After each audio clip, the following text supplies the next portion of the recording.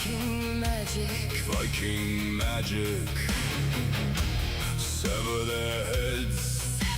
Sever their heads. The Walking Dead. Zombies curse their memories. Forever. Seal in the demons, seal them in. All hail the Raven King. Long live His kingdom. Long live His kingdom. the Raven King. The Raven King.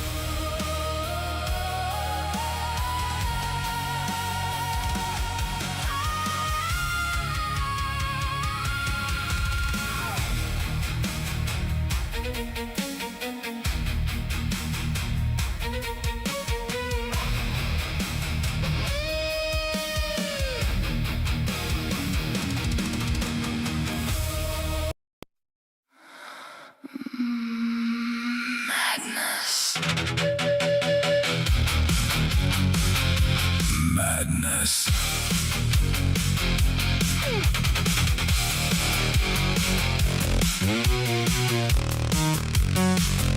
I am madness. I am the kill switch. Zombies scream, thunder cracks the pitch. Ending the matrix, shadows fall in line. The Raven King rises, fate is mine.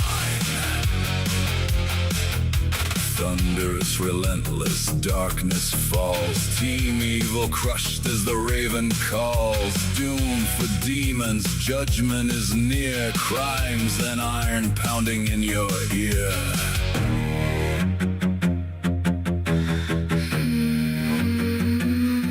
Madness.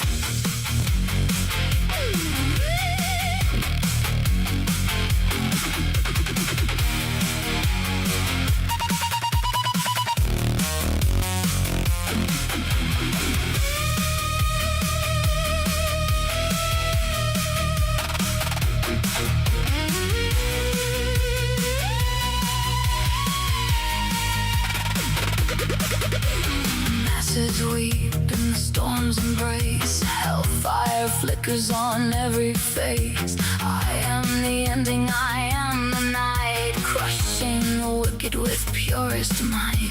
The kill switch thrown, the matrix undone. Evil defeated, victory won. I am madness. I am the kill switch. I'll end this matrix. I'll end This matrix.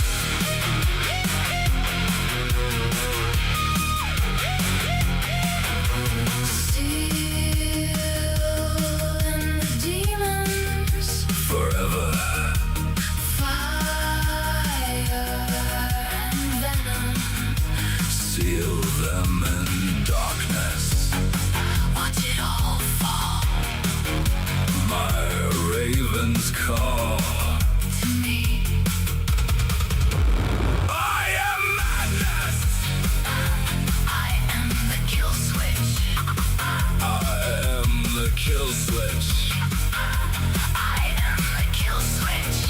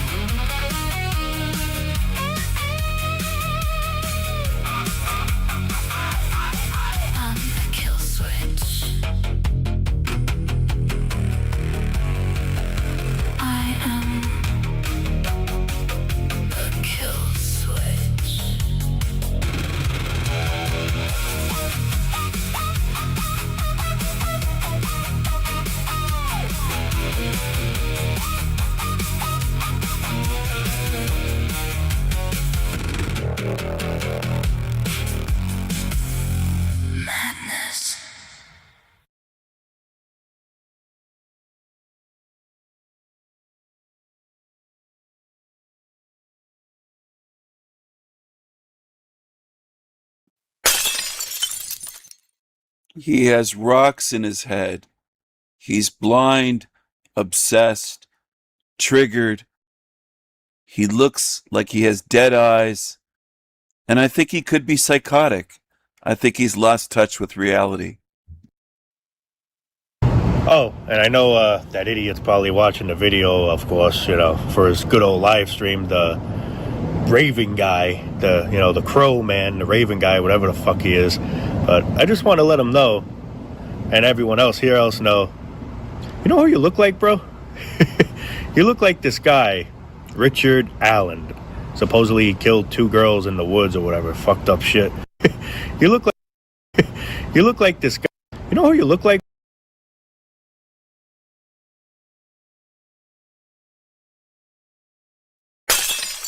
What a genius. I don't want no kids.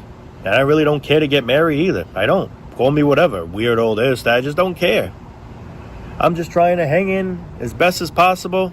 And hopefully before I know it, I'm out of this shithole. And hopefully I don't get recycled. Recycle back into this. A lot of people believe in that reincarnation thing. And who knows, man? I'm not saying it's false. Who knows? I'm out of this shithole. And hopefully I don't get recycled. Recycle back into this. A lot of people believe in that reincarnation thing. And who knows, man? I'm not saying it's false. Who knows?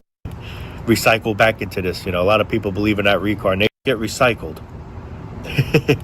Recycle back. I'm out of this shithole. And hopefully I don't get recycled. Recycle back into this. A lot of people believe in that reincarnation thing. And who knows, man? I'm not saying it's false. Who knows? I don't know. Like, the truth is, What a genius. I don't want no kids.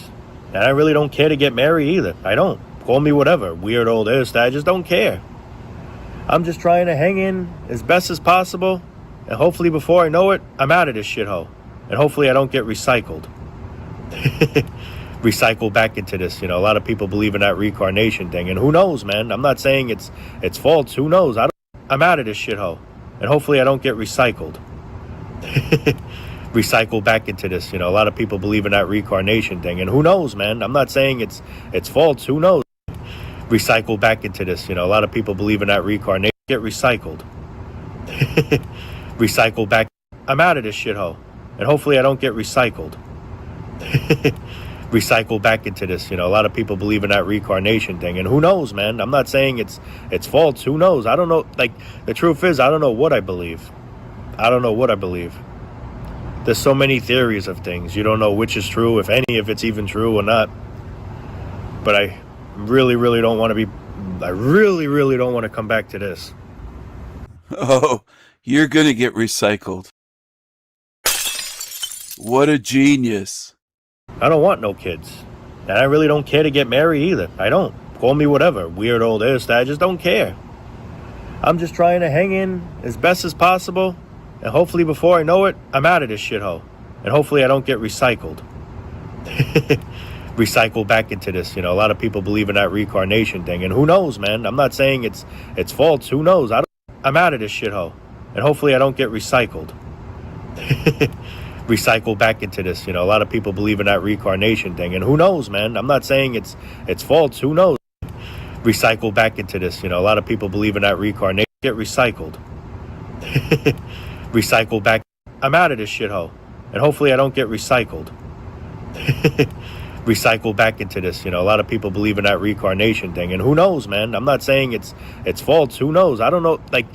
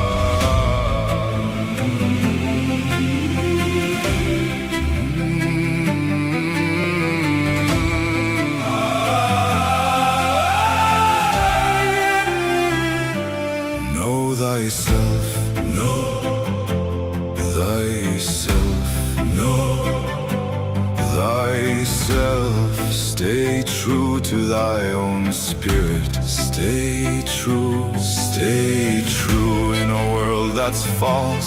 Stay true.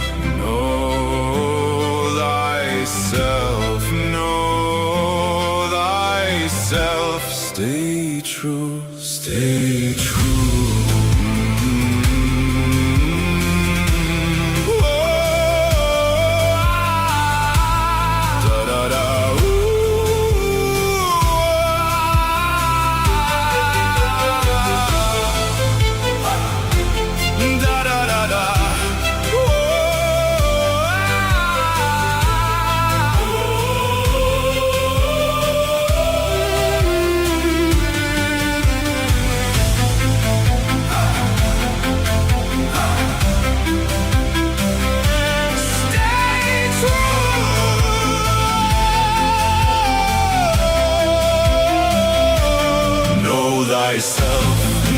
Thyself, know thyself. This is hell. Protect your spirit. Stay true to thy own spirit. Stay true.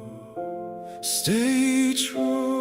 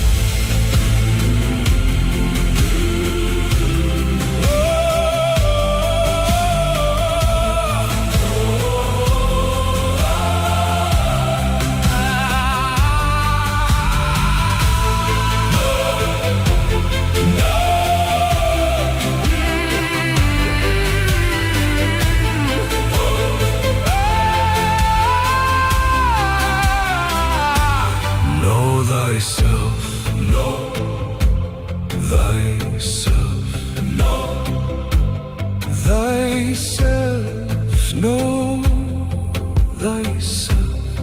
Stay true to thy own spirit. Stay true, stay true.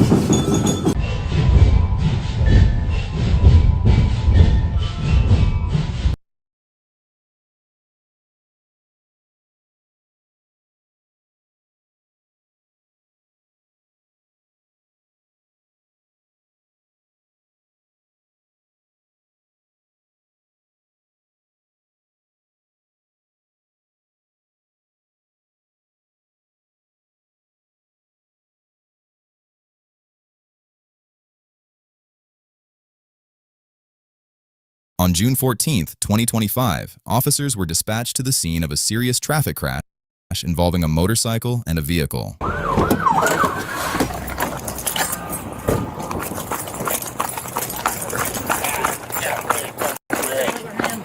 got him. Please breathe.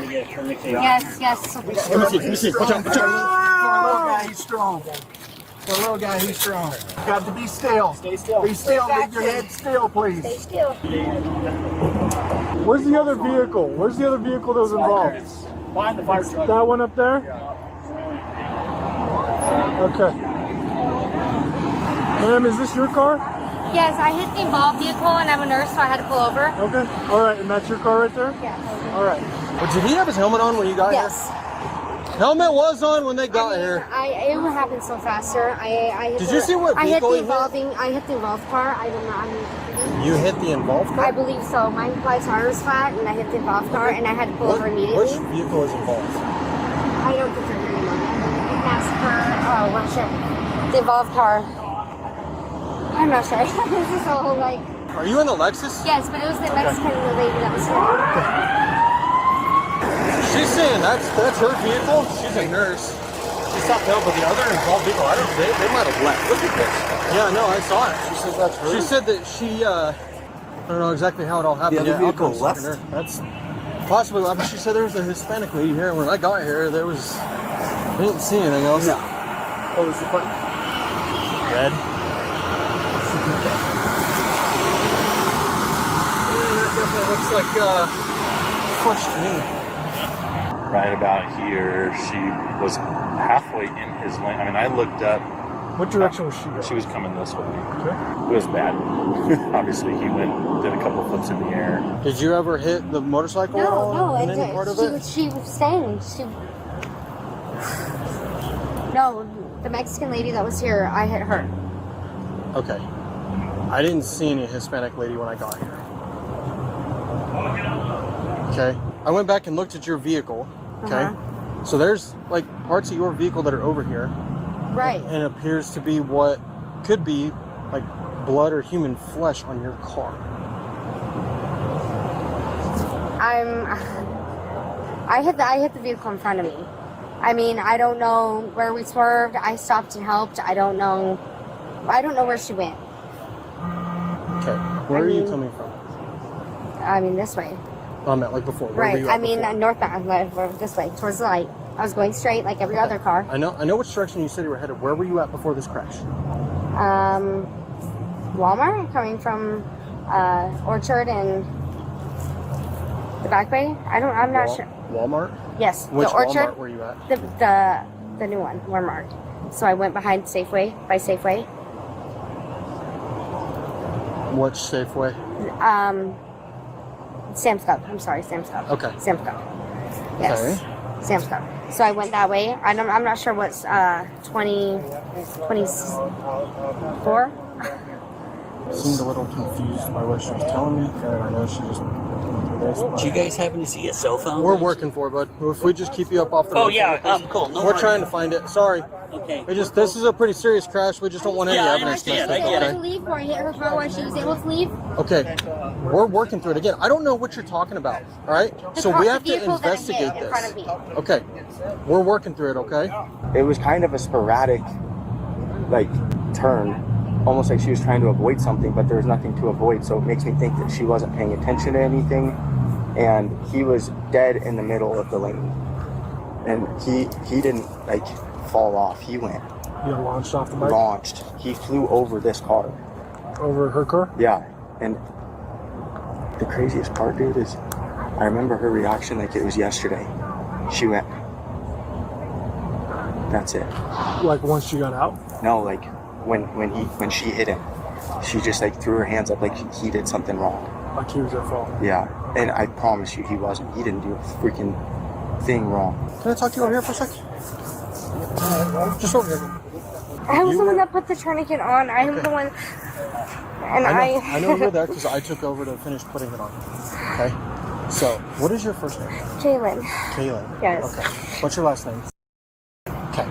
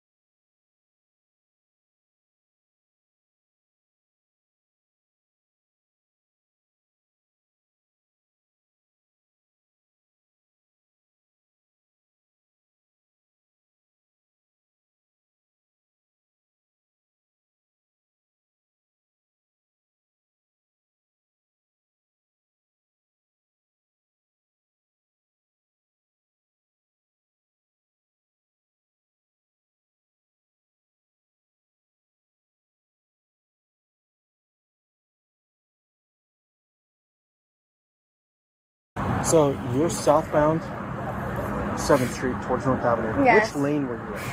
I don't know, officer. Sure. I really don't. I mean, I just remember slamming on the brakes and hitting the car in front of me. I don't know if he tried to. I don't know. I just know that I didn't. I wasn't the one that directly hit him. I don't know if I did. were what? He did. I know I wasn't the one that directly hit him. You're saying you didn't directly? No, no, sir. Okay. Where I don't know which. I mean, I think I don't know, sir. did you?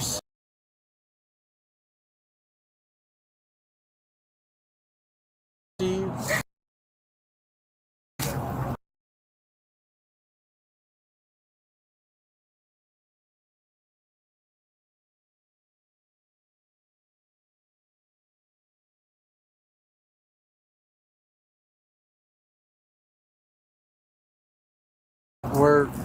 Where he was headed, what lane he was in, or anything? No, because there was a car in front of me. Okay.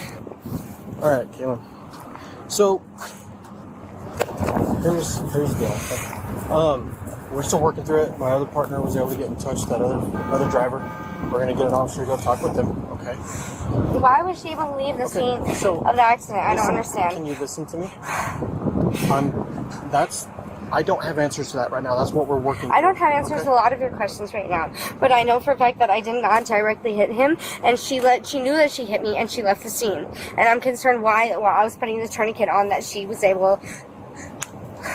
Okay, so we're working through this. Okay, this is going to be an evolving investigation, as they all are. Okay, here's what I would like to do. All right, I'm talking with you, and whatnot. Seemed a little bit confused on locations and stuff like that. Okay. Because of road numbers, sir. So, and just common locations. You were saying that you were at Safeway. Right, But and I Safeway's not confused over that there. because I just watched a man hit himself over at Safeway, and I missed it for sitting. A man hit himself. A man got hit. I confused it for Sam's Club. Okay.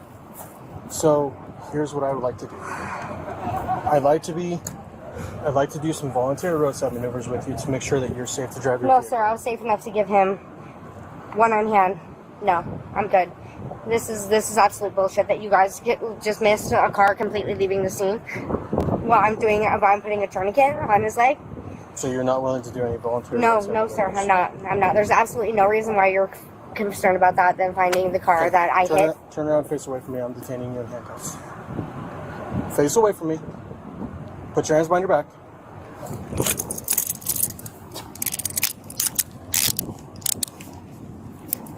Let go. 3546, we have a female detained. Hold still.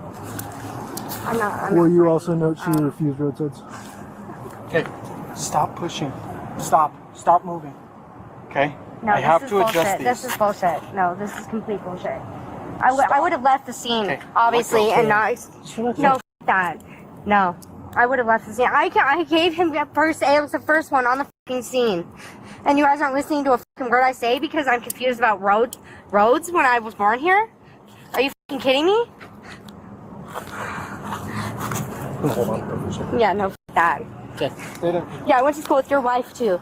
Your wife, so you can ask her about me. That's complete bullshit. This is complete bullshit. I'm. Wow. I went to school for 6 fucking years for this fucking piece of shit. Let's try to work on some details. No, f that.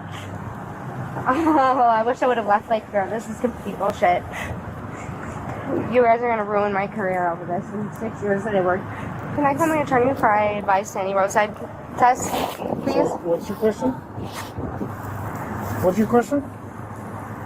Can I call my attorney before I advise to any roadside tests or Can you call your attorney to ask them about roadside tests? Yes, because I denied any roadside tests. Correct. So we don't need to call an attorney about it because you already refused. Right, and then they're. You're not under arrest. Okay, You're just well. detained. Sir, I'd like to call my attorney before any of this bullshit goes on. No.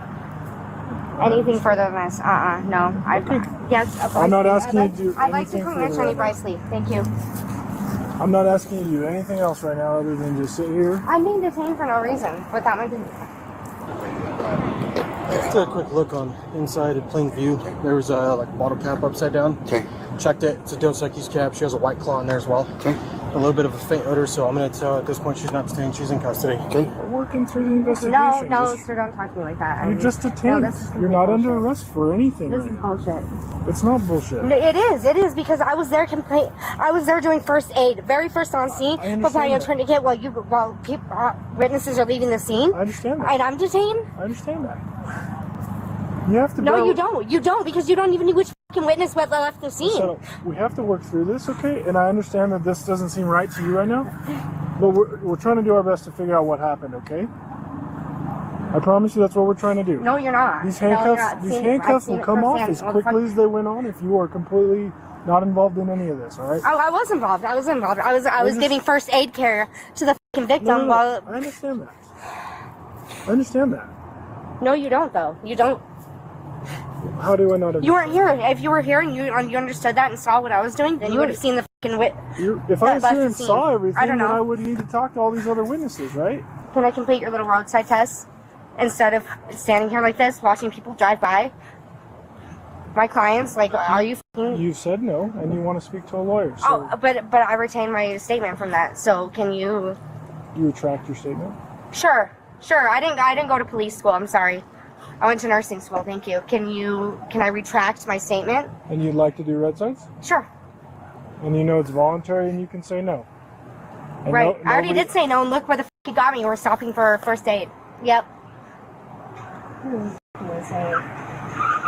You're not under arrest. I want to reiterate that. You're just detained.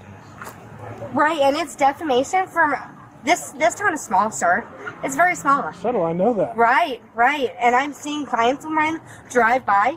Who knows who's driving away? And I'm... This is... What do you mean? How can I mitigate that for you? You can undetain, sir. I'm not leaving the scene of the fucking accident. You're just detained for the time being. That's not going to change. For what purpose? Because you guys let the main witness of the scene leave the accident? The main witness? Oh my god. The main perpetrator of the scene? How about that? Was that better for you? I'm just...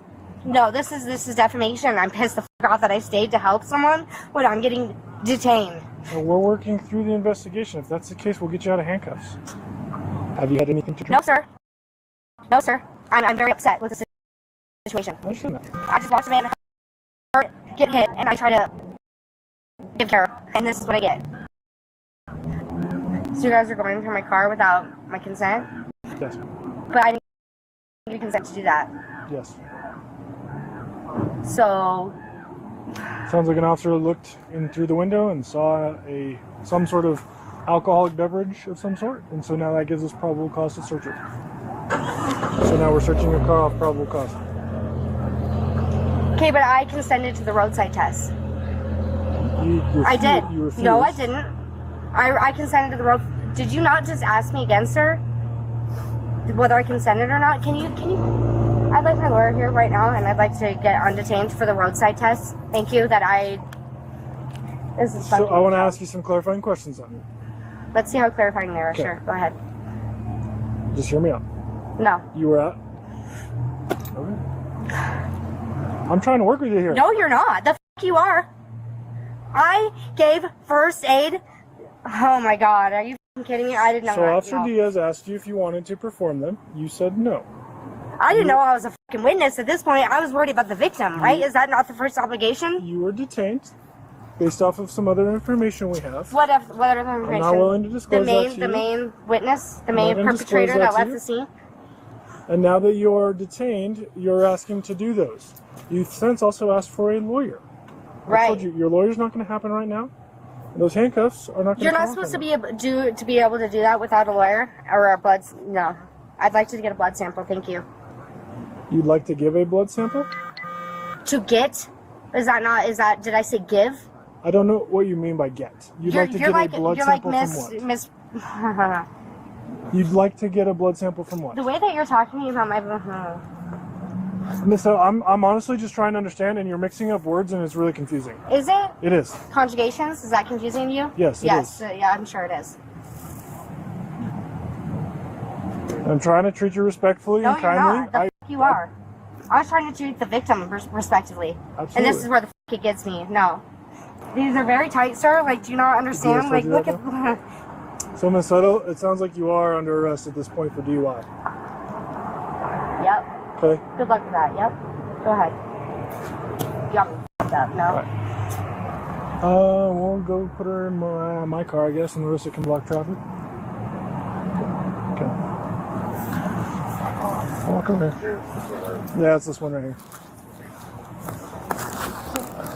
Don't pull away. No, don't talk to me after. Don't talk to me. Don't pull away, Luke. Thank you. I'm willing. 3546. Yes. Fucking cool. I'm good. We have this female in custody. So I can get lost without doing a test. Can I call my lawyer now, please? No. Oh my god, you guys are such juvenile. I'm happy to explain. No, f that. You guys are juvenile. Oh my god, no schooling. This is bullshit. This is insane. Yeah, you're welcome for saving a piece of shit community member from this. Wow. Let's see what the he was under. No, get the out of my face. I don't want your police card. I don't want any of that. I'm not giving you my card. Then get the out of my face. I have to read this to you. No, I'm good. I don't need my Miranda rights. Thank you. I'm not reading your Miranda. Yeah, okay, then what are you reading, sir? By the act of let's driving complete your anywhere service. in the state of Colorado, you've given your express consent No, to I take a haven't. chemical test if arrested for a DUI. No, the I haven't. No, the I haven't, Will sir. you complete a blood or No, blood I have not. No, I have not. You got me f***ed up. I'm not one of those meth heads that I... That's not... No. Nope. I'm not from this piece of shit town. You know, I do not have my consent to complete blood tests. Sorry.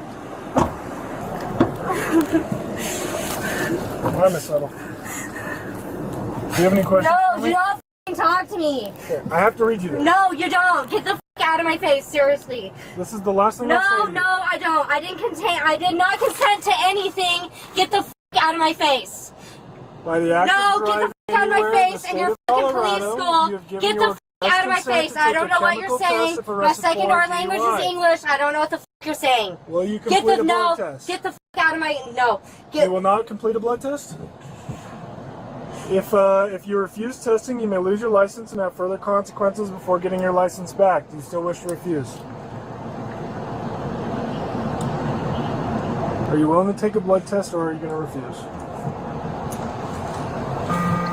And lack of response counts as a refusal. I just want to advise you of that. If you just sit here in silence and you don't answer the question, it's going to be considered a refusal. And I don't want to do that without an answer. Alright, well, since we have some quiet, I'll reread it so you understand it. No, sir, I'd like my lawyer. Okay. I think English is not my first language. I'd like my lawyer, please. English is not your first Nope, language? it's not. You don't know anything about me. I'd like my lawyer present for these being read. Thank you. But we're not going to play this game of I'm not speaking English when you spoke perfectly fine English this whole time. Did I? Because you questioned my answer, so apparently I don't. You're right, it wasn't perfect. But... Yep, it wasn't. Is that a refusal, Get Miss? the f*** out of my face. All right, thank you. The motorcyclist later died from his injuries. The suspect was charged with vehicular homicide, driving under the influence, and possession of cocaine. She was ultimately sentenced to 6 years in prison.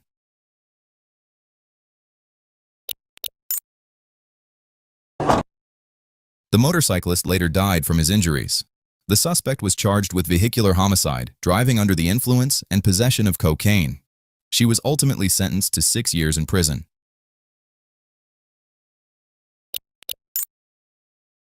Thanks for watching the video. Hit the subscribe button and check out another video below.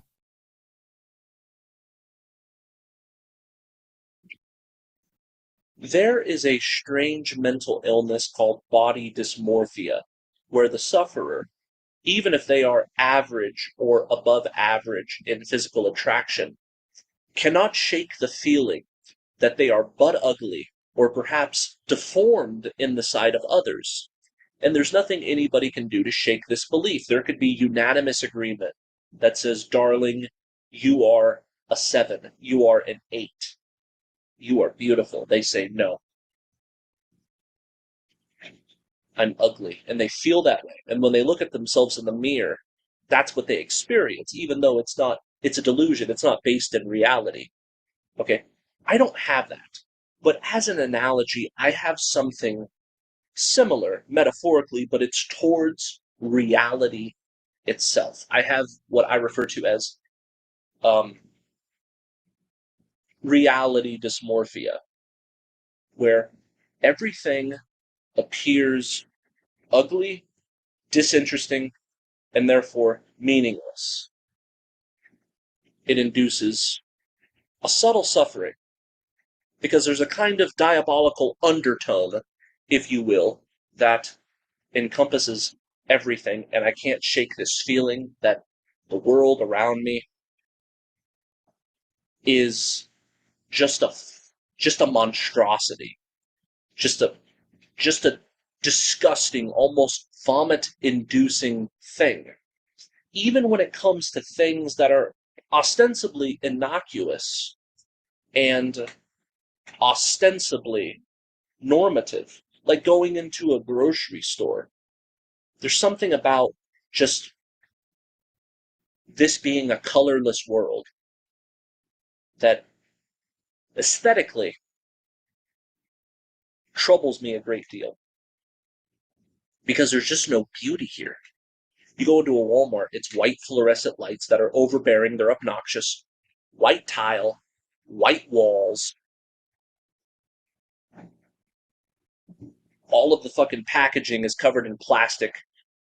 Therein is a bunch of poisonous artificiality that's not for human consumption. I just look around and I get this feeling of just,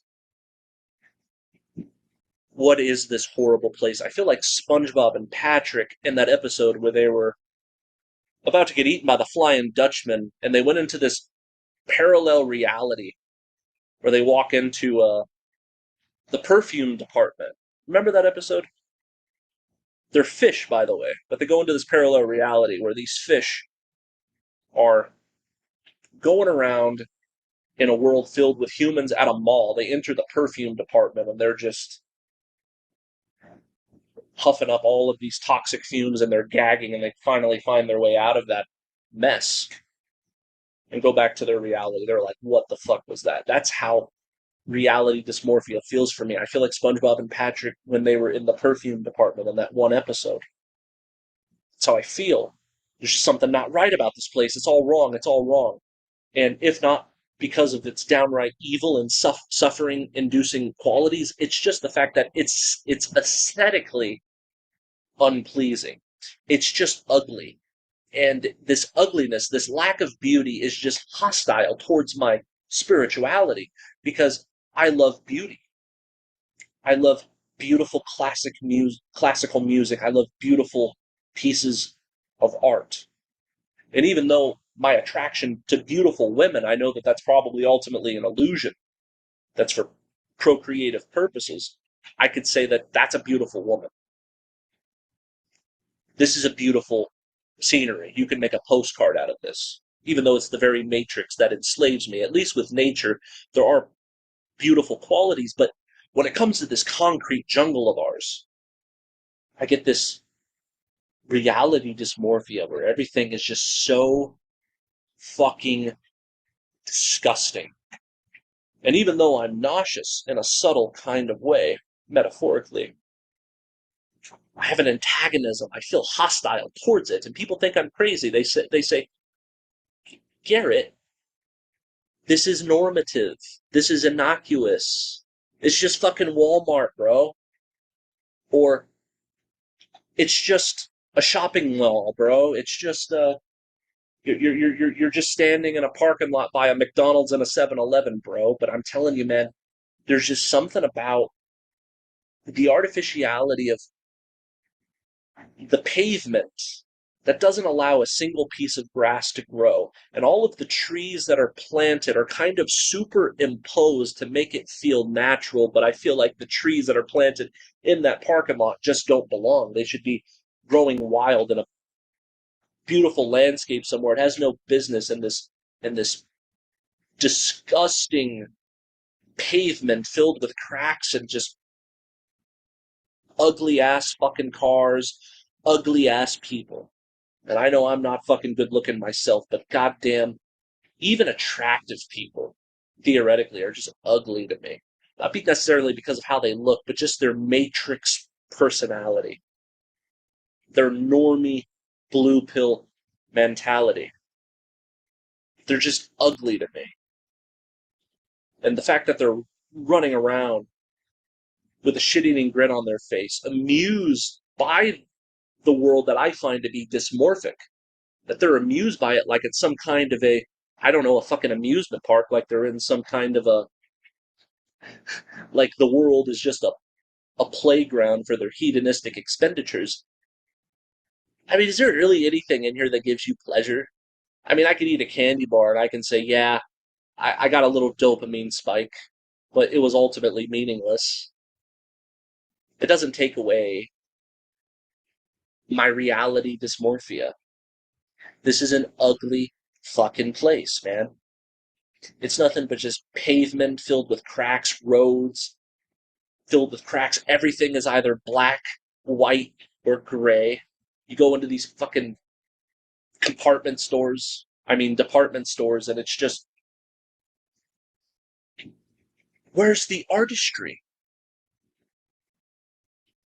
What is this uglification that surrounds me? Is it deliberate, designed to make me go insane? Why is it such a colorless world? Why is everything black, white, and gray? Why are all of the cars black, white, and gray? Why are all of the articles of clothing black, white, or gray, dark gray in this case? Why do we live in a colorless world? Why do we live in a world that is a smileless world at that, where every smile that you see for the most part is fake? You could have this, oh, hello, how are you doing? I call bullshit. That's a fake smile. We live in a smileless world. We live in a colorless world. It's fucking ugly. And as I say this, I look around my very bedroom and I realize this a kind of hypocrisy. Because yeah, this background is kind of colorful and beautiful, but if you look at my wall, it's gray. The ground is gray tile. I'm starting to think that maybe depression, maybe not feeling good with being alive. So I get this feeling that comes over me where I don't like being alive. But then again, I don't hate being alive to the extent that I would end my life. I'm in that.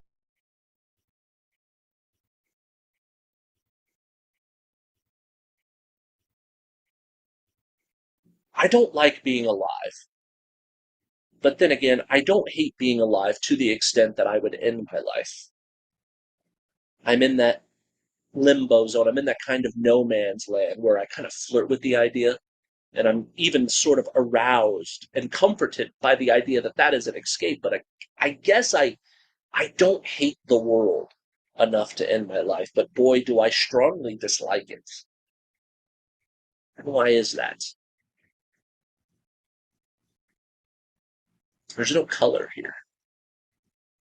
And when you are depressed, even if the world was like transformed into a aesthetic architectural beauty,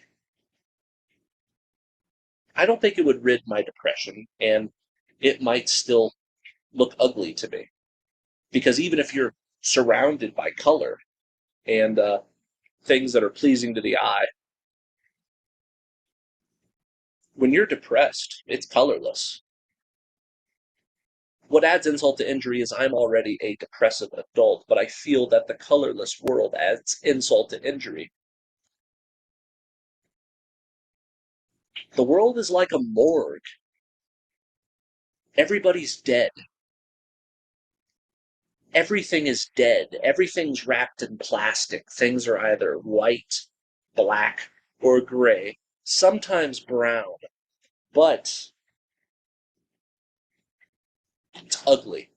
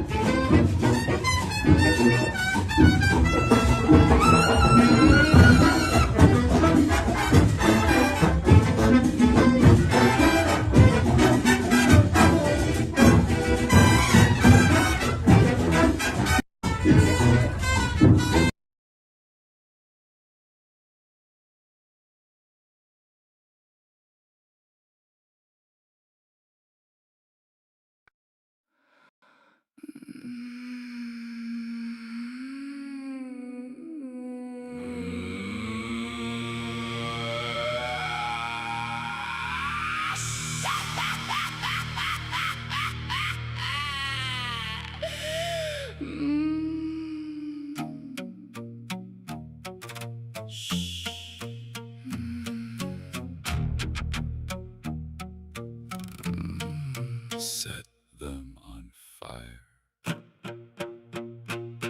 Hey, hey! This isn't an asylum. Asylums are more fun. This isn't a prison. This is paradise if you love losers and demons. Lucifer's minions, piss ants, camel toe pants, zombies. Zombies!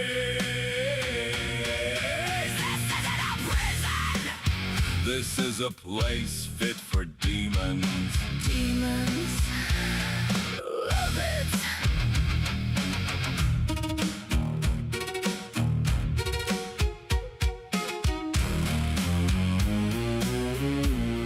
Degenerate demons.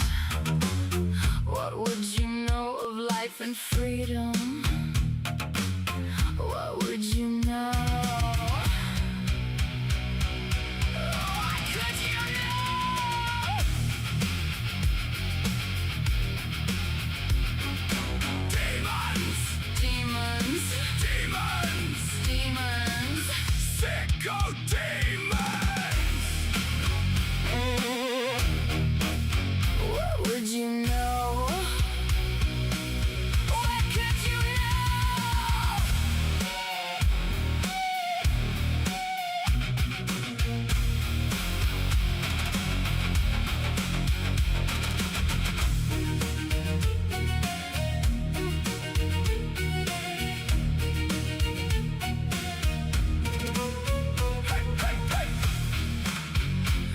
This isn't an asylum. Asylums Are more fun. This isn't a prison. This is paradise If you love losers and demons. this isn't a prison. This is a place fit for demons. Demons. Demons. Demons. Demons.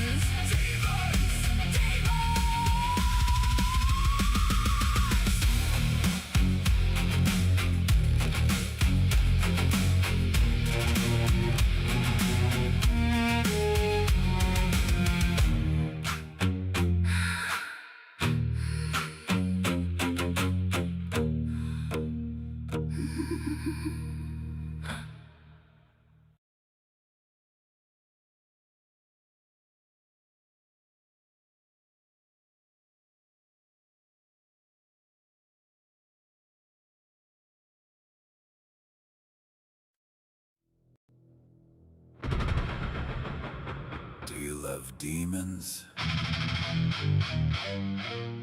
Do you love degenerates? Do you love losers? Maybe this is your home. Cockroaches. Maybe you belong here, forever here. To burn and scream, cry and sear in the fire. Filthy, Liars burning. in the fire. Burning in the fire.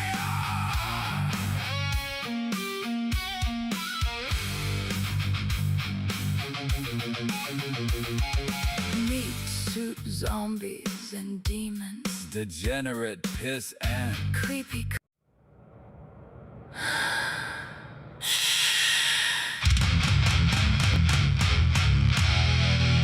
is El Diablo Radio International. The hottest show in hell!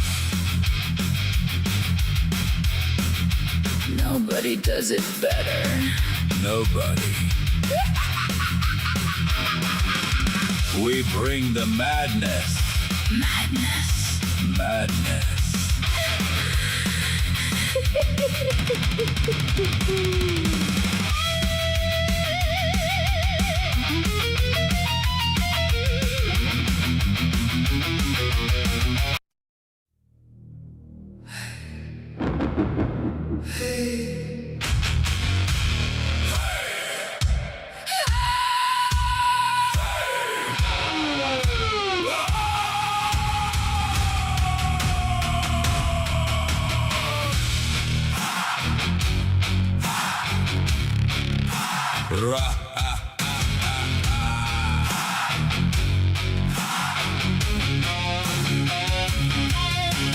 Ravens scream in the blood-red sky, shadows crawling where the dead men lie. Viking axes sing, oh the steel don't lie.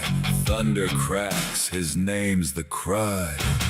The king is here. The king is here. Wild eyes blazing. Nothing to fear. The king is here. The storm draws near. Bow or bleed, the choice is clear.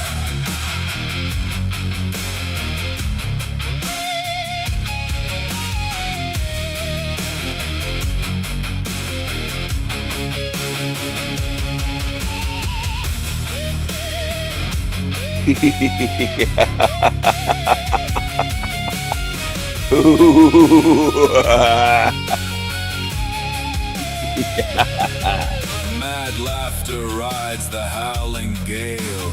Waves of fury, shields like scales. Bones break under the hammer's tail. Flesh and fear, both frail. The king is here. The king is here. Ravens feast. The end is near. The king is here. The storm is clear. Kneel in ashes, taste the spear. Crown of iron, dripping flame. Carved by war, Etched with pain. ravens rise. They call his name. The king is here. Forever Reigns. The king is here. Forever reigns. forever reigns. Forever reigns.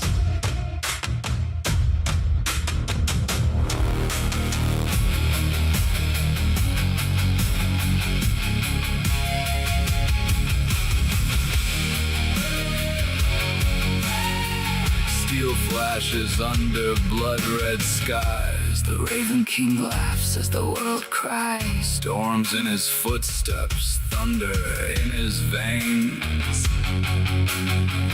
Enemies tremble at his name. The king is here.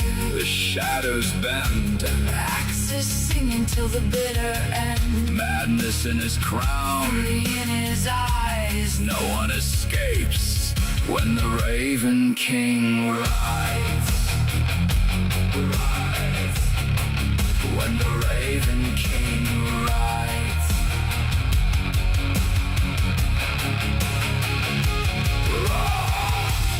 Raven circle. Battle's done.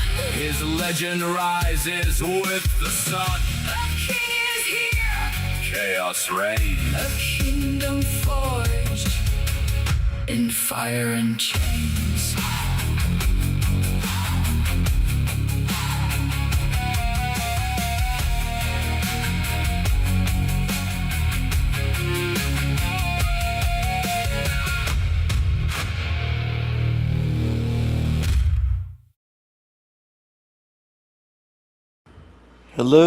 Hello everyone. Hello. I hope you're doing well.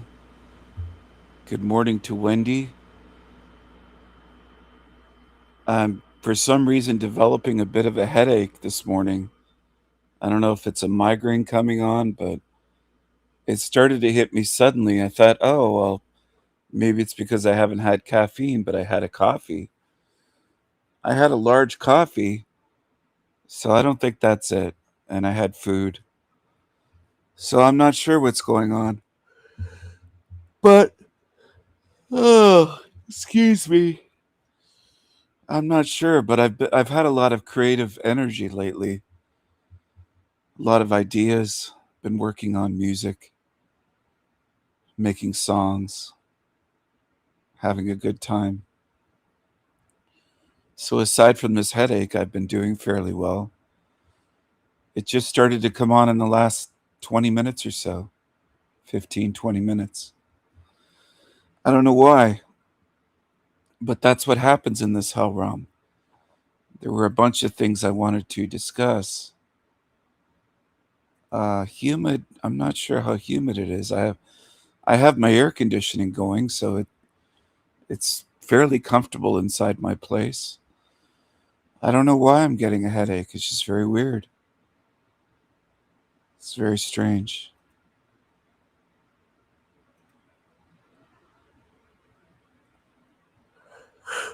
Oh my goodness. Oh my goodness. When Callie used to be here, she said that she liked when I said, oh my goodness. For some reason, she liked that. Now she's just a lonely old cat lady living in a shack that some guy built on his property for her. She put her life savings into a little shack that looks like a shed. Thank you for the hug, Wendy. I appreciate it.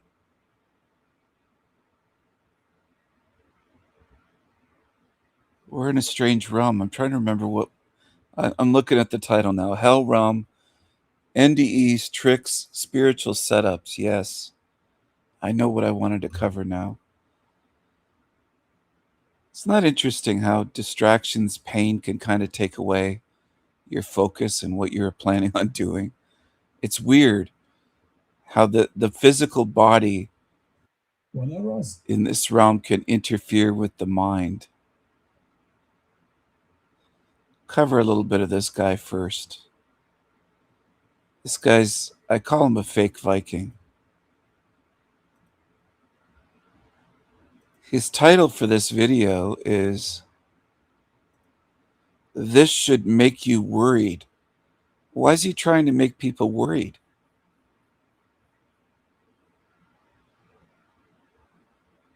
Bjorn Talks. He has multiple channels. This isn't his main channel. He's got a great big channel. People love to listen to boring idiots. This guy's a wimp. He's not a Viking. He's a wimp. Whenever I see humans forming packs, I get skeptical. Whenever I see that in-group dynamic in full display, I get worried. And lately, I have been seeing it a lot. I'll give you a few examples. America first. Yeah. It's all about strengthening that in-group dynamic, right? It's us versus them. The Norwegian celebration of our football team in the World Championships, you know, the row, in-group dynamic. Just a few words about that. When the Norwegian team was beaten and they got back home to Norway, Norwegians gathered in Oslo, the capital of Norway, in front of the castle, because we are sadly still a monarchy. And they did the row, and the crown prince, soon to be king, because, well, our king is very, very old now. He was given a drum. And they did, I think, you beat the drum twice and then people do the row you say, ro, and all of that. What a gift to the PR team for the royal house after their scandals with, the crown prince and the crown princess's connections to Epstein. What a gift that was. He could stand there and with his little drum and then go back to rubbing shoulders with dictators, because yes, they do that.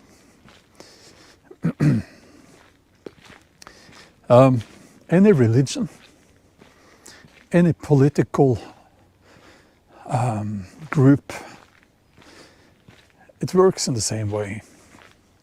And this in-group dynamic is what makes people shoot and kill other people of other ethnic groups, other nationalities, people that they have never met, people that they don't know, just because they're told to do so after having been brainwashed in the military system for a little while. This in-group dynamic is also what makes people band together and string up, anyone who deviates from the norm by their neck, hanging them, right? Lynching them, like homosexuals, people of a different ethnic group, different religion, what have you. Anything that sets them apart from the group. That in-group dynamic is what stops people from being moral and just. And I've said before, and I will say again, that when the state becomes more important than individual rights, we have a problem. And I'm looking at the world right now and it doesn't look good. The USA, of course, you've had, how long have you been doing the one hand on the chest in the schools and pledge allegiance to the flag? Why the hell are you still doing that? You should instead, if you need to say something, you should say, I support every individual's human rights.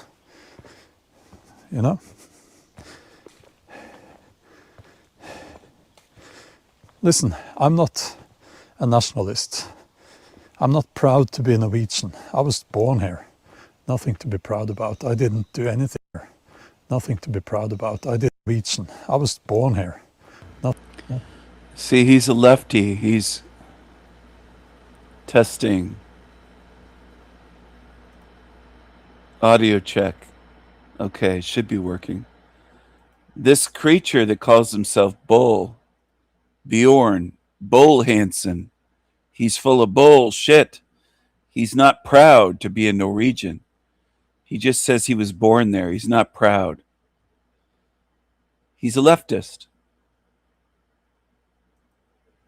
Now, he has small disagreements maybe with feminists, but he is a leftist because he's not proud at all. He lives in a beautiful country, and he has no pride at all in it, and what his ancestors did. Yet he claims to be Viking. He has no pride at all. He doesn't honor his ancestors. He's just a piece of shit. And I figured this before watching this video, based on his other videos. Wimpy, wimpy, wimpy. Listen, I'm not a nationalist. I'm not proud to be a Norwegian. I was born here. Nothing. There you go. He said he's not proud to be a Norwegian. I was born here.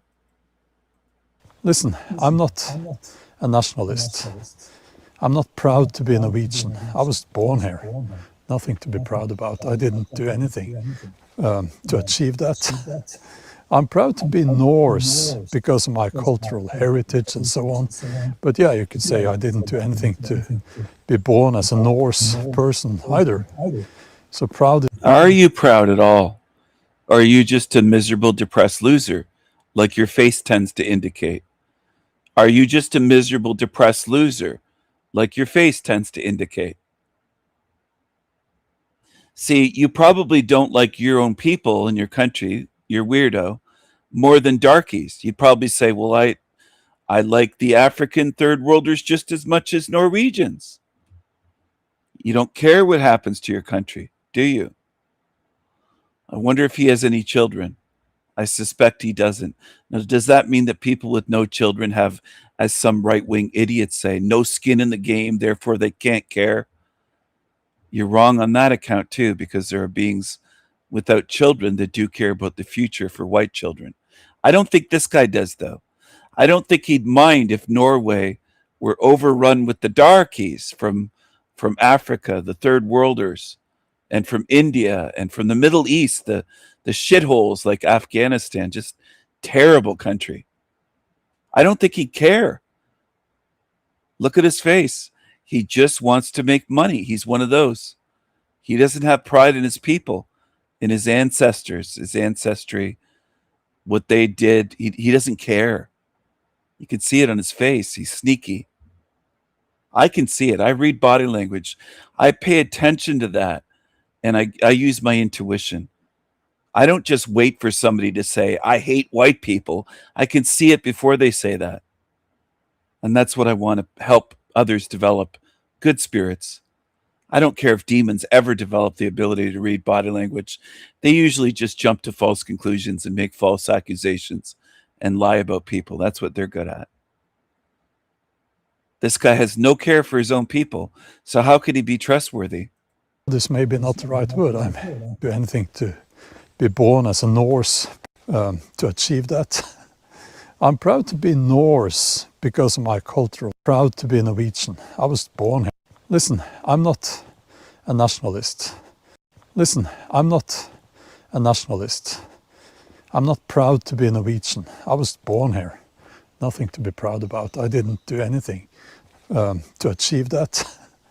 I'm proud to be Norse because of my cultural heritage and so on. But yeah, you could say I didn't do anything to be born as a Norse person either. So proud is maybe not the right word. I'm fascinated. He doesn't know what pride and proud means. You can be proud of the achievements of your people, just like I could be proud of the achievements of my father, my grandparents, my mother, my siblings. I could be proud of the achievements of a cousin that I grew up with. And I could be proud of the achievements of my people, my great-grandparents, great-great-grandparents. There are warriors in my family. There's great beings in my family lineage. I could be proud of my people overall, whether it's Anglo-Saxon, Celtic people, Norse, Northern European, Germanic tribes. I can be proud of my people and what we've done as a group, as a people.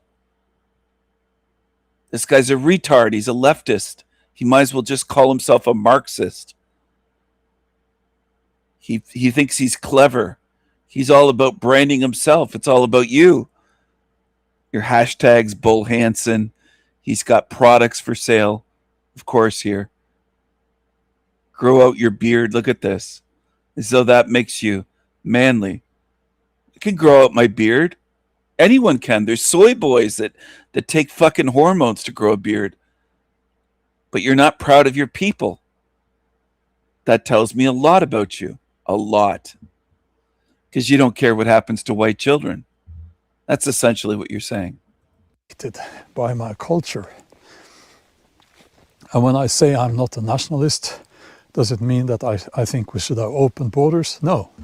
I don't care if you're not a nationalist. Now he goes to open borders. This guy really feels clever. And he isn't. He's common, unfortunately. I wish this type were few. He is a cosplayer as a Viking. He's a fake. He does everything to make money without having a job. That's what he really does. That's what he's about, himself. Selfish. Does it mean that I think we should have open borders? No. No, because I want to protect the human rights of the people who are here. Do I think that we should help people who are in need? Yes, I think so. But we can't, I won't get too far into this, but it looks like he's walking slowly downhill and he's out of breath. And I don't think this guy was a smoker for decades. He's not in great shape. He just isn't. And he looks like he's lost weight. He was chubbier, let's say 6 months, a year ago. I think a year ago he was heavier than he is here. But something about this guy, he hasn't done the fake laughter yet, but he used to do the fake laughter a lot. I don't trust this guy. This is a guy that, how can I put it? I want to put it in a way that helps people. If I lived in the same country and all of a sudden I were introduced to him and somebody said, you should meet this guy, you could do business with him, some kind of business venture, I would meet him and say, no thanks, I'm not interested. Because I can tell he's not trustworthy. There's something about him that just comes across to me as I can't trust him. I don't trust him. He's sneaky. I think he's the type that would turn on his own people if it came down to it. I mean his own people, his country, and white people, Norse people and beyond, white people, the white race. Okay.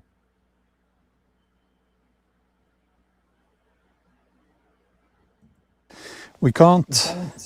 To save himself, out of fear, he would put himself first and betray. If it were an act of betrayal that would cost millions, to save himself, I think he would put himself first. Put people at risk by bringing in people who will do horrible things to them, right? You know what I'm talking about. Women need to be able to walk and feel safe. Walk around and feel safe, you know, and all of that.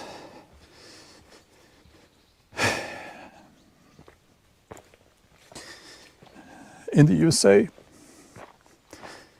politicians are saying America first. And I was naive because I thought, well, yeah, okay.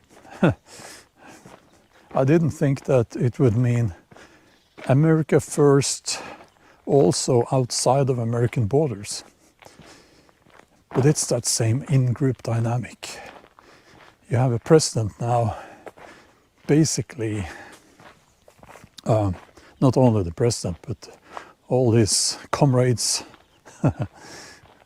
saying that, you know, they're just spewing out the same rhetoric that America is the best nation. And they're saying America, even though as a Norwegian, I don't think that the USA and America is the same. It's interesting because he's glitching out there. You see this? So what is he actually doing? Is he actually in those woods? Do you see what's going on here? This is very fake. USA and America. He's vanishing. Why is he vanishing? Why is part of his head vanishing? What's going on with him? What is this? What's going on here? Because the background is fine. So what kind of trickery is this guy up to? I don't know. But it seems like he's using technology here because it's glitching out. Big time. He's glitching out. And the background trees aren't. America is the same. It's just him. It's just him glitching out. He's vanishing. He's vanishing. So what kind of filters is he using? What is he doing? What kind of games, what kind of demon games is he playing? Because this fucker's glitching out big time. And the background's fine. Nothing wrong with the trees, the branches. Those spruce trees there, they're fine. What's going on, Bullshitter, Hanson. Bullshitter. What's going on? Why are you glitching out? What kind of games are you playing? Now, I bet his audience doesn't notice that. And I'm going to reiterate again, it's not all of the video footage screwing up. It's just him. It's just his body, mostly his face. So why are you using some type of filtering system? What's going on, Bull? What are you and who are you? Look at that. I zoomed in for you. I took a screenshot, cropping just the top portion of him so you can see better. You can see it glitching. His face, his nose, around his hair, the top of his head, all of it. So he's using something. He's quite a creature, isn't he? He's fake. He accuses others of being fake. But they all get exposed in time. Because the Raven King has my eyes on these creatures.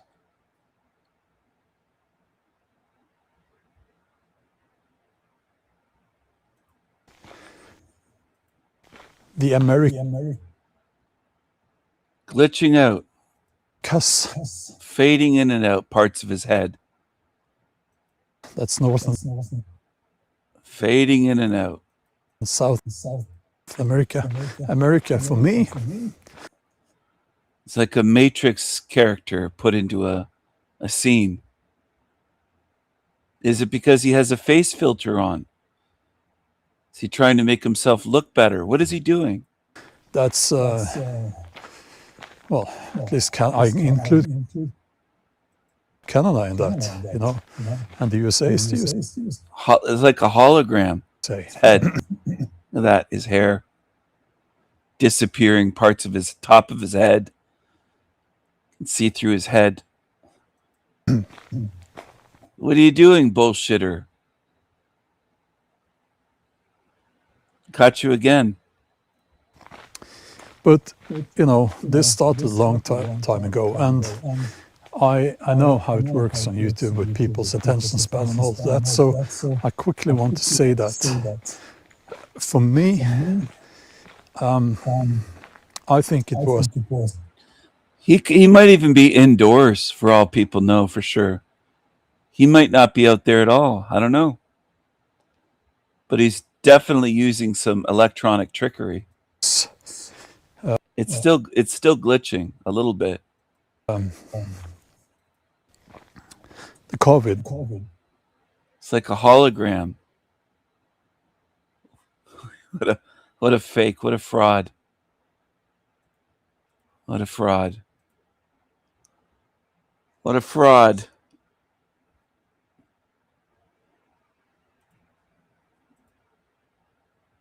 Pretends to be a Viking. And he pulls shit like that.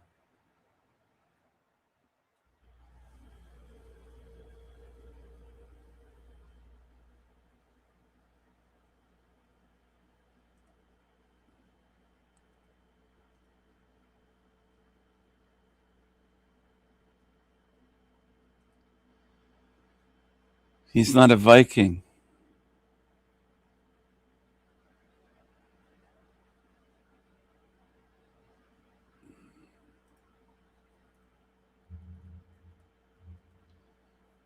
He calls himself Bull Hanson. He's a bullshitter.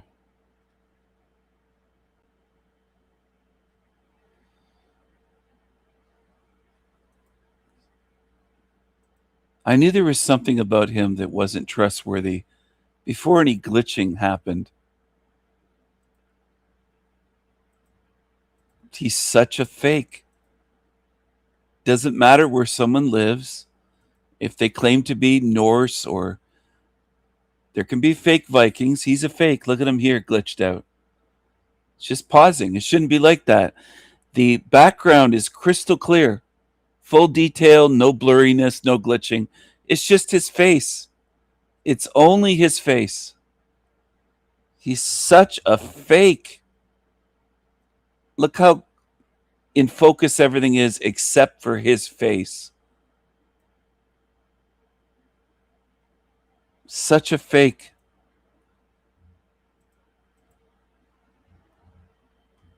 He might even be working as part of the system.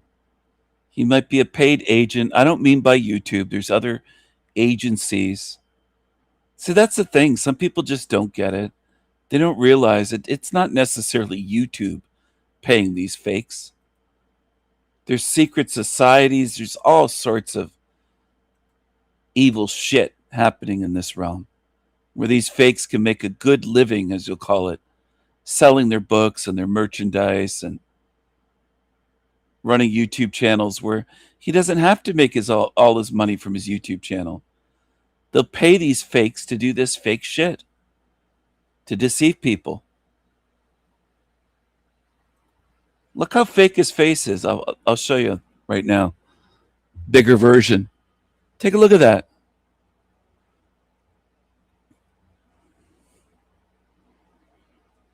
It looks like a creature that isn't even real, like a AI glitching out, making something, and it's not coming in properly.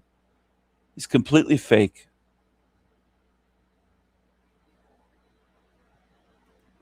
I knew there was something really weird and wrong about this creature. Then he's out in the sun.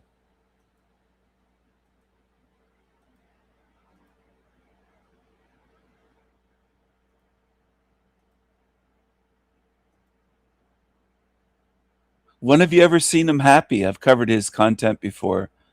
I've never seen this creature happy. I don't know. That's so. He's ghosting there. It's like he's attention span and all. That's so. Like almost ghosting right out. What a fake. What a fraud. What a fraud. There's a possibility that he might work for these beings. Just a second, I'll share with you. These ones here.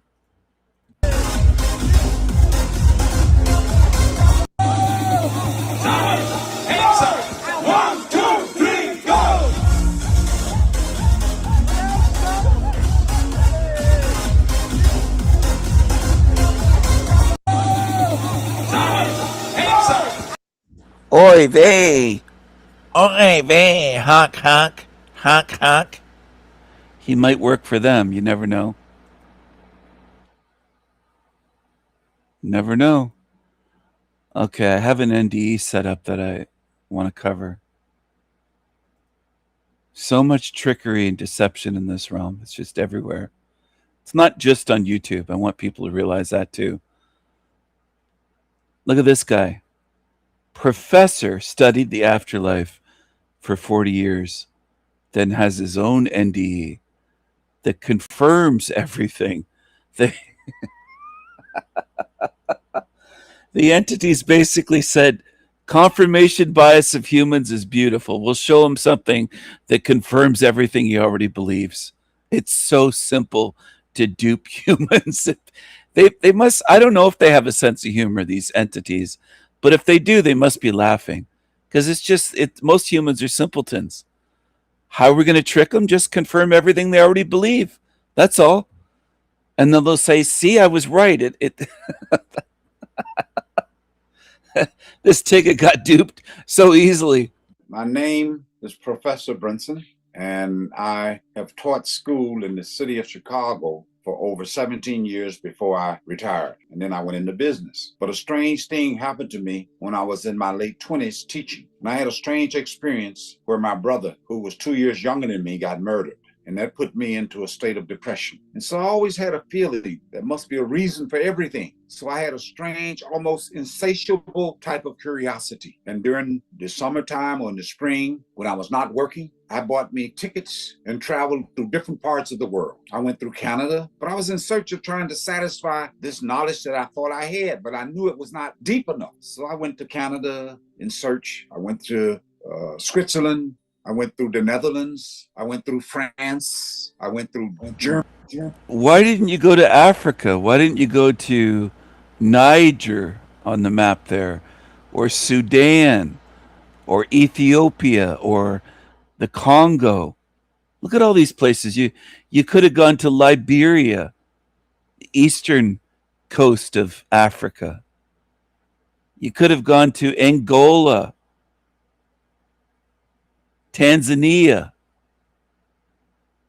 You could have gone to all these shitholes for knowledge. Why did you go to Canada and all these European countries?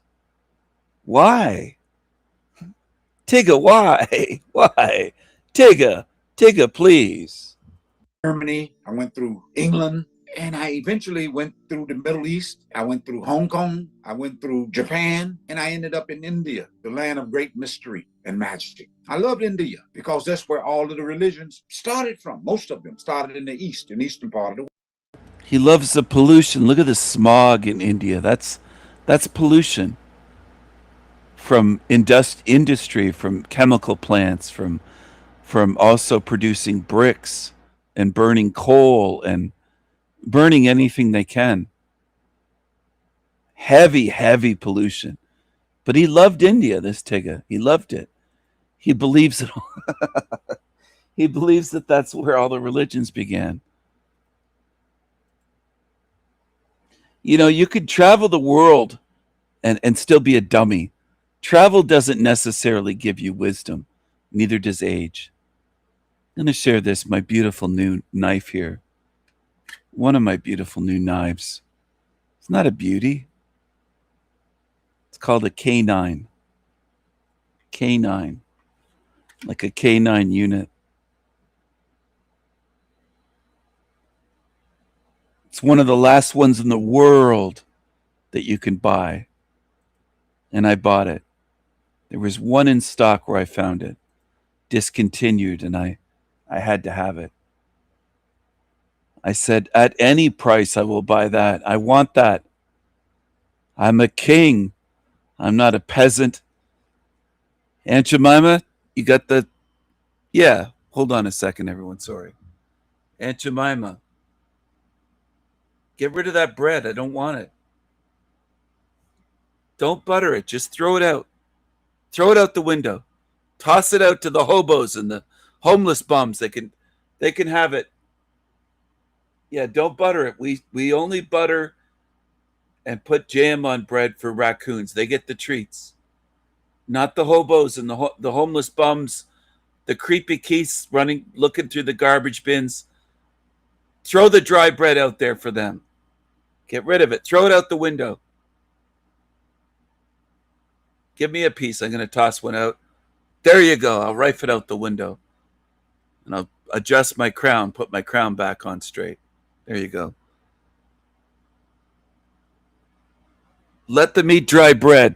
These hobos. These tiggas. Stinky bum, homeless bums. Let them eat the dry bread with the crusts. I don't want it. Just like I don't want to touch a steering wheel anymore. I don't want to drive. Driving is for peasants and pissants. I'll have the tiggas drive me around like this guy. He can be. I'll have a driver like this guy. He can say, yes, sir. Yes, sir. Yes, massa. I'll take you. Where you want to go today? I have a driver. Through the Middle East. I went through Hong Kong. I went through Japan. And I ended up in India, the land of great mystery and majesty. I loved India because that's where all of the religions started from. Most of them started in the East, in the eastern part of the world. We imported them in America. So I grew up in a Christian church, but I never understood the mystery of what Jesus was talking about. But I met this individual in India. He was a high government official. I met him by a strange coincidence, and he befriended me. I felt so much affection for him. He introduced me to his family. He had 3 kids, and he was much older than myself. And he fascinated me. He told me so many things. He fascinated this Tigger. He had 3 kids. The Indian had 3 kids. Have you ever seen the rivers in India? They're fascinating people. They fill their rivers with garbage, rubbish, junk, trash. They have trash mountains in their cities that are 8, 10 stories tall and miles wide. Just trash with rats all over them. And people sifting through the trash. And this Tigger here believes they're advanced because they can't even do that much in his homeland. I don't mean America. I mean where his people are from. They haven't built anything.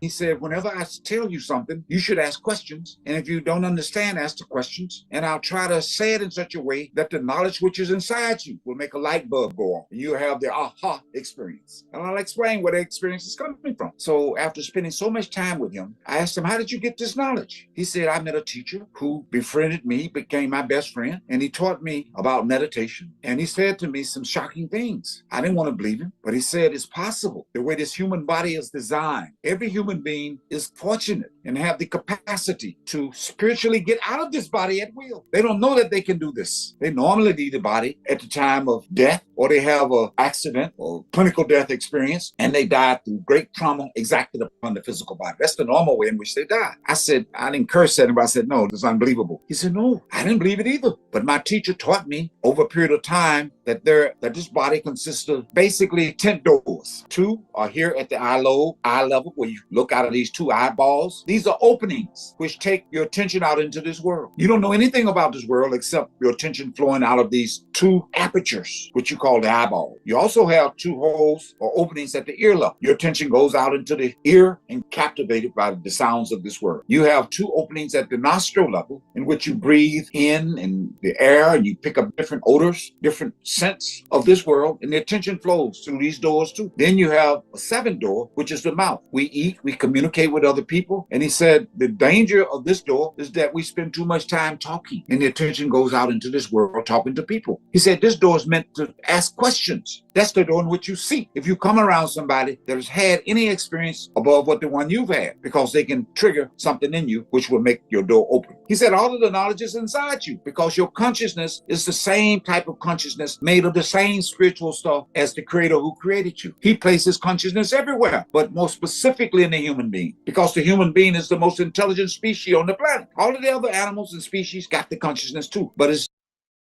got the consciousness too. He calls this a planet. He feels like he's very wise, but he doesn't even know where he is.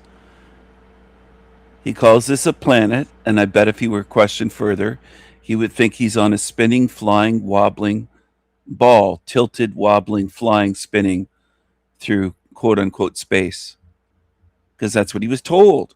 He believes himself to be a thinker, but all he does is repeat what he's told. That's all he does. Anyone can do that. diluted. There's less light in them, more light in the human being, therefore it's giving us more intelligence. Anyway, after talking to him and spending so much time, I spent over 40 some years around him. He came to America. He spent time with me. He worked in my business. But in the year of 2019, the spring, that's when I had my super spiritual experience. I'll explain why I said super. Because before I was meditating, and meditation is an attempt to go inside the 10th door. You got two doors below the body, one at the reproductive organ and one at the buttocks, in which you defecate and get rid of all of the food that you have digested. It comes out as debris. So in order to open up the 10th door, which is right behind these two eyeballs, it's like you can go 2 inches. These fingers represent the eyeballs. If you can take your attention and go back about 1.5 inches or 2 inches, there's a door which is called the 10th door. In all of the holy literature, whether it's Greek, Muslim, Christian, Any founders of the religion speak of this 10th door. They call it the third eye. If you look at a dollar bill, on the opposite side, you see a pyramid. And at the top of the pyramid is that single eye. Jesus talked about it in the Bible. If you can open up this eye, you can leave the body. But trauma is exacted upon the body for most people when they die. Heart attacks, gunshot wounds, strokes, automobile accident, airplane accident, drowning. It forces the body to open up this door and they die. Most of them don't come back. But in America, in this country alone, over 20 million people have had the clinical death experience and have come back with memory and without brain damage. You have different experiences in different parts of the world, regardless of the religion. The Creator does not care about what religion you follow. That was a big shock to me when he said this. Creator only cares about the love in your heart. If you got great love in your heart, that's what he cares about. And your seeking can seek in such a way with intensity, you'll get more love. But anyway, going back to this experience that I had at Rush Hospital, located downtown in Chicago, when I had this painless, non-trauma heart attack, I didn't feel any pain. I was being wheeled up, because I was supposed to get a hip surgery. I became quiet, and as we go through the door, I painlessly died. Without pain. And she kept talking to me as though I was still conscious of her. I was conscious of her because when I got out of the body, I looked at myself. I looked at the doctors and the nurses that was in the room. And there was not supposed to be a cardiologist on that floor. Strange coincidence. The Creator had arranged for a doctor to be on that floor. He was supposed to be on the upper floor. So as I looked around, and my friend that I had known who had taught me about meditation was there. He said, "Why are you surprised?" He said, "I told you I'll be there. Whenever you die, I will be there. And you don't have to do anything. And I'll escort you through these different regions. I'll chaperone you." So I was so happy to see him. And I said, "Well, why are they cutting off my expensive coat?" He said, "Why you care about these coats? When you go to the next world, you can create anything by thinking. You can even make your body look extremely young." I said, "Okay." So as he took me through the physical universe, I said, "Wait a minute, I want to see the sun. I want to see it up close." So he said, "Why you want to be having this boring experience of the sun? You've seen it every day of your life in the morning." I said, "No, I want to see it up close." So he took me to the sun. Huge atomic and nuclear and hydrogen explosion taking place. I didn't feel any heat. It's a large place, huge. And he said, "Let's get out of this experience. It's boring. You won't feel anything because you're in a ghost body." My hands went through their body when I was in the hospital room. And as I got into the area of the sun, he said, "Let's cross this space." So he just chaperoned me, and we crossed the entire physical galaxy with the trillions and trillions of stars and planets and asteroids and all kinds of debris. And we ended up in a tunnel. As I go inside the tunnel, I started hearing a strange noise. I started hearing this noise earlier. I didn't know the exact description. He said that noise is actually God himself vibrating throughout the entire universe. God is a formless vibratory energy source that's creating everything. And so now you're hearing it. And as you get through the tunnel, we get into the tunnel. I start seeing people that I had met in the 1600s, 1700s earlier, and they knew me. I didn't know all of them, but I knew some of them. They called me by different names, and I recognized them, and they recognized me. And they say, "I understand that you're from America. What part?" I said, "Chicago." They said, "We want to go there because we heard so much about that in the higher world. Where do you live? What's your phone number?" So I gave them my address and phone number. I knew they would forget because when you become a baby, you automatically go into a state of forgetfulness. You develop what in every individual call deja vu. I've seen this, I've done that, but you can't remember because of the Alzheimer's that sets in at that age. Now, not all children have this Alzheimer's. It's in Matthew's 17th chapter, 10 to the 3rd verse, where the disciple of Jesus come to him and they ask him, "We understand based on the rumors that existed in Jerusalem at that time that the Messiah would come after Isaiah. Isaiah in the Old Testament said he would come back." And Jesus responded, I'm changing some of the language, but Jesus says,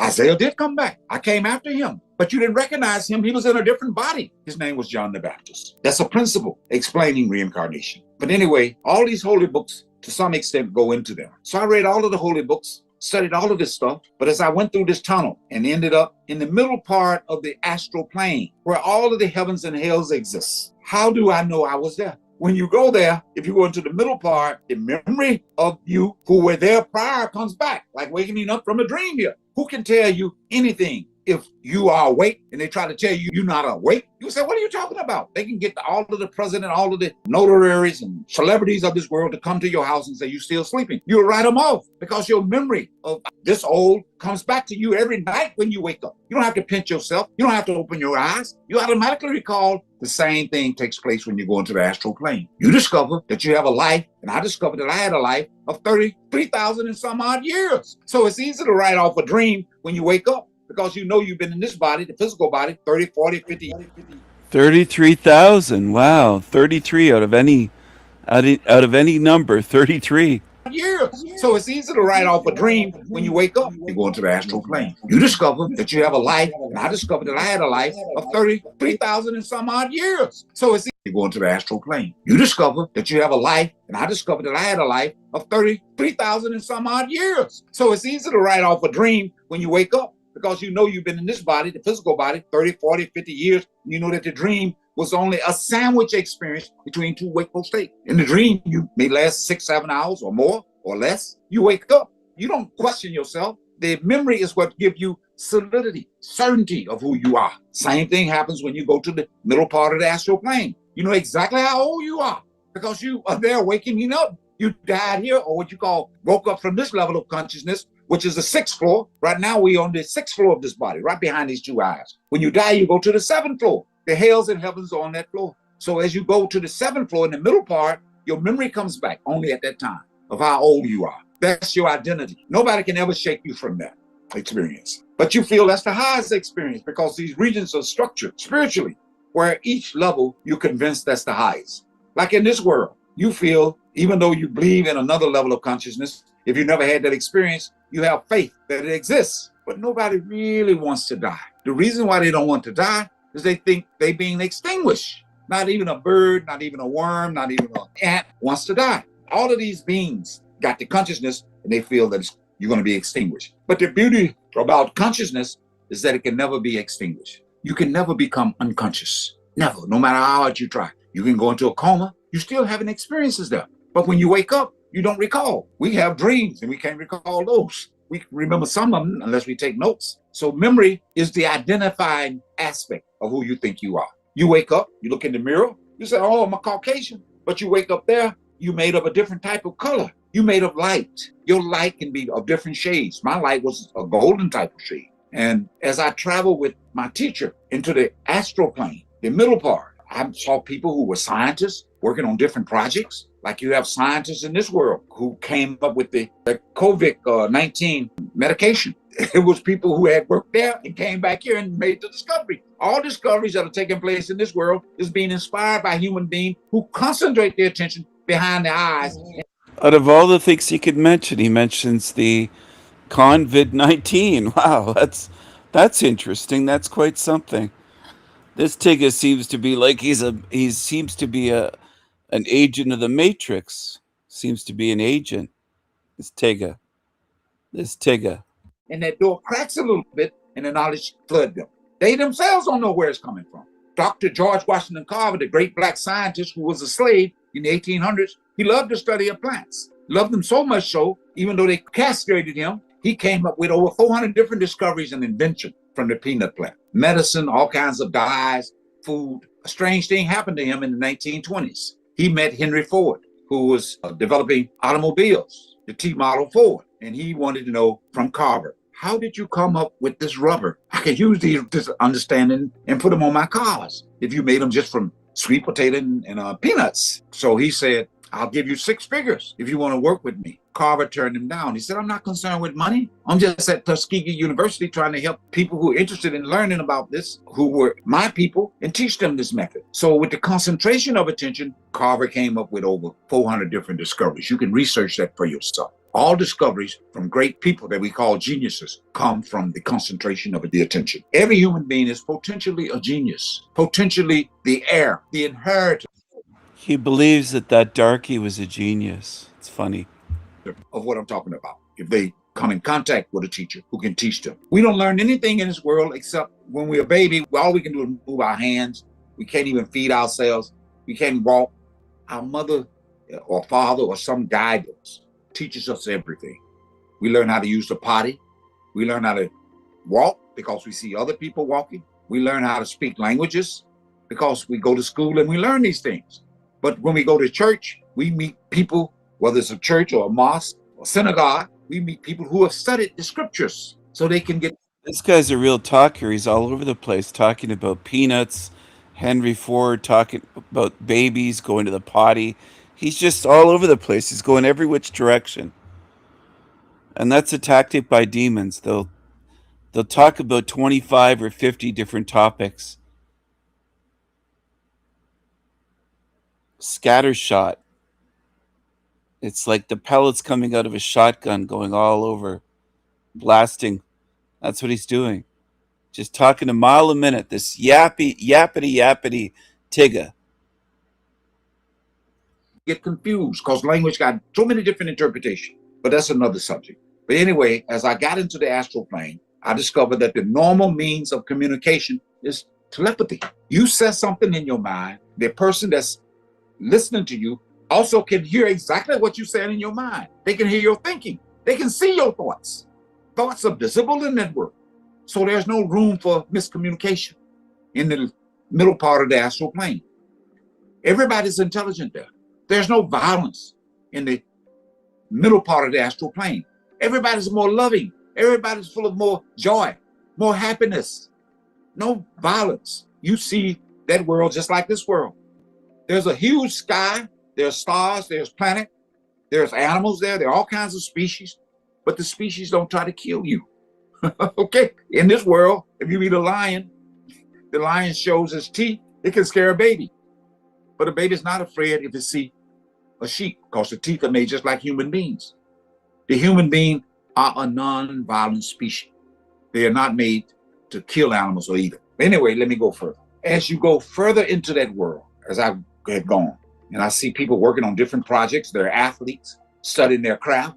When they come here, they become rare stars in football, basketball, whatever sports. But they practice there, okay? Every experience of knowledge in this world that's coming to individuals is coming as a result of practicing the concentration of attention. They has jobs over there. They exercise. The athletes exercise. They got scientists up there working on COVID. They working on the medicine. It's almost like I'm a fool. I don't understand how this work. I don't understand how this work. Because attention is the most valuable part of yourself in this body. The attention contains all of the knowledge and ability I'm talking about. With the concentration of attention, Einstein became Einstein. Einstein said he didn't like mathematics. One of his friends, I believe his name was Gauss, he was walking with... Einstein became Einstein. Einstein was a fraud. He was propped up by the tiny hats. He was an imbecile. You're duped. You're duped. You probably believe in Helen Keller. You probably believe in the Stephen Hawking bullshit. You're a dupe. You're a dupe. Einstein was a patent clerk. Dummy. With him in Princeton University, and they were having good conversation. And Gauss said, why didn't you study mathematics? Because you came up with one of the biggest theories of E equals mc squared, which affected the entire population on the earth. You changed the whole thinking with your relativity theory. He said, I didn't like math because it requires too much attention. And I could spend several lifetimes studying different forms of geometry, trigonometry, and new forms of quadratic equation. I didn't want to do that. But he intuitively came up with this knowledge because he said he loved being by himself. He would spend long hours dealing with two talents he felt he had. One was solitude. The other talent was imagination. He had the gift of fantasy, he would call it. I could spend long hours conducting thought experiments in my head. And therefore, I arrived at a lot of this knowledge. But it wasn't real until I could prove it in this world. So this is how people get knowledge in this world. Great artists, Leonardo da Vinci, Aristotle, Plato, all these people that we read about in history that we consider to be geniuses came up with this knowledge either through accidental concentration of attention or... This fool doesn't know the greatest genius in the world. He doesn't know the greatest creative genius, the Raven King. This foolish tigger names everybody popular that he was indoctrinated to believe in. He's a fool. Fool. Fool. Through some form of spiritual meditation. All of the religious founders came up with it through spiritual forms of meditation. But all of the religious founders are not at the same level of consciousness. Some of them go to the astral plane and they consider a certain type of teacher. Some go to the causal plane. Now let me explain when I went to the causal plane, because I crossed the astral world The astral world is a huge, gargantuanly large, fantastic, immeasurably huge world. If you were to compare the physical universe with all of its billions and trillions of stars and galaxies, the physical universe would be the size of a quarter in the Pacific Ocean. The Pacific Ocean would represent the astral plane. That's how huge it is. You could just, when you're in the astral plane, you can create by thinking. You can create houses. You can meet designers there. They can design them. You can just create them by thinking. You don't have to go buy a house. You can also travel with your attention in that world, just like you travel with your attention in this world. But you need money in this world, right? To go book a flight and stay in a hotel, depending on how much money you got. In that world, it depends on how much concentration of attention you develop in the physical world. That becomes your spiritual money there. It becomes your spiritual money. You can travel very far in the spiritual world. Very few people can cross the astral plane without a teacher who's gone above that plane. And when you get into the astral plane, you start hearing music like Betty Eadie in her book, Embraced by the Light. She speaks of hearing a bell sound in the early stages of her leaving the body and dying in a hospital. That bell sound can transform into music. It can transform into a trumpet sound, like the Bible talks about the trumpet. And it can take on different sounds and tonation. Like in the Christian Bible, it says, in the beginning was the Word, and the Word was with God. That's in John 1, first chapter, 1 through the 3rd verse. And God was the Word. He's not talking about being a book. A book can't create anything. God is that spiritual vibratory energy that's created everything out of itself. He's everywhere. He's all knowledgeable. But he only has two beings that he admires, that he's crazy about. They're like his babies. They're like the darling of the universe. The human being and himself. These are the only two beings that have the illusion of free will. He got real knowledge. We have the illusion of free will. He got real free will. And he writes the scripts on everybody. Like I'm looking at you and you got, it look like reddish brown hair. You like in a white outfit. I'm looking at myself. I got a black shirt, a black vest, IC.org. And God or the Creator knew that millions of years ago that we would be talking to each other like this, or you'd be having me on your program. So he has knowledge, total knowledge, but he created this strange illusion that we are made in his image. He's not talking about physical image.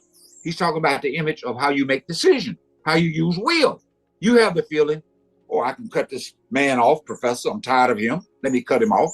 Or I can get up and go somewhere else. Or the people in your audience can feel strange feelings, but they can't act on it. They're just a feeling, unless it's in their destiny to act on it. And they don't know what their destiny is. You could end up getting married, not knowing you're going to get a divorce or have so many kids. That being who controls the astral plane is like a small version of a powerful being. He's like a super god, but the being that's higher than him is in the causal plane. Now, let me talk about the causal plane. I'll be finished with that region because I can go on with the details. But anyway, as he took me to the causal plane holds all of the destiny of everybody that's ever been born or will be born. That plane holds the Akashic records, the ultimate Akashic records. Because you can go to the astral plane and you can come into the being that controls the sub-Akashic records. And you can go back into time and see exactly what will happen depending upon your concentration of attention, or you can go to some extent into the future. But in the causal plane, you can travel backwards and forward. You can see the totality of everybody that will ever be born in time and space. Time itself is created there. Space is created. Just like when you go to sleep and you fall from the 6th floor, which is the wakeful state in this body, and you fall to the 5th floor, which is here in the throat center. Most people live their entire lives out on these 2 floors. The 6th floor behind these 2 eyeballs, and the 5th floor in the throat area. When we go to sleep, we create time and space there. Let me tell you how we do it. First thing that happens when you go to sleep, you start getting drowsier and drowsier, and you start becoming more fainter, and you fall from the 6th floor to the 5th floor. Your knowledge gets reduced. There's a reason why the knowledge collapses. It collapses because when you get into the dream world, 3 things happens. First thing, you create an illusionary body which you give to yourself. You can look at yourself, but we normally don't. And we create time and space in that world in a strange way. We see older people, younger people. We can see a man on a ladder working on a construction building, and we can see a lady with a baby in a buggy. We see dogs, cats, stars, everything. We can also taste food. You can drink water, you can drink a Coke or a pop, it'll taste real. But when you wake up, nothing is there. Absolutely nothing. You take that for granted. You say, oh, you don't know how you created this. The creator knows how he's created it. He created everything, including you, by just slightly dreaming a little bit. Okay? He doesn't dream fully. But if you want to look for him, you have to seek with a fanaticism of seeking. Well, I had one problem when I came back. The problem was I couldn't shut down happiness. It continuously goes on. I try my best to, let me see if I can get depressed. I can't get depressed. That's the problem I have. No other problem. Because when you get out of the body, all of the problems that you have in this world is associated with your concept of who you think you are. You think you are a beautiful white woman with lipstick, nice eyelashes, beautiful. But in the astral plane, you don't need Botox. You don't need any plastic surgery. Your body can be the age you want it to be in terms of looks. You create your body here. You go get lipsticks, you put on eyelashes or makeup. You do it by thinking. In that world, you think and you create your body there and it stays a certain age. So that world is a prison. And in the mind is the biggest prison because it makes us think we are that person. We think, and when we think in a voice which we think is us. You can never shut down thinking except when you go into the third stage. And the sound current that flows through the different region is only one. It goes through, let me give you an example. If water is the sound, and if it's flowing off Niagara Falls, it has a huge sound, right? And if it's flowing through rocks, it takes on a different sound. If it's flowing through grass, it takes on a lighter sound. If it's flowing through cement, even a lighter. So that's how the sound is God expressing itself. It's really one sound, but it takes on different musical quality depending on what region it's flowing through, what spiritual level it's flowing through. I first argued with my teacher. He said, you got to go back. So I said, no, you don't have to take me back. I said, my children, my relatives, you can tell your teacher who's way up there to take care of all of these problems. He said, shut up, you're going back. Because when you took birth, you're destined to live so many years. And they don't like to alter that, okay? Because you don't want to come back anymore. And most people, karma, I'm sure you've heard of karma, is stored in the causal plane. And it's in different, we have three types of karma. When you take the human body, a certain amount of that karma is called destiny karma. And that karma is fixed. How old you're going to live, how many children you're going to have, how much money you're going to make, what racial complex you'll be born in, what country, all of that is the destiny karma. That karma is taken out of a bank account of many hundreds of lifetimes that you have. You can't pay all this karma in one life. And so a certain portion is called destiny.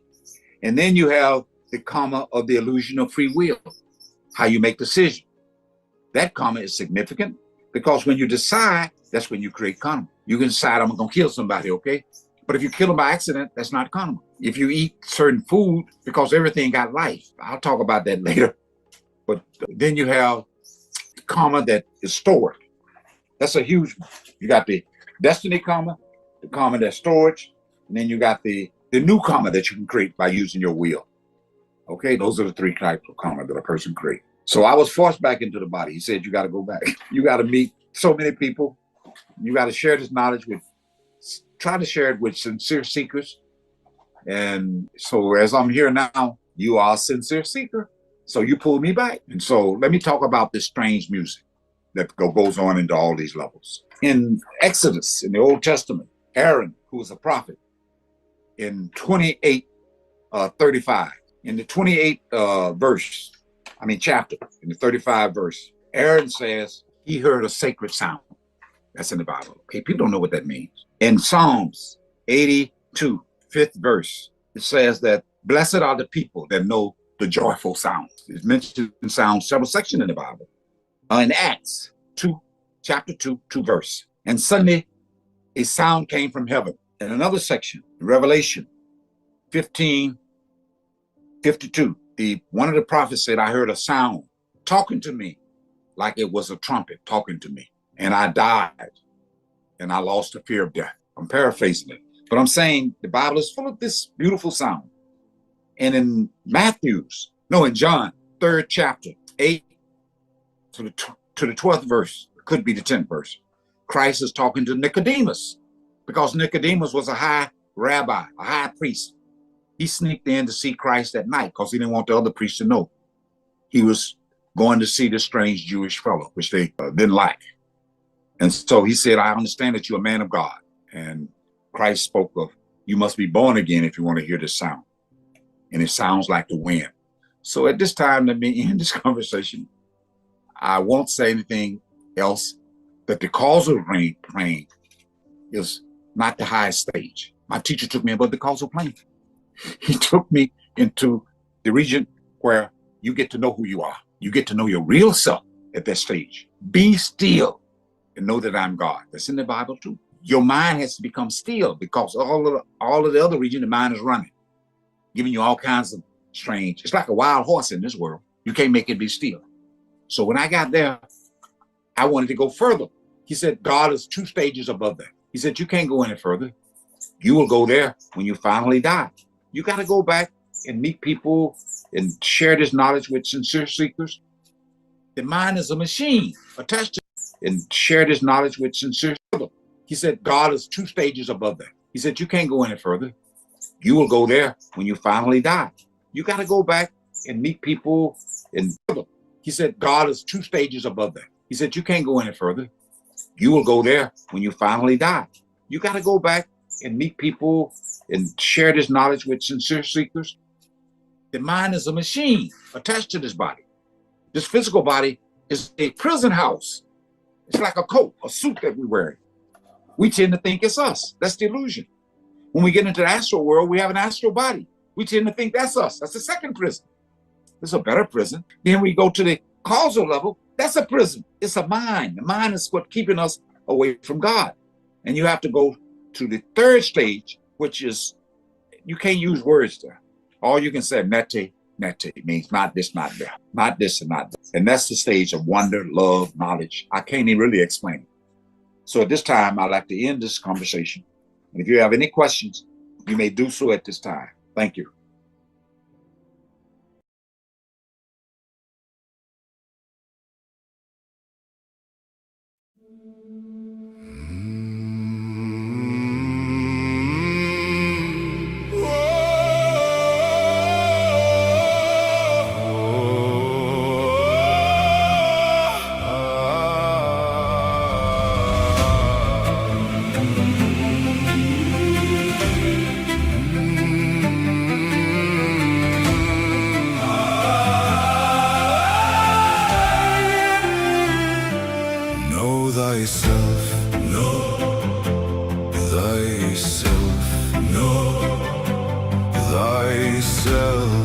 Stay true to thy own spirit. Stay true in a world that's false. Stay true, know thyself, stay true, stay true.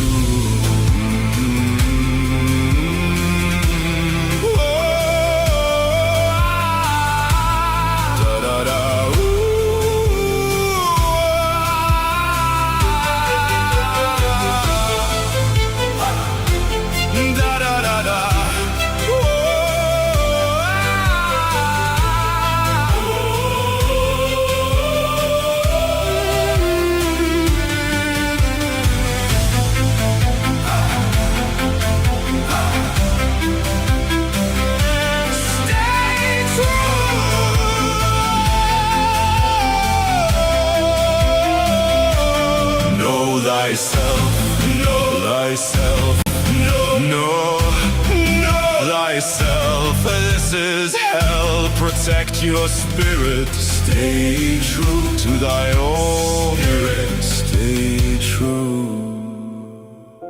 Stay true.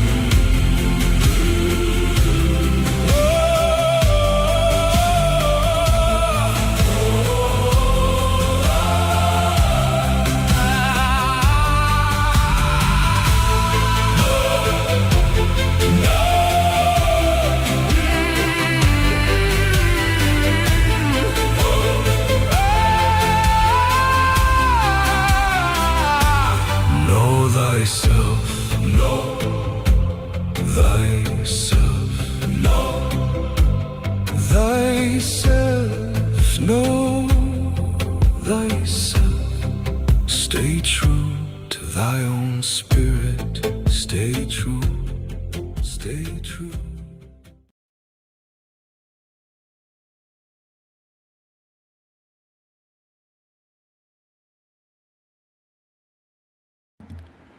Hello, hello everyone. Good morning. Good morning. Good morning, everyone.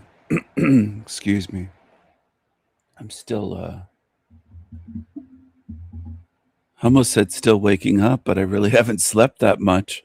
I've been busy working on things in a realm of lazy demons and liars. I like to work on things. I do the opposite of the way they exist. They hate existence itself, these creatures.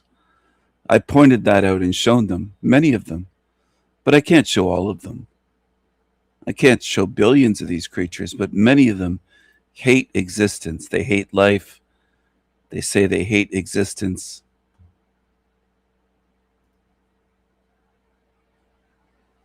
Some of them are now saying they don't want to be recycled. I wonder where they got recycled from.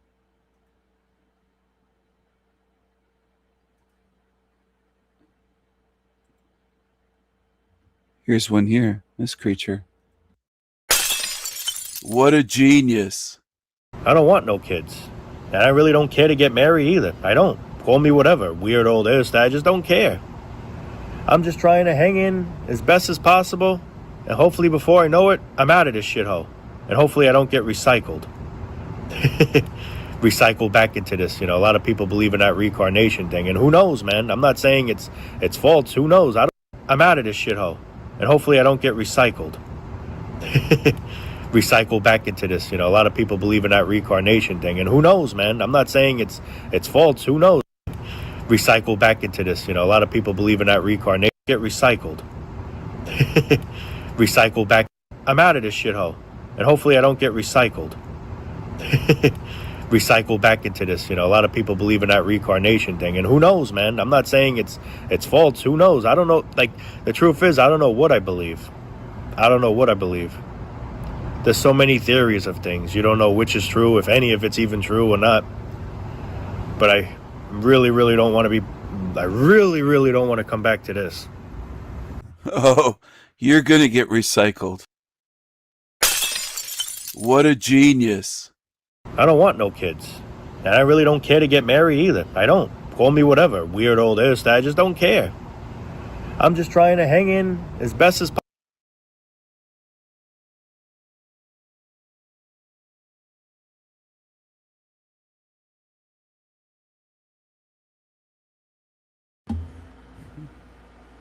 You're welcome, Wendy.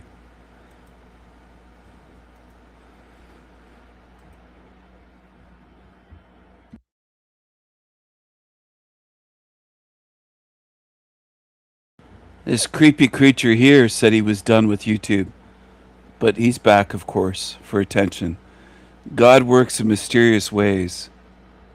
He's going to bash Christians.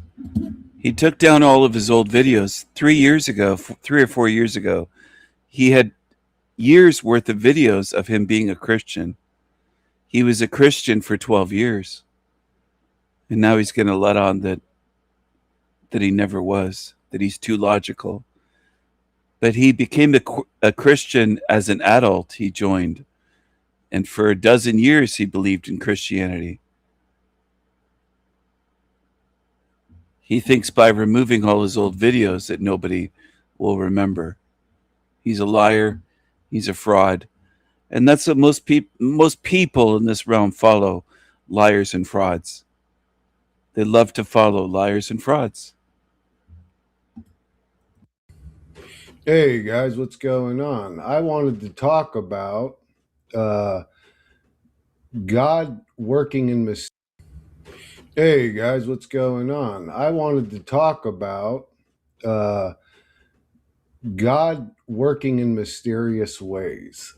It's funny to me because a lot of the Christians, just say religious people in this reality, fall on that excuse all the time because, well, a lot of their arguments are nonsensical, so they they have to throw in the, well, I know that shit sounds retarded, but God works in mysterious ways. It's like, okay, then let's pretend that God works in mysterious ways, you fucking retards. What if when you die and you get to heaven, God stops you at the pearly gates, you perfect Christian out there, and he says, good soul, right? You're a good Christian. You know that the good souls go to heaven and the bad souls go to hell or get condemned, even though I don't know if hell was ever mentioned in the Bible. But let's just pretend that whole fairy tale is actually real. What if when you die and you get to heaven, God asks you, wait, soul, let me ask you something, because he works in mysterious ways, right? Like, you don't know his plan. Well, let's pretend he works in mysterious ways. What if when you get there, he says, so you were actually okay with me condemning souls to a permanent hell? You were okay with that? What are you, like a sadistic fucking weirdo? What if he actually questions you when you get to heaven, good Christian boy or girl out there? What if he really does question your morality and your ethics? And what if he does? Wait a sec. You were okay with worshiping a fallible retard that constantly makes mistakes? What if he really questions you? Wait a sec. You are okay with me dying for sin? Right? Jesus died for their sins. You were okay with me dying for your sins? Well, you were for 12 years. You joined Christianity. That was your belief. That's you. Now you're mocking them, but that's you. You believe that. Chrissy boy, you were a Christian for 12 years. And then you wanted to worship me? Are you retarded? Like, what if God actually does work in mysterious ways and he set this up in a way that you can't tell what he thinks? What if when you die and go to heaven, perfect Christian out there that just ate your meatloaf dinner, what if he says, you were the type of entity that was okay with eating the ground up innards of another living creature? Ooh, you're one step below a zombie, because at least a zombie that consumes flesh is driven by primordial instinct. You had a level of intelligence higher than a zombie, but still ate the corpse of another dead creature, putting you even lower than a zombie in my eyes as God. You're right, God works in mysterious ways. How the fuck you think you know what he's going to ask you or say to you or tell you? You were okay with consuming the flesh of another living entity? I mean, of course, I would have tons of questions for God. I would be saying, you were okay with creating a realm where that was even possible? You were okay with creating a realm where the lion must consume the gazelle? You were okay with all that? What the fuck's wrong with you? But I'm super logical. I'm not Christian. I'm not living in a cartoon delusion. Oh, God's so good. I'm not Christian. I'm not logical. I'm not Christian. I'm super logical. I'm not Christian. I'm super logical. I'm not Christian. I'm super logical. I'm not Christian. I'm super logical. I'm not Christian. You were Christian for 12 years, though. You joined as an adult when you were around 30 or so. You weren't born into it or raised in a cult. You joined as an adult, and you were a Christian practicing for 12 years. You're super logical, really. You're a super liar. You're a liar. You're a fraud. I've been exposing you for years. It's unfortunate that I'm in a realm with most beings that can't see, even when creatures like you get exposed. Living in a cartoon delusion. Oh, God's so good, even though my fucking grandmother. Logical. I'm not Christian. I'm not living in a cartoon delusion. Oh, God's so good, even though my fucking grandmother just died and my fucking niece is 2 years old in a hospital with brain cancer, about to die, because that makes sense as a learning school or a spiritual growth realm or any of that bullshit that they also believe. What are we dealing with? Let's say truthers. There's a group of truthers. There's just logical truth seekers. What are we actually dealing with is a bunch of just delusional folks with different opinions. Everybody's got their own little personal delusion, their own little personal reality bubble, and they want everybody to live in their reality bubble. It's not okay that just they believe what they believe. They need everybody else around them to also believe what they believe.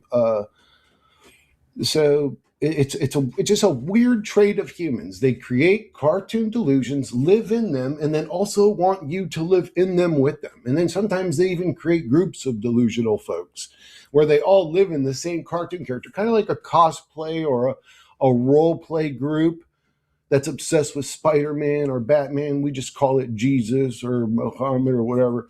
But it's all just, a bunch of cult-minded, brainwashed fucking, probably brought up that way by their mammy and pappy and just blah, blah, and they have their little delusions. And that doesn't just stop with the major religions. I just pointed them because those are the biggest groups. That also goes into the truth community and all their little delusional groups and blah, blah, blah. Different reality bubbles where people believe what they want to believe and you can't tell them anything different. If it goes against their personal reality bubble view,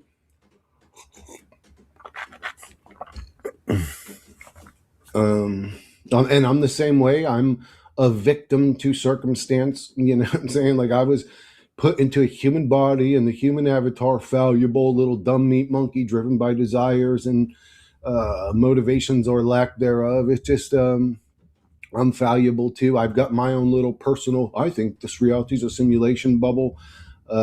Sure, some people could agree with me, but they can also disagree with me. The same person that agrees with me that this may be some sort of simulation could sit right next to me and disagree with me about everything else in life. They could be a narcissistic, cold weirdo or something, just totally different than me.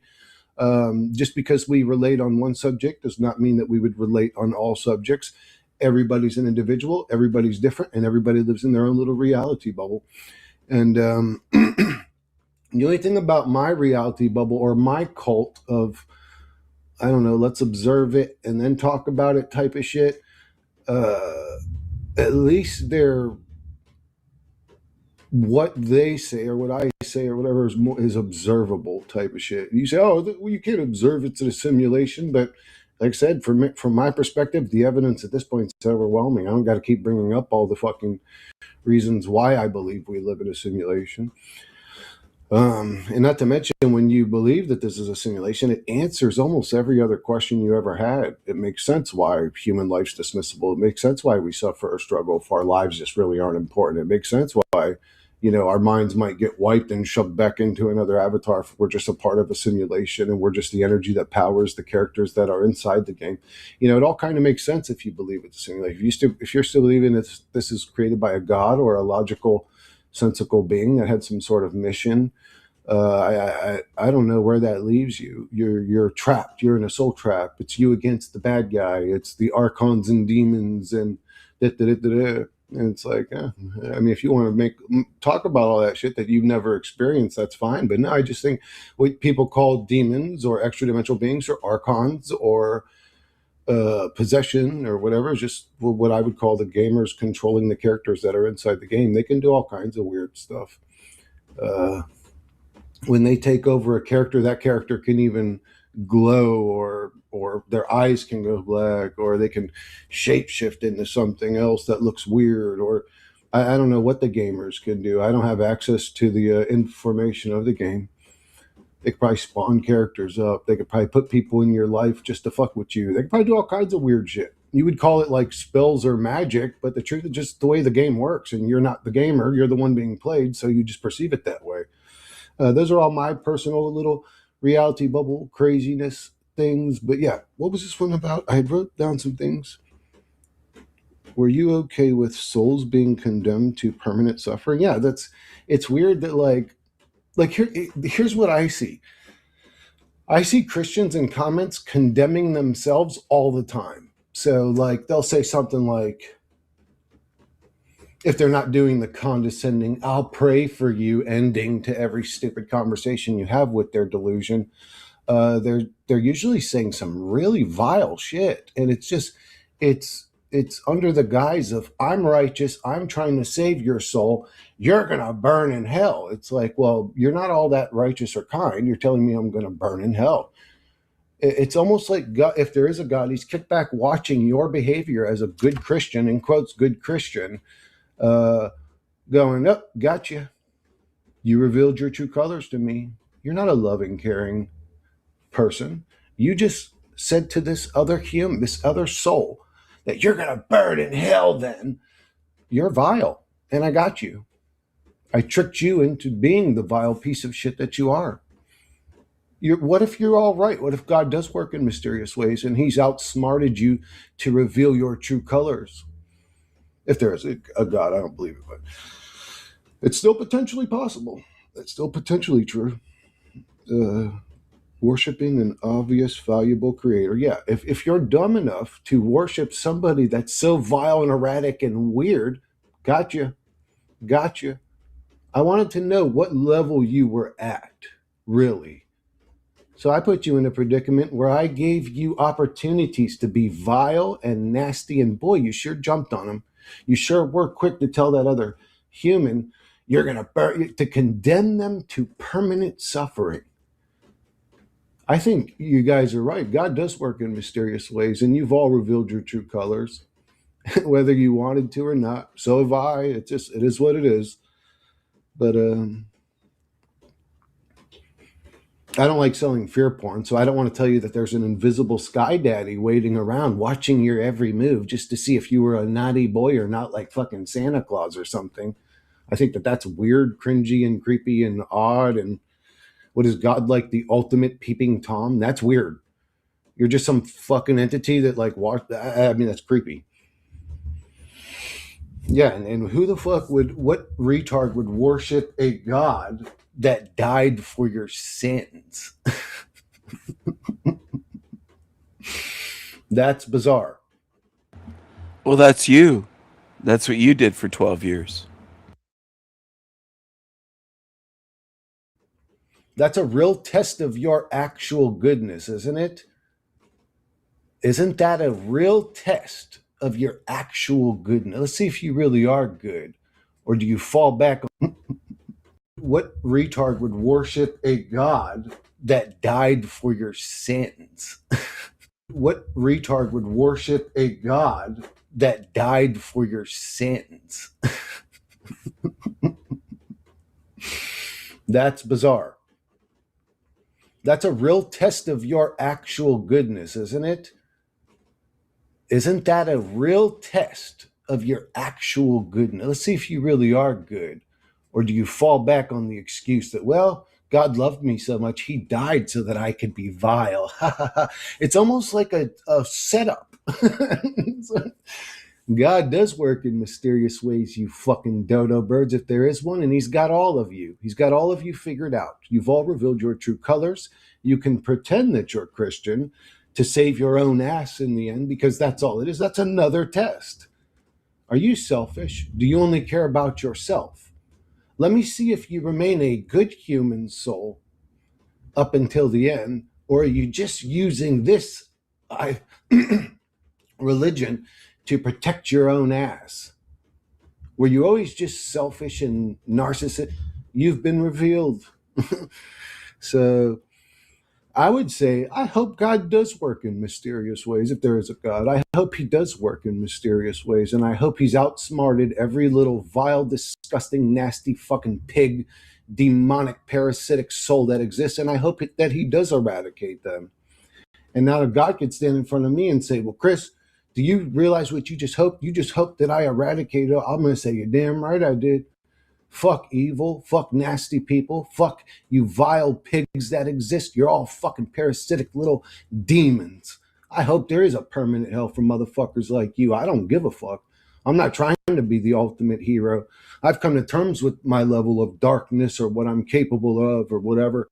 It don't bother me, and the judgments of others do not bother me no more. I don't give a fuck what anybody thinks about me. That's exactly how I feel, and that's exactly how I would say it to God. Fuck them all. I don't give a fuck. Chris, you've revealed you're willing to kill people. Well, then I've revealed I'm willing to. Exactly how I would say it to God. Fuck them all. I don't give a fuck.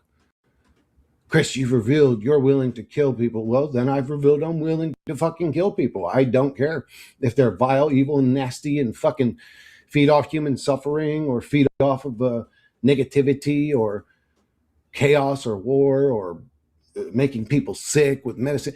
I don't care. I don't care. I want them to fucking not just die. Well, yeah, fuck it. Just end them. I don't care. I really want them to suffer and be tortured, but them to fucking not just die. Well, yeah, fuck it. Just end them. I don't care. I really want them to suffer and be tortured, but yeah, that's how I feel.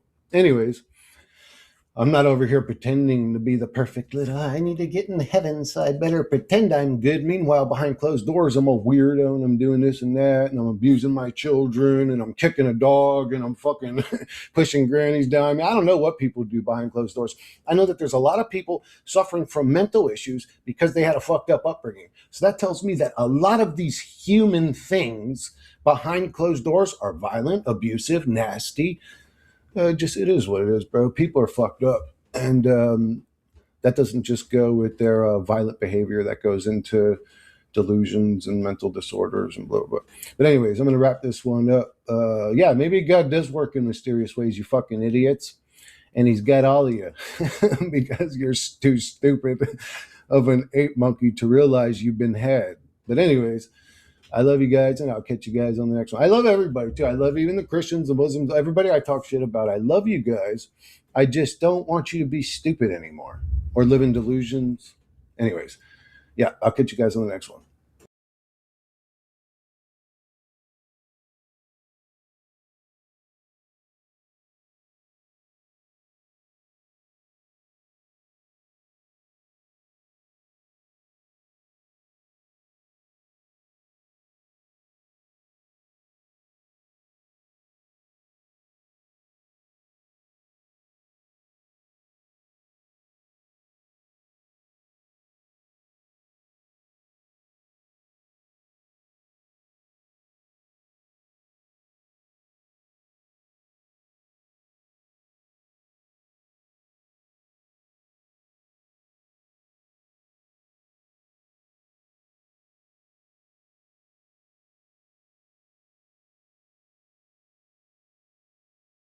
I quickly want to say that for me, I think it was the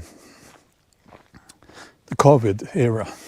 COVID made me realize fully how damaging that in-group dynamic can be. Because I'm not vaccinated, I looked at the science, I looked at the facts, and it was a very easy decision for me. You know, no, I'm not getting that vaccine. Well, it's not a vaccine, it's gene therapy, and I wouldn't even say therapy, it's gene manipulation, right? And I didn't get that. And I was open about that decision here on YouTube, which almost got me banned from YouTube, even though I never said, you should do this and that. I just said, this is what I have done, or rather not done. And that in-group dynamic was brutal. And it was turned against me, of course, and other unvaccinated people. I was told, I don't think I can say this now, by my Norwegian publisher that since you've been vocal about this, I wasn't vocal about it really, but anyway, you know, since I was not vaccinated, and that was a known fact, the Norwegian press will ignore you. Why would they ignore me? Why wouldn't they criticize me instead? You know, guess maybe it was difficult to argue against me, but I also got, of course, as everyone who was not vaccinated, threats. Oh, you should be paying a fine, extra taxes. You shouldn't be allowed to go to the stores and buy groceries. You should be put in prison. And I even got threats of execution, like you should all be shot. And never forget that. Please never forget that. I've had people telling me that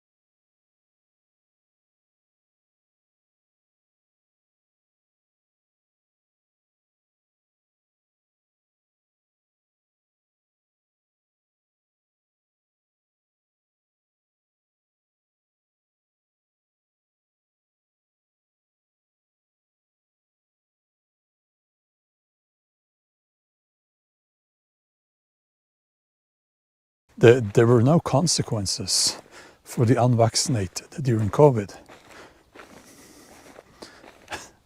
Oh yes, we faced and are still facing the consequences. But it's that same in-group dynamic, because once people had gotten that shot in the arm, that jab in the arm, they felt superior to you.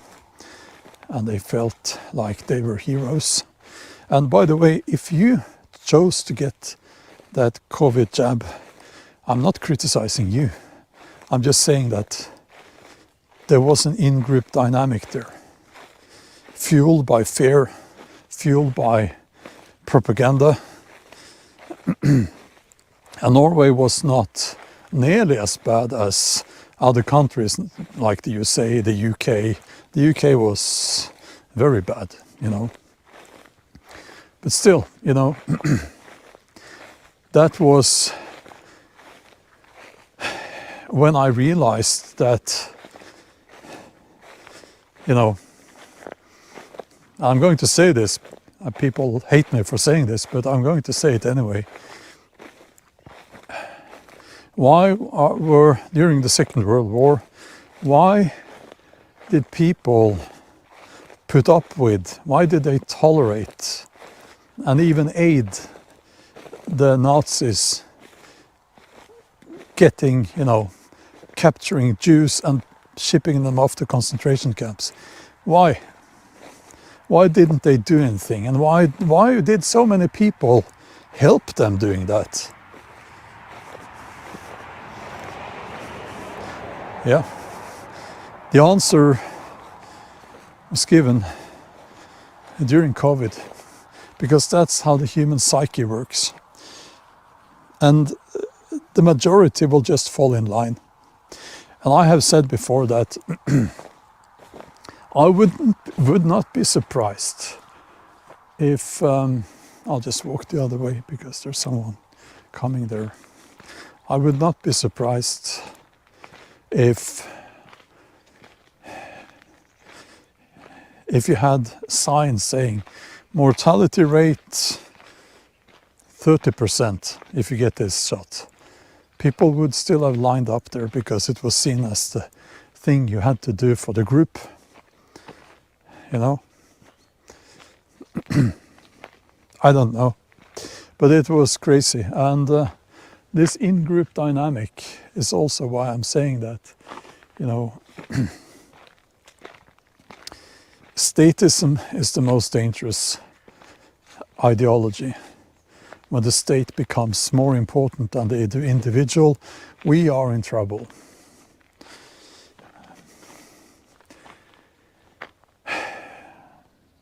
Yeah, that's all I wanted to say. people usually disagree a lot when I say this, but that's how it goes. Okay, bye-bye.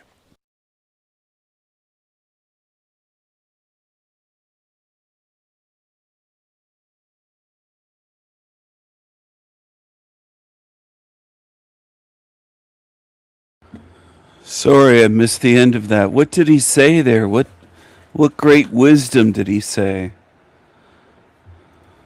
Yo. Hello, sir. How are you? Have you awakened from your metaphysical slumber yet? In nomine Patri et Filii.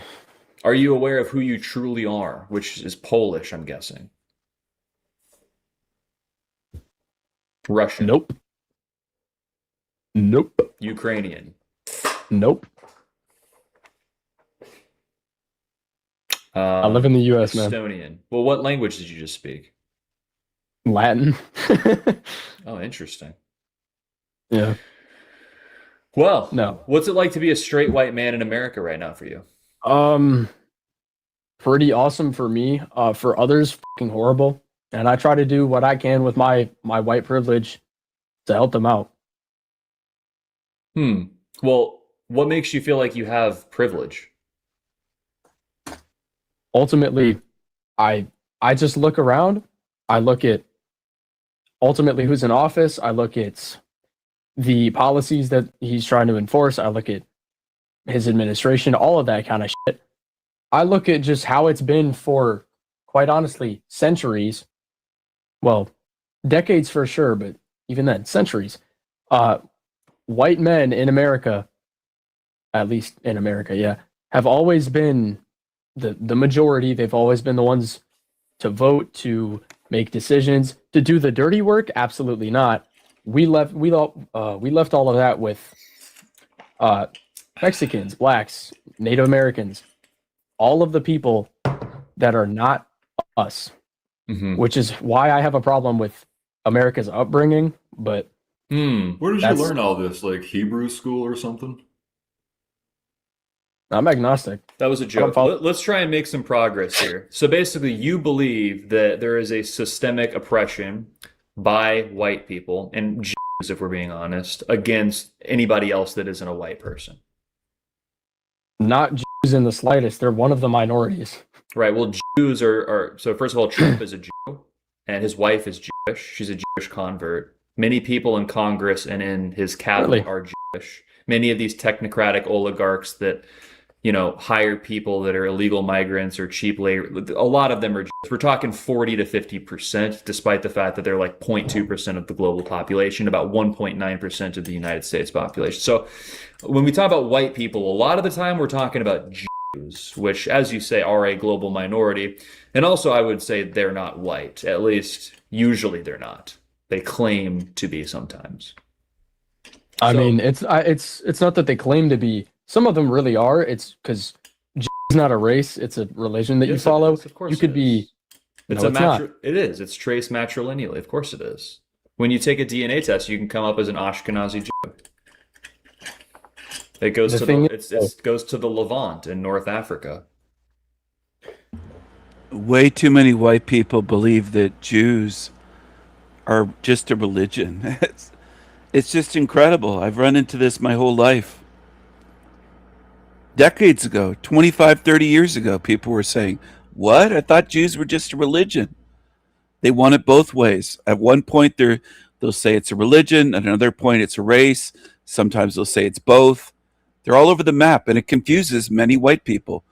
Millions of white people get duped by that, unfortunately. And almost every black person believes that Jews are white. He thinks they think that we're the same. Almost every black person on earth can't tell the difference between a European, let's say from Germany, Poland, England, Sweden, and a Jew. They think they're white, aren't they? You'll never be able to convince black people that Jews are different. Never, never. I'm convinced of that. It's impossible. Mission impossible. But a lot of lefty and ones that are not necessarily lefty white people can't tell that Jews are different. They're a different race, okay? They're not just a different religion. I know you can convert to Judaism, but you won't have the same genes. You won't have the genetics. You can't change that. then you take the name of, or the name of the ethnicity does not belong to Judaism or being Jewish. It belongs to the area that it comes from. For example, Chinese people are from China. American people are from America. Now, I know that's a nationality, but it works the same way. You talk about the tribe of And- Judah? Hmm? You talk about the tribe of Judah. Which Judea? is that a place that is currently No. in the world? Is it? Well, it's still Exactly. a place. It's not called that. Yes, it's always whatever suits them, whatever's more convenient, whatever benefits them, whatever gives them an advantage in the moment. They will lie and lie and lie about their identity, just like YouTubers. That anonymous creature, Charles, Demon Slayer. It's what they do. What is it called? Well, Israel. Then you would call them Israelites. We're Israeli, right? But Israelites Or aren't is Israeli. always- right? But Ashkenazi would be a distinct ethnic signature to other types of Jews. But the thing that corresponds all of them are the people who have Levant admixture. What's up, everybody? Thank you so much for tuning in with us today. We are building something real here. Free, unrestrained conversations and content that contend with the real issues. If you want to help us keep that going, feel free to buy the Frojax Brothers a coffee over at our Buy Me a Coffee link, or you can send some support to our Rumble crypto wallet. Every bit helps, and this helps us stay independent and deliver to you as much value as possible. And while you guys are supporting the mission, make sure to check out frojax.net to see our merch designs that are dropping weekly. I'm going to skip through this. It's in their books. I think it's called the 12 Tribes of Judea. It's genetic. Being a Jew is genetic. It's not just a religion that people either practice or don't. There's lots of Jews that are non-practicing Jews. They're still Jewish. They're Jewish by birth. They're Jewish by genetics. Biologically, they're Jewish. Whether they go to synagogue or not doesn't matter. Is it synagogue or temple? Doesn't matter. And cross there. Mm-hmm. What does that signify to you? It's just my German heritage, just the history, not the Nazism, because that's. So you're wearing It's not an a iron Nazi symbol. cross, and you believe that white people are like systemically oppressors. There's a poetic irony in that actually it hurts my feelings a little bit. Well, the Iron Cross is not a Nazi symbol. It was. No. It's true. It's In fact, it was. around for a long It was time. wiped. Yeah, it was wiped off of all of the like. I guess war flags, but not really. All of the like German flags that are from before Hitler's reign, he wiped off the Iron Cross. You know nothing about so-called Nazis. That's a slur. You know nothing at all. And put the hooked cross or the swastika. So Which admittedly- what advantages as a white person do you think that you have versus anybody else? Anybody else? I mean, Aside immediately, from the fact that you're the most sought after genetically, and you possess characteristics on average that are superior to a lot of other groups. But I'm talking systemically. Like, what are your advantages? Well, immediately I can tell that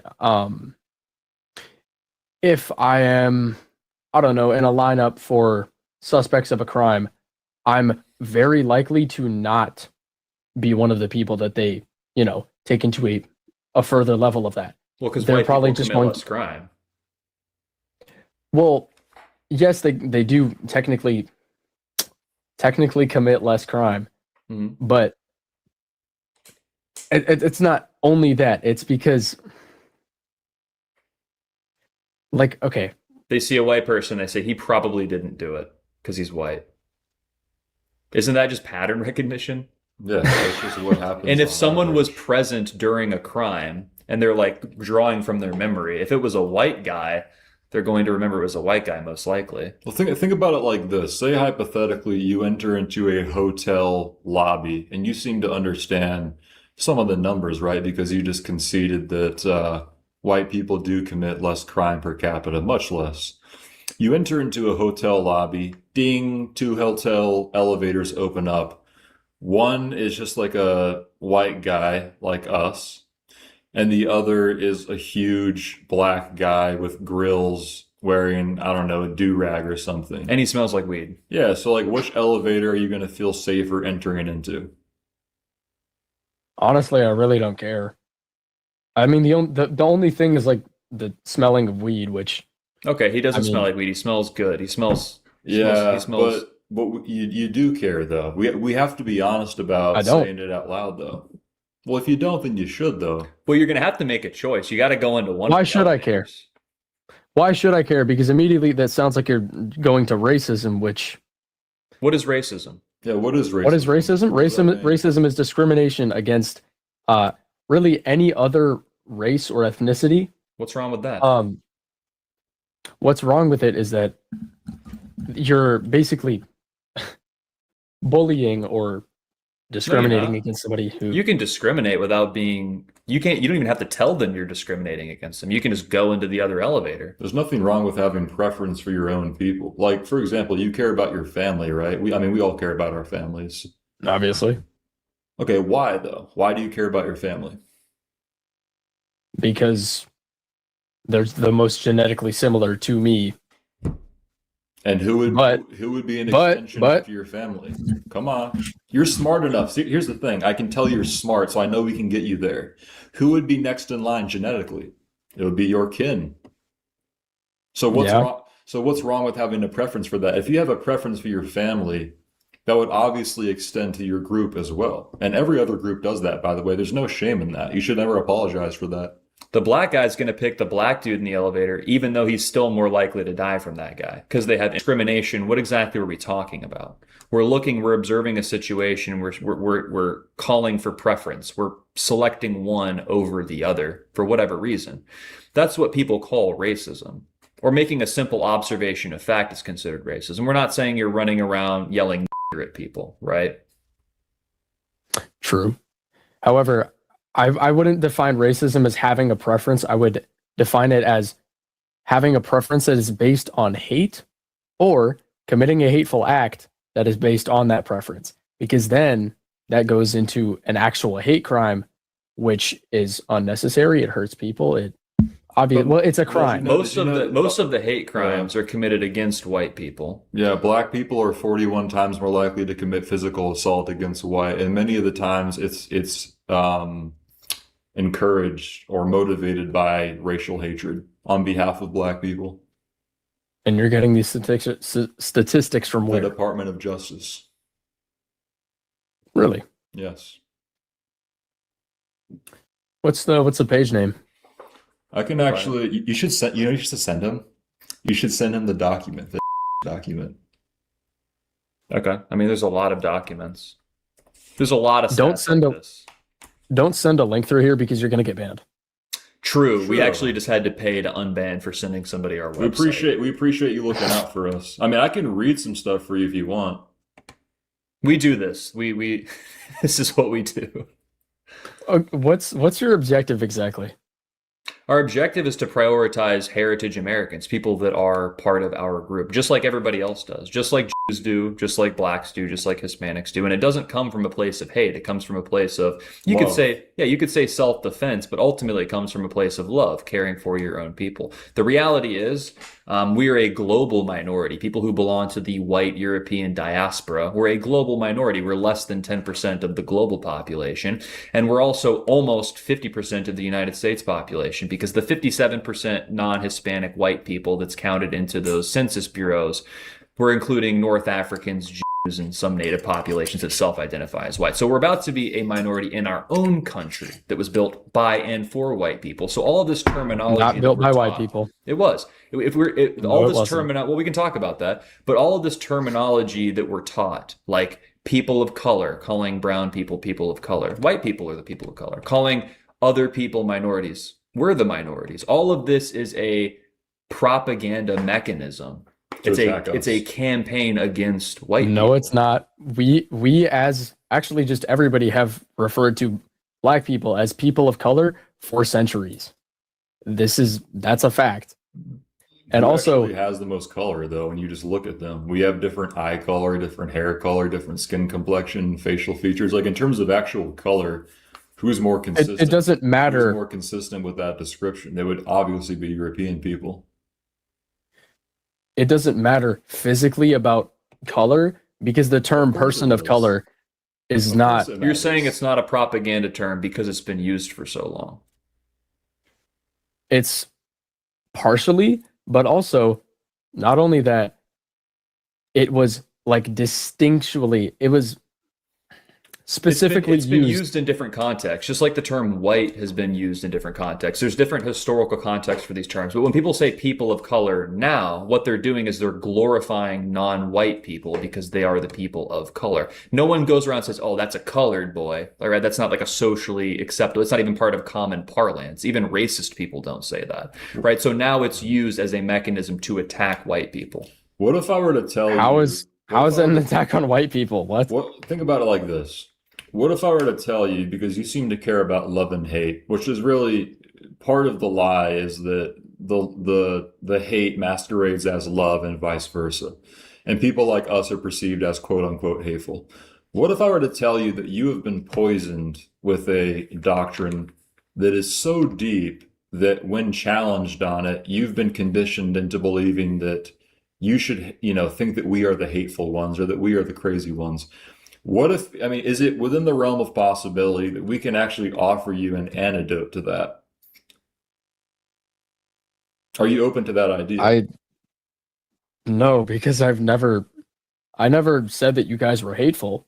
You may have some beliefs that I don't exactly agree with, but it's been fun to talk to you. Admittedly, it's fun to debate and talk about these kind of things. And I feel like it doesn't happen enough.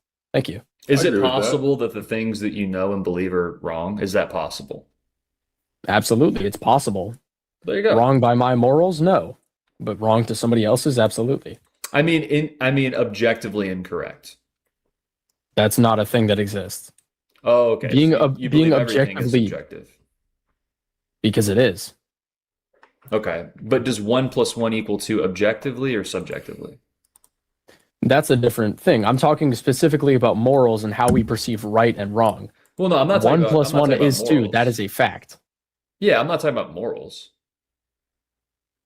Then we're not talking about the I'm saying the things that you know, like the information, the facts that you possess in your mind. Is it possible that some of those are false? Yeah. Okay. That's all. Do you want to hear some numbers really quick? Sure. You seemed like you wanted to hear some numbers before. So this is the 2010 National Crime Victimization Survey, which is underneath the Department of Justice by the Bureau of Statistics. So there were 62,593 blacks were the victims of white violence, and there were 320,000 whites that were the victims of black violence. So 5x. So with those numbers, blacks commit 5 times more violence than whites against blacks. And those are raw numbers. Those aren't per capita. Those are raw numbers. There are 197 million non-Hispanic whites, it's way less now. In 2010, it was that many. And there were 38 million blacks. What this means when adjusted for population size, so per capita, blacks commit 25 times more likely violent assaults than whites do against blacks. And when it comes to a specific kind of assault, which is aggravated assault, the rate for blacks is 200 times as likely. So for aggravated assault, blacks are 200 times as likely to attack you than the other way around. So if we're going off of objective statistics, in the black versus white person elevator example he gave you, statistically you are 200 times more likely to have an aggravated assault committed on you by stepping into the elevator with the black guy. Just raw statistics, not hatred. By statistics, yeah. Okay. So which elevator would you choose? I don't know. I literally, that's the thing. Either one. But because here's the thing. If I gave you 2 different species of animal, if I said one is a poisonous snake and the other is a poisonous tarantula, and I said they'll both kill you if they attack you, but one is 200 times more likely to bite you, you would go into the one that's less likely to bite you. Obviously. Well, yes. Okay, but if we're talking about humans, we automatically impose this sort of, I guess you would say, subjectively moral quality onto it by saying, well, if I choose the white guy, then I'm being racist against the black guy, even though I'm literally protecting my life statistically. And the statistics would be the objective, factual part. That's the thing. I don't think about statistics. I don't think about like, oh, the black guy is more likely to kill me because I don't think about fucking dying every day because You I may live in not such a think safe about it area. every day, but we're asking you in this hypothetical situation, which one would you be more likely to step into the elevator with? And you still don't want to answer it because there's like a moral hesitance there. Well, if I'm going by, you don't have to change your answer and you don't have to change your mind, but maybe just consider that. Keep that in mind. I mean, if I'm going by statistics, then yeah, the white guy. You have been. There's nothing.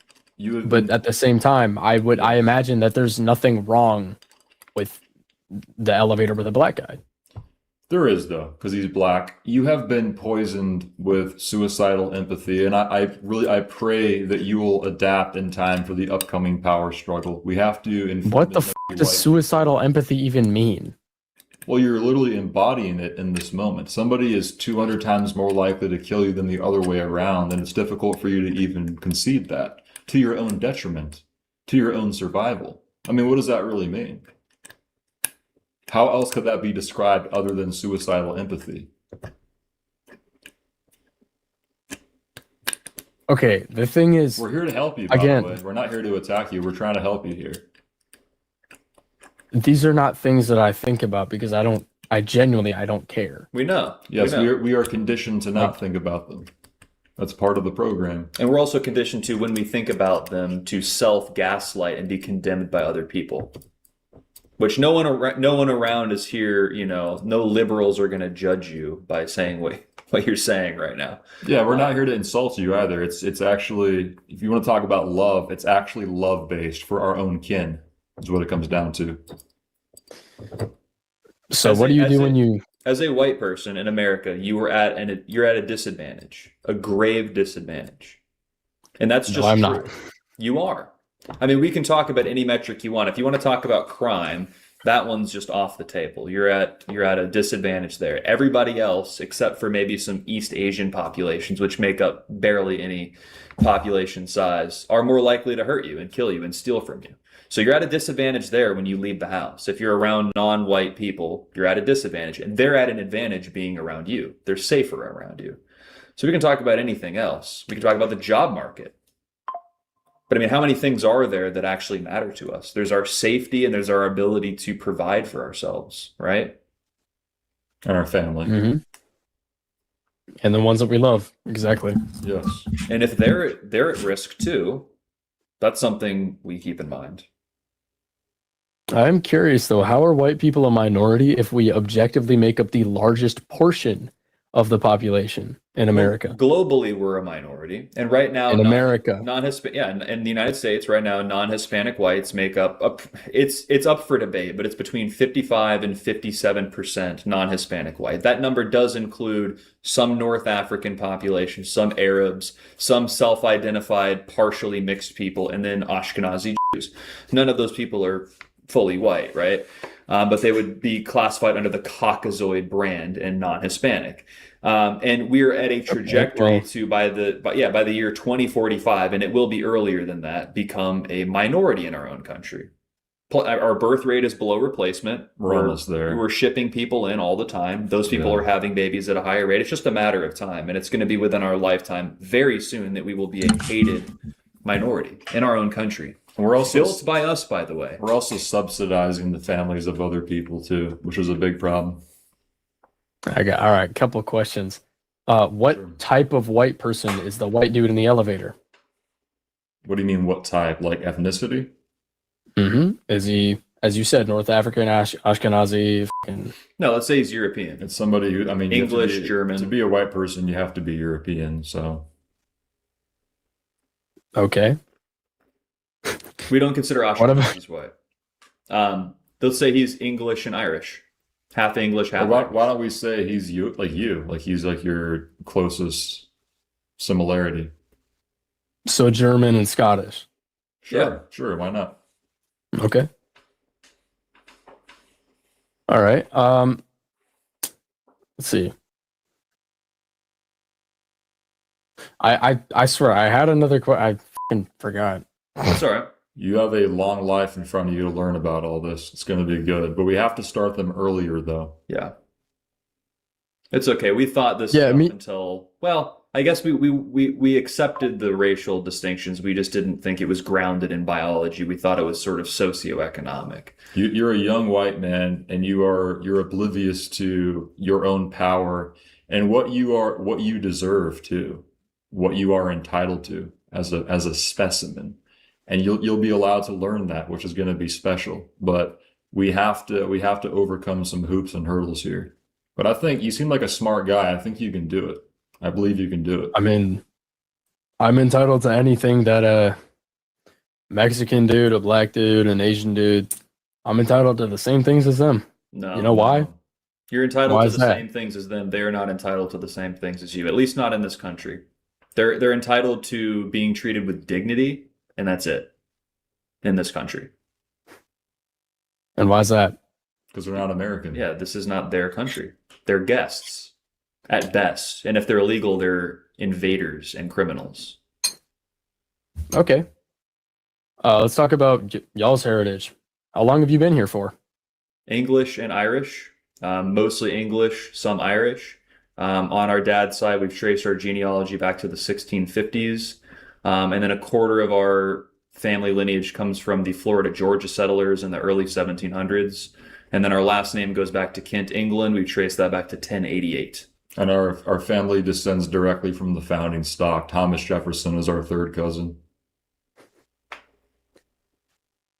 You just have something for everything. Okay. I mean that those are the exact statistics that I was looking for, so this is what we do, sir. Really? You should know that history about yourself too, because that matters and it's valuable. There's a deep value in that. I mean, I think the earliest that I've been traced back to was the second ship that came here from the UK, Great Britain at the time. But good. So you have a stake in the outcome of this country because you're of the blood. No, he isn't. He said that he's German and Scottish. Now he's saying that he can trace his ancestry back to England, the second ship. He's all over the place. He's all over the place, and you guys are not keeping track.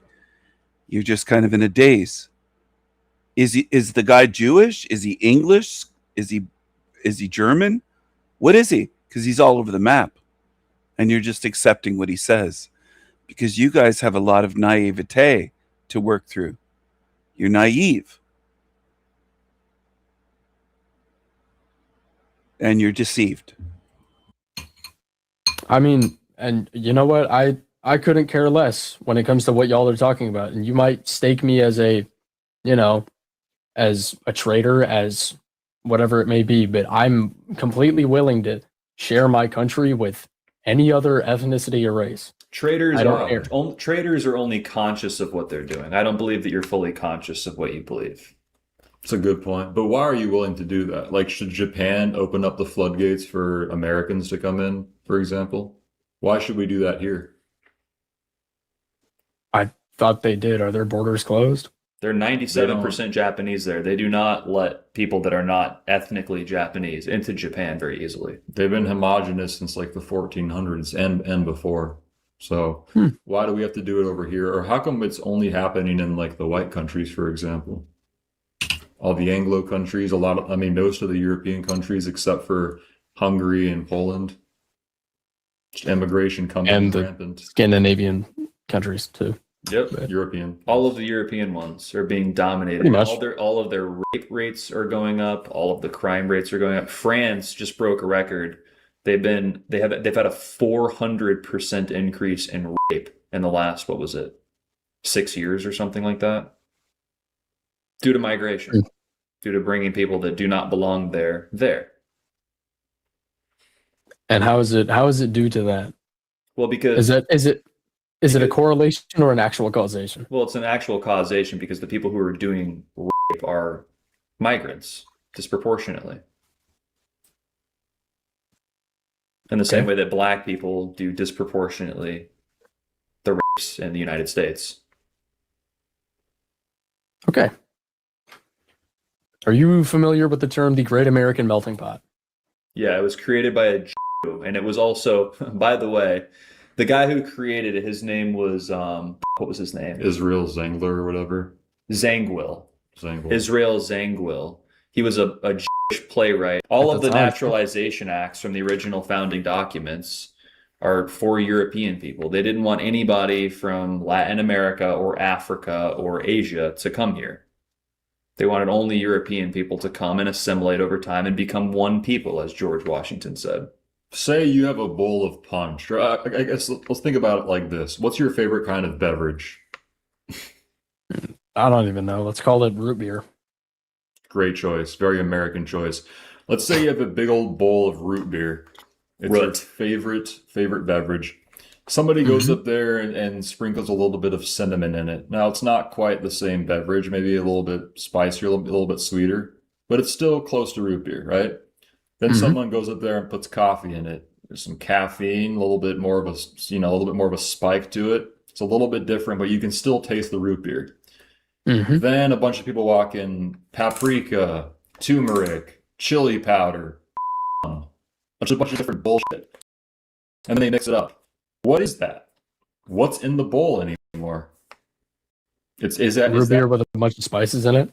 No, because the contents of it overshadow the root beer. There's more other stuff in it compared to just the root beer. So what is that? It's because they're concentrated flavors, and they're concentrated flavors that have more character, if you will. It's a metaphor. All it means. Do you understand what I'm asking? What is curry in the bowl anymore? It's not. And this, I mean, okay, listen. This is also just another way to call white people boring, because compared to a bunch of the other cultures that we have in America, we kind of are. This is another poison that you consume. We are the most poison. Yeah. And what do you like? Seriously, what do you mean by poison? Culture ever. Our heritage is more. It is infinitely more impressive than anybody else. What does a poison do? It deteriorates your body. There are other kinds of poison. Who poisoned me? Well, it's a complicated question. We can get into that. But a poison deteriorates not just your body, but it can also deteriorate your mental state, and it can deteriorate your spirit. And this is a very specific kind of poison that has white people thinking that they are uninteresting, boring. Our ancestors created everything. The world, like this entire situation, we're speaking English through the internet, through technology, alternating electrical current, all of this exists because of our ancestors. Nobody else could have ever conceived of this. That's not boring. That's the first world. That's progress. That's humanity. Our ancestors created that almost exclusively, with some small exceptions in between, like Persia or something like that. But I mean, that's culture. That's greatness. And that is not boring. It is the opposite. That's root beer, nigga. Okay. That's the truth beer. Get this man a true. Listen, we're not gonna. I don't want to overwhelm you. We're not here to attack you or insult you in any way. But I just want to plant. I want to plant this seed with you that who you are matters and has value, and you don't ever have to apologize for that ever. You don't have to respond. You don't have to argue. I just want you to think about it. That's all I'm going to ask you to do is just simply think about it. Are you open to that? Okay. I love it. Beautiful. Thank you. Appreciate the conversation, man. Any final words? I love it. Beautiful. Thank you. Appreciate the conversation, man. Any final words? Nah.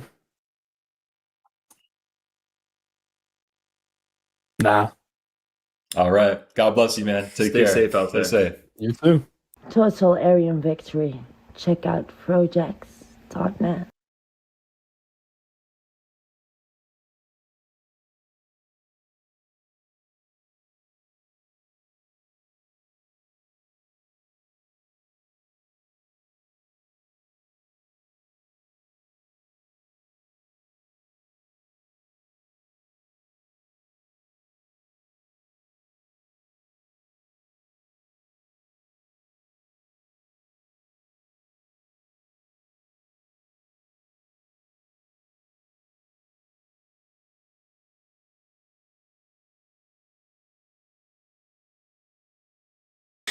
So anyway, one day I fell into a swimming pool and I bashed my head. And when I woke up, I could speak fluent Chinese and play the trombone. Oh, sorry. Hello, and welcome to this edition of the Jolly Heretic. I was just reading Aldridge Pryor, he's a hopeless liar, which is a character from the comic Viz. And I thought this was particularly relevant because I want to do a video today on Professor Jason R. Day, the professor of the sociology of education at Cambridge University. And as you may all know by now, Professor R. Day has been revealed to be a hopeless liar, to be a fraud, to be a fantasist. And I think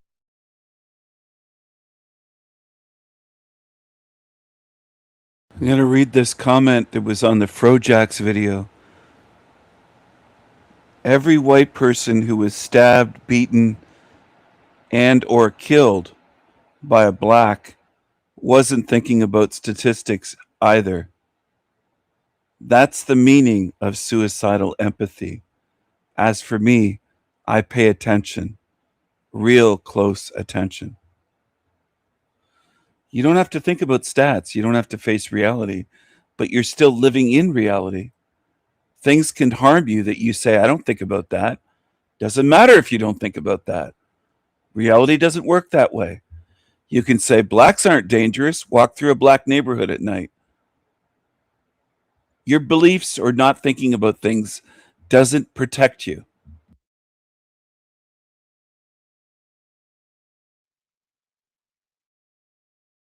I think worse than that, and more poignantly than that, to be a not very intelligent man who's a sort of a Walter Mitty and who has been used and taken advantage of by very intelligent extreme ideologues in a way that will profoundly damage him psychologically and possibly, you know, lead to suicide, ideation, and all kinds of horrible things. And I think that those people, those senior academics at Cambridge University that caused this to come about, should be deeply, deeply ashamed of themselves, and that they are responsible for the psychological breakdown in many ways of this fragile man. And they know that that's the case, and they know that's what they've done.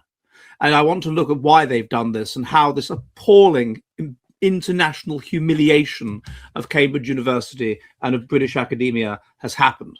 Before I do that, could you do me a favor? Could you please subscribe? Could you subscribe on YouTube? Could you hit the like button and hit the bell button and leave a comment for the algorithm and all that stuff? Could you follow me on Twitter? That's @JollyHeretic. And could you subscribe to my Substack? That's jollyheretic.com, where I put all the most based stuff I did on YouTube, in-person interviews, vlogs, blogs, films I make. And if you like what I do, you could support me for the cost of about a pint of beer a month. Okay, back to the video. So Professor Jason R. Day. So this is a PhD bonnet. It will become relevant later in the discussion. Now, what has happened here? How have we got to a situation where an obvious fantasist that does extremely bad quality research, whose doctoral thesis literally has a punctuation mistake in the title, could possibly end up at the age of only 37 being made professor of the sociology of education at Cambridge University, one of the country's most prestigious universities, before being found to be a plagiarist, a liar, a fraud, and that the Cambridge University should stick by him as well. How has this happened? What is going on? What does it actually reflect?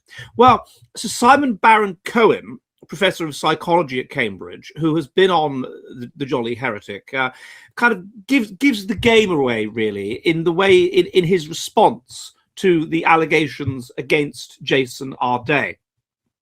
He supports him, and he tries to, you know, sort of put people off the scent and whatever. But one of the things he says is, and yet he continues to, so he's been found not guilty of plagiarism with regard to his PhD. His PhD, by the way, clearly massively plagiarizes. 100 passages are plagiarized from a Brunel University PhD thesis.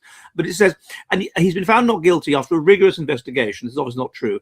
And yet he continues to be systematically discredited over every detail of his life daily. We should, of course, always investigate plagiarism to protect academic standards. However, this is the interesting bit, I cannot stand by and watch when an autistic man is on the ground and the kicking continues. This is relentless bullying of a vulnerable autistic man and raises safeguarding issues. It's time to stop.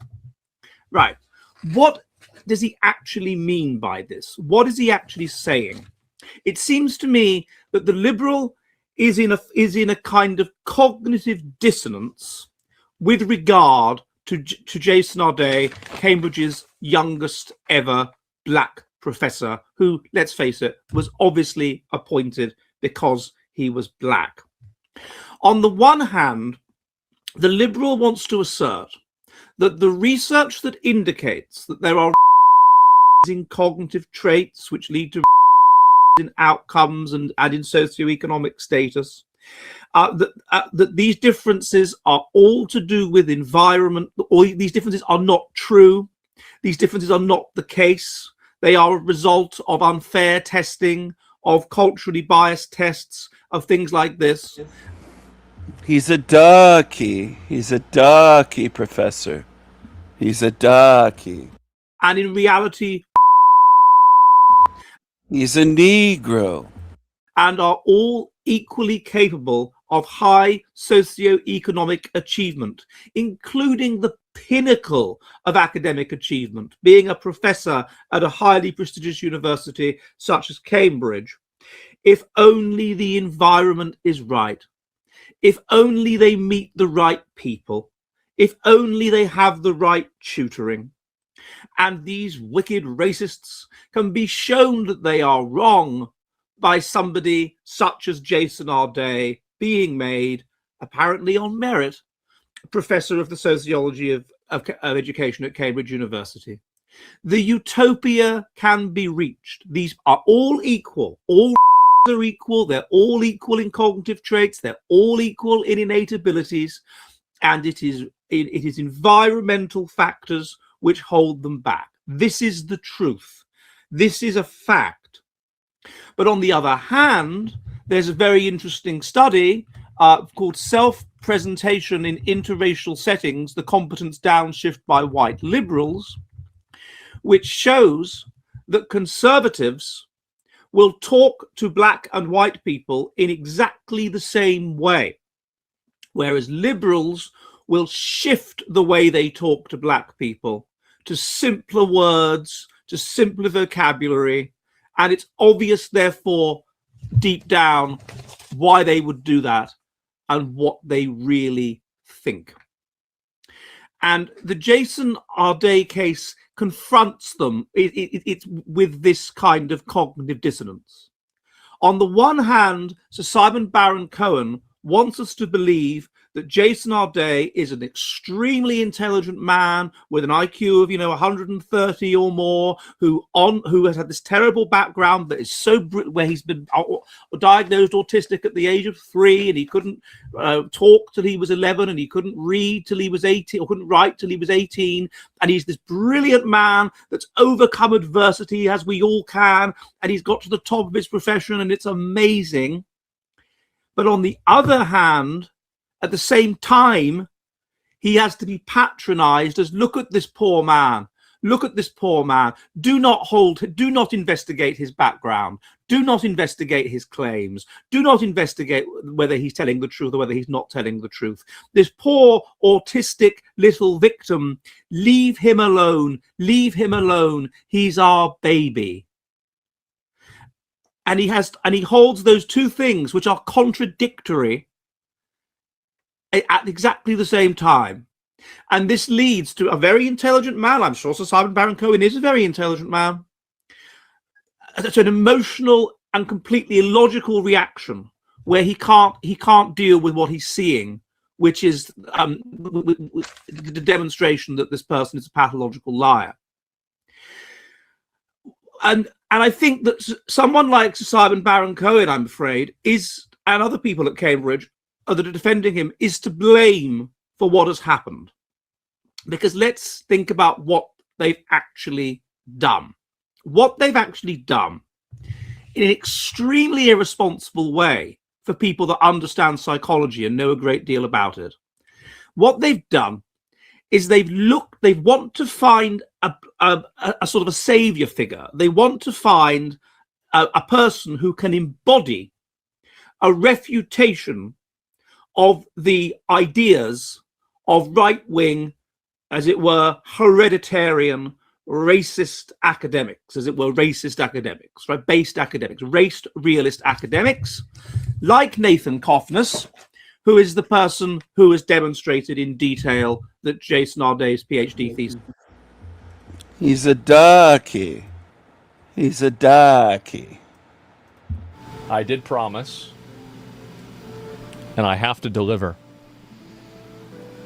This is the new one, and it's... Let me just unpack this. It's a black man in a KKK hood. Instead of holding up a torch, he's holding up an Afro pick. And the video title is called Why is Black America So Racist? This channel is so good. This channel is really one of a kind. And they now have 220,000 subscribers. The other day, they had 170. People have been waiting for this. Everybody has been waiting for this for so long. The BLM fist? It's not BLM. That's actually from, like, Black Panthers. It's from a long time ago. Let me ask you a question. Let's say a member of your identity group goes somewhere he shouldn't. Yeah. Gets asked to leave, and instead of leaving, he pulls out a knife and stabs a teenager to death. Do you A, denounce the crime, B, stay silent, or C, give him $500,000? If you chose C, then congratulations. You might be a black American. There's been...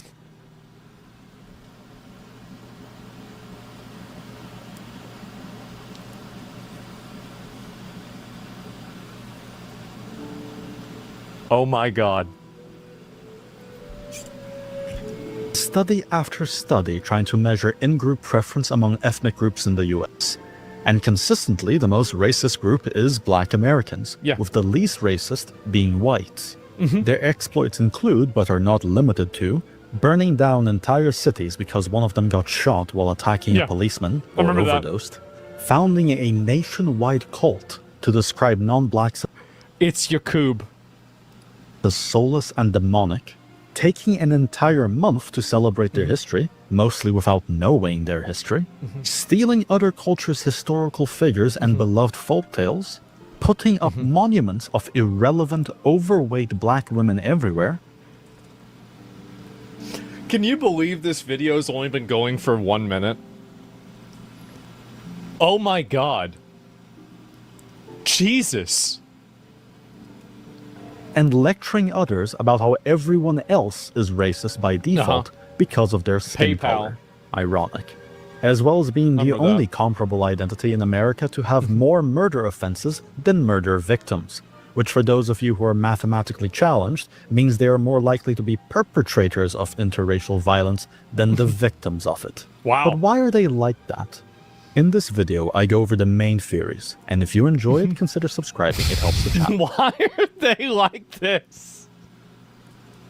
Oh my God. Theory 1. Historical grievances. This argues that the contentious history between whites and blacks, such as slavery or Jim Crow, is the reason for today's anti-white racism. I think that's partially true. However, racism usually follows simple cause and effect. A bad experience leads to prejudice. No one alive today in America was a slave. And no one was a slave owner. If historical reasons are the cause of current racism, then that can only be possible if older generations are teaching younger generations to hold on to that grudge. That's exactly what they're teaching them. They do. They teach them that the country is still racist, that they're still disadvantaged, and that all of these problems are just as real as they were in 1950. And it is a generational level of racism that is passed on from generation to generation. That's what's happening. It's obvious. What's striking is that historical grievances usually fade over time. Because it's illogical to blame people who weren't born yet for crimes neither you or anyone you know suffered. Except for the Yet Jews. black anti-white sentiment seems to worsen with each passing year. The reason why is because it's culturally acceptable to feel that way, and white people don't feel confident and comfortable calling it out. So whereas other forms of antisocial racist behavior get called out and eventually kind of fade away, the anti-white racism and black racism doesn't, because there's a lot of white people that don't feel comfortable calling out a black person for being racist. That's the reason why there's no social pressure in the same way. Groups, the Irish, Asians, Italians, also endured severe discrimination and moved on. Right. That's why I'm confident this is mostly rationalization, not the root cause. Which brings me to Theory 2. They're taught to hate. This one is more compelling. Education and media have pushed anti-white sentiment hard. Yeah, In they schools, slavery is often taught as a unique white crime, ignoring that slavery was universal across human history. That It's not. It was. There's no was. It is. Africa has more slaves now than, I don't know. Probably it did even back then. Like, I don't actually, maybe not because of the population, but like they still have a lot of slaves. Okay, there's way more slaves in Africa now than there are in America today. Dubai? Yeah, I don't know about Dubai. Africans enslaved and sold other Africans to Europeans, and that it was Europeans who led the global fight to abolish it. That's right. Media is even worse. Biased coverage fueled Black Lives Matter riots by portraying every cop as an immediate lethal threat to black people, despite data showing police shootings track crime involvement, not race. This narrative made black suspects more afraid, less compliant, and more likely to escalate. I think that's a good point, too, that he's bringing up, is that the media was complicit in escalating tensions between police and the black community and making black people think that they were going to get killed by a police officer when all they really had to do was comply with the police officer and not try to grab the officer's gun. I think that's true, and it scares them. And like, again, like, yeah, you shouldn't listen to the media, but some people do, and the media is trying to push this. Movies, news, and activism reinforce the idea that America is irredeemably racist against blacks, despite it being largely a fiction. If you disagree, I offer you the following challenge. List a systemic disadvantage that black people have, but you can't just say in effect like, black people go to prison more. You have to mention a current-day, unique legal discrimination that causes it. Theory 3. They're paid. Yeah, by the way, there isn't any. To hate. Put simply, being racist against white people is profitable. 2020's George Floyd riots caused billions in damages. And yet, corporate America donated hundreds of millions to the organizations behind it. Victimhood is used to justify programs such as DEI, affirmative action, and talks of reparations. Grifters on social media can make their livelihoods by simply lying about key social events to paint black people as victims and get hordes. We stand behind Carmelo Anthony? Shut up. Of racist support, causing a feedback loop with Theory 2. Was Shakespeare a black woman? Oh, God. It also gives them cultural dominance, Was Moses since black? no one can criticize them. Angels are black. You can prove it because look at this AI photo of a black angel. Without being labeled racist. The trick is to maintain the lie that black communities are eternally victimized in America. That way,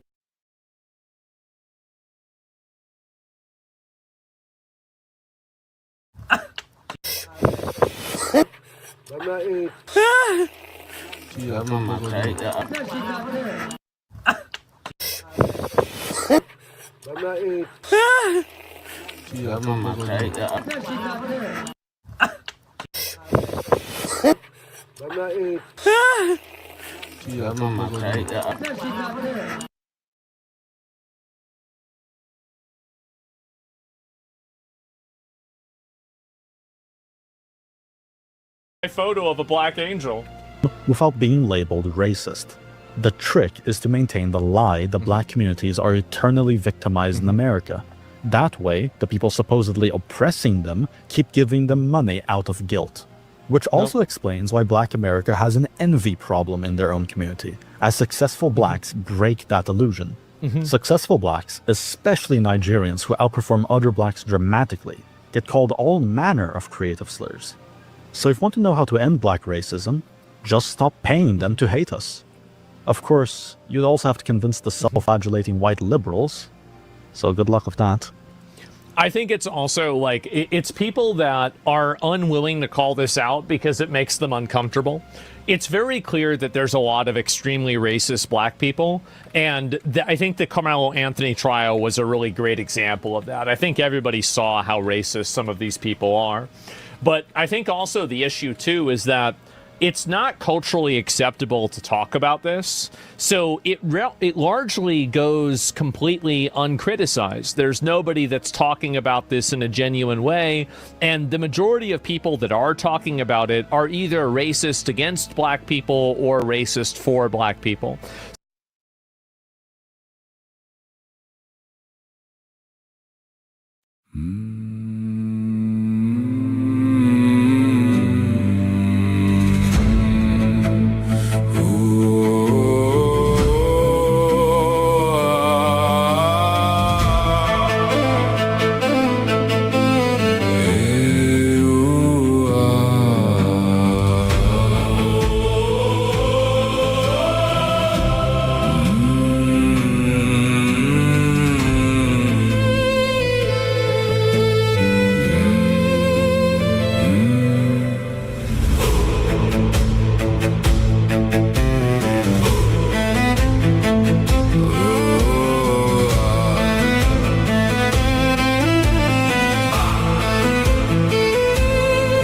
Viking songs, Viking strong, Viking songs, Viking strong, Viking streams, Viking dreams, Viking adventures.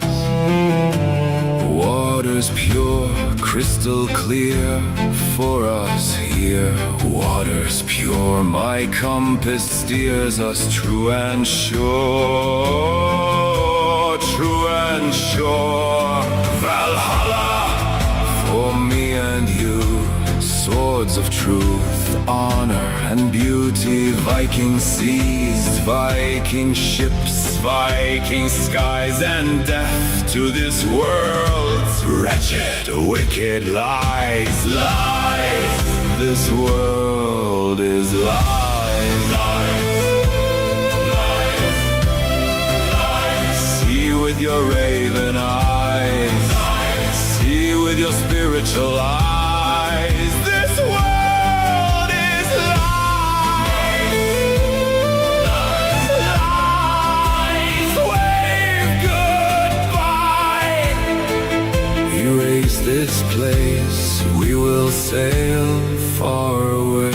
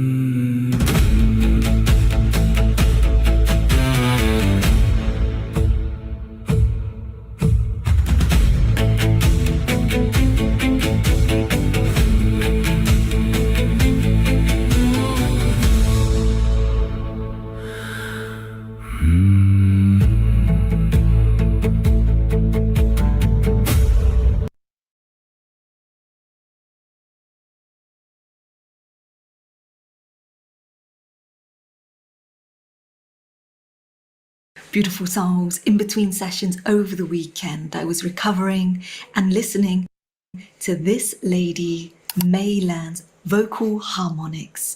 And as you can imagine, I quickly slipped into this hypnagogic state. And upon waking or coming out of that state, I thought this would be an interesting read, especially the very specific frequencies that are being brought through and how they might be beneficial for some of you beautiful souls, do they actually heal the body, or are they just a soothing balm? You're going to find out in just a few moments. But it was a shame to have to mute the clips. But many of you beautiful souls are familiar with the way that I work. So what I'm going to do is I'm going to pop the links to all 3 clips in the comment section below for those of you who would like to listen and to take that time for yourselves. Love and blessings. Let's go.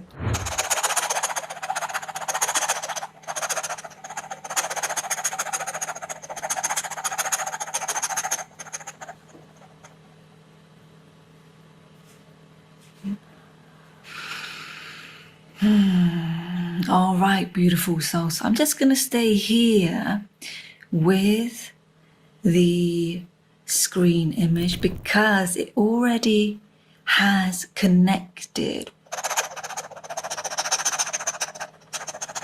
And it is enchanting.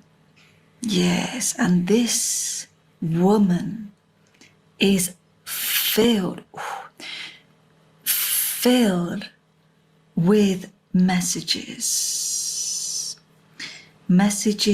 from the other side, the other realms, with an S on the end. So that is more than one. That is more than one. She has access to multiple realms.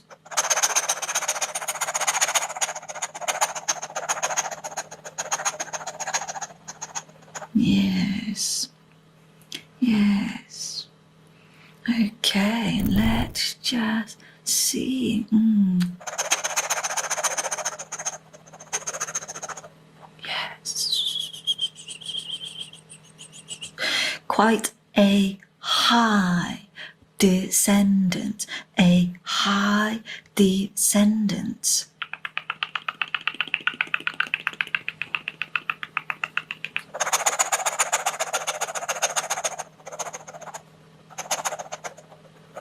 Yes. Okay, so her energy and what she does and what she is doing and how she communicates to the masses, for the masses, and how she is able to reach you. There we go. Through the ears, through the ears, through the ears. But there's much more. There's much more happening at the level of sound. And let me just start to play the clip now. Let me just start. Let's just see where that is reaching. Okay, so if you listen to this person and you really allow your physical body to relax, if you feel safe enough,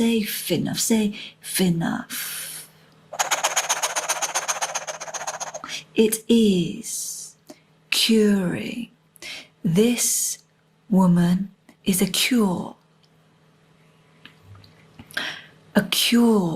for many illness and diseases. And we are being told that it is at the atomic level.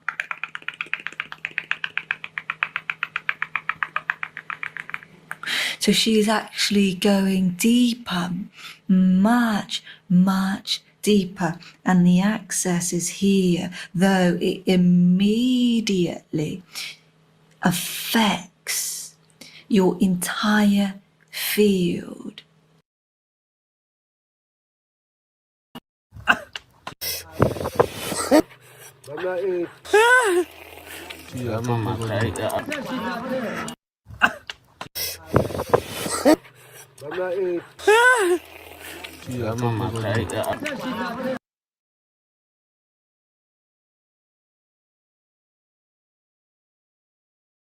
That's where it is going.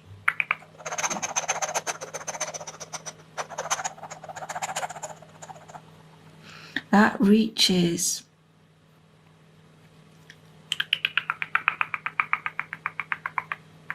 It's a cleaning. It is a cleaning from top to bottom, from top to bottom. Yeah, she is cleaning.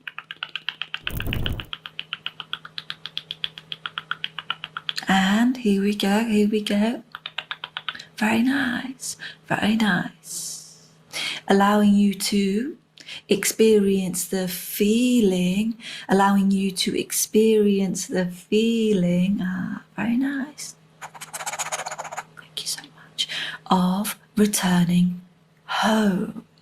Allowing you to feel the feeling of returning home. She is assisting.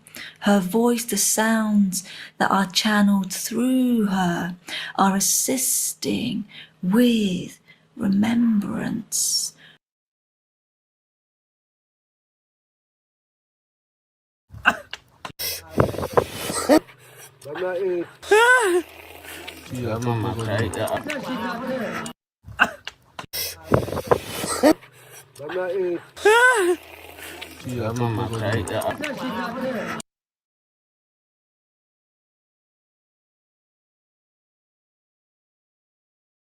Remembrance.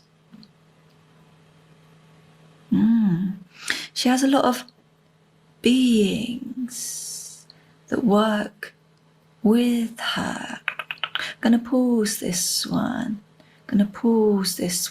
It's all very high, and she has very magical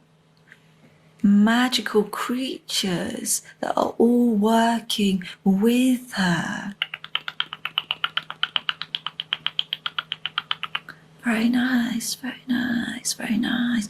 To assist her with the sounds, which is the vibration, the very beginning of creation. Beautiful. That is beautiful. So let's just see there. There we go. So we got the archetype of the mother coming in. Of the mother. She is the mother. She is the mother. She is the mother. She is the mother.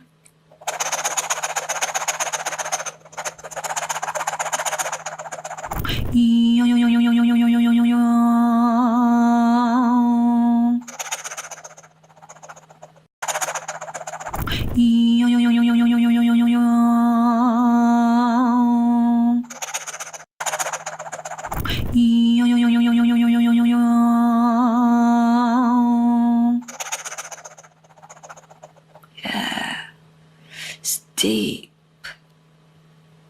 travels deep to heal. Yeah.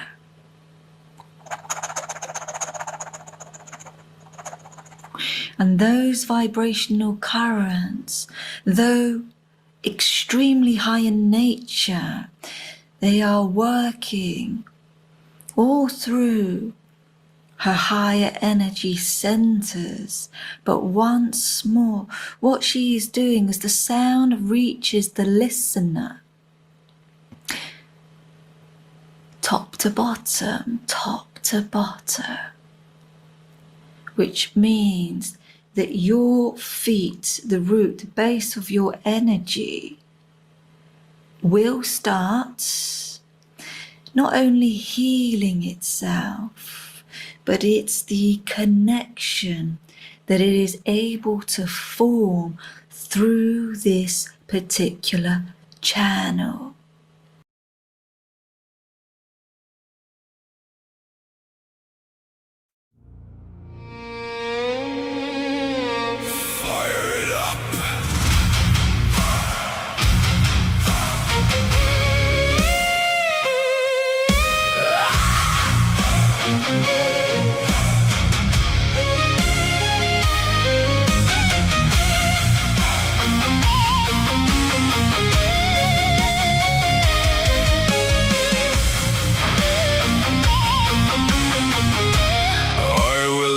use your mind against you.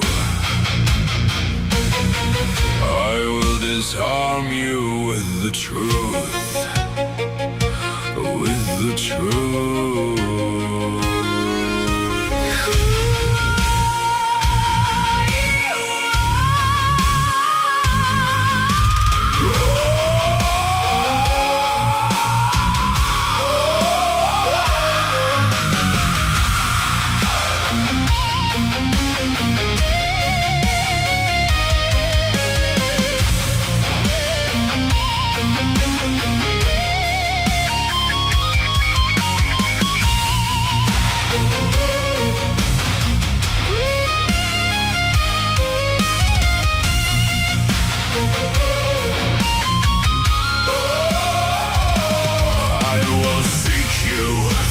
Darkness, storming, I will wreck you like an apocalypse, warring, a spiritual battle, a spiritual reckoning.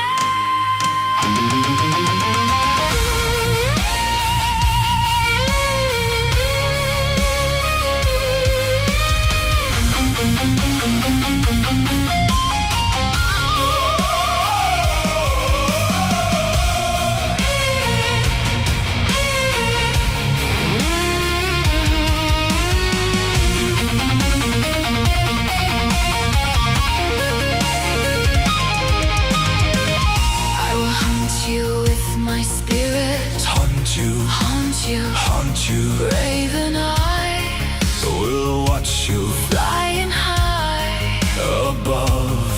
Wherever you may roam, you will be seen in your dreams. Watched by me, you will bleed. Watched by my ravens and crows. You will find no refuge. You will have no home.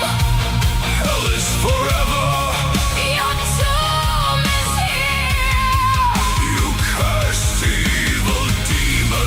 Evil demons will burn you in the fire, cannibalizing each other forever and ever.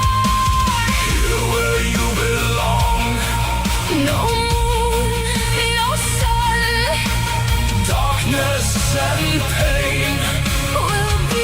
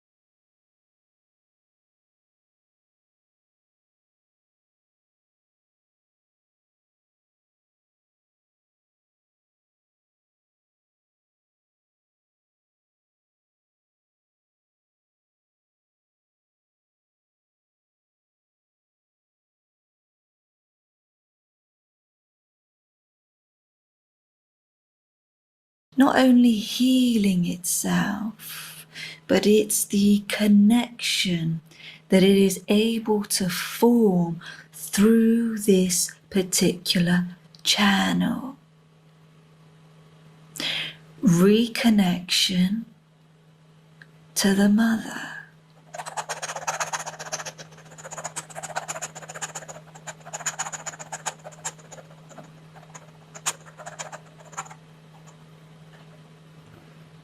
Yes. And then let's see. Oh.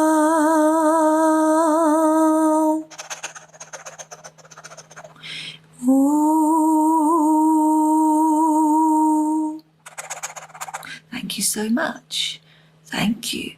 Thank you. Thank you. It is at one and it is with all. It is at one and it is with all. Because she is connected with all.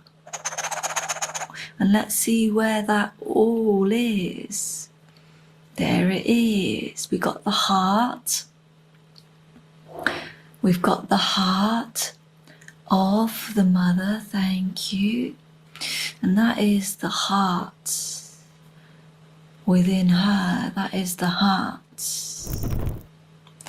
And that is also the place where she is able to reach for those who listen and allow their bodies to connect.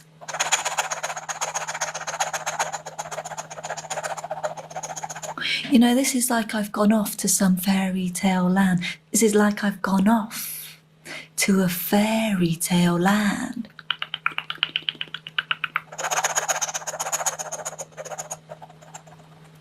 In this field, though there are many channels opening and happening all at once, the vibrational frequency is so high that no nonsense can interfere here. No nonsense can interfere here. And as all is happening with so many open channels all at once, there is a mighty power.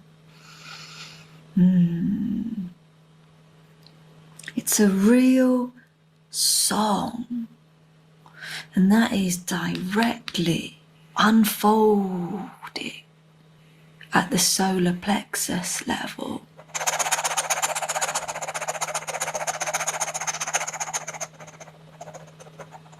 So there is immense power. But what is so freeing about this power is that there is no want, need. It doesn't exist. The control, it doesn't exist here. It just allows you to be. It just allows you to simply be. Okay, let's go to the final clip. Thank you so much. Thank you so much. Let's just go to this final clip here and see what comes through. Yeah. Certainly there. That's the union. That's the example. That's a union. It's the exchange.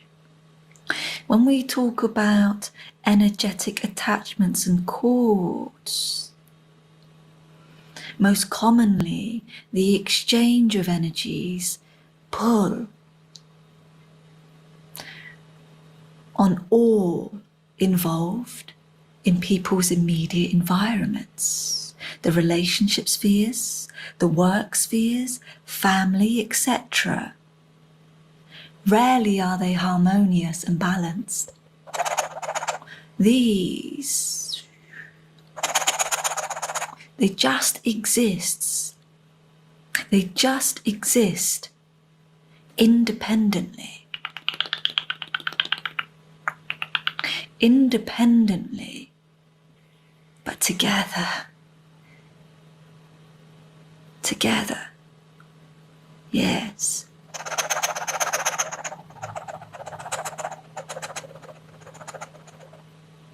Yes. Let me just stay here, because they are delivering, though it's sound, music, harmony. There are messages contained in all of that which they bring through. See, he even finds that funny.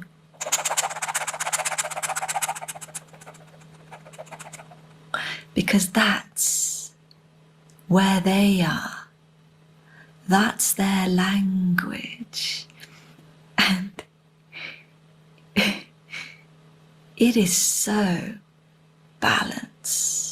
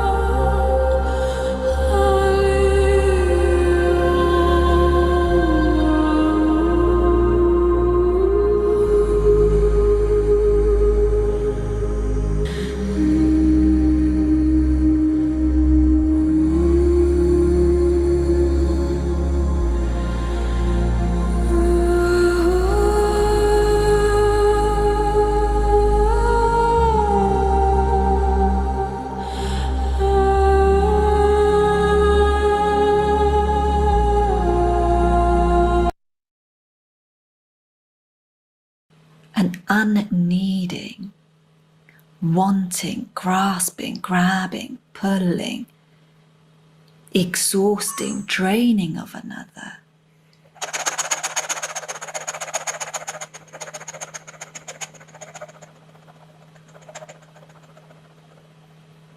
Let me just see where that message was. And it was the example here of union. The example here of union.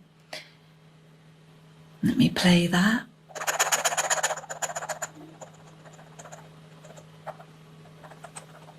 And it is one of give and take, give and take, give and take.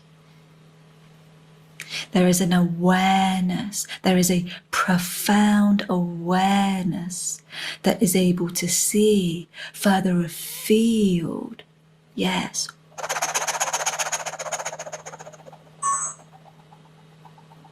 Thank you, thank you, thank you. Thank you.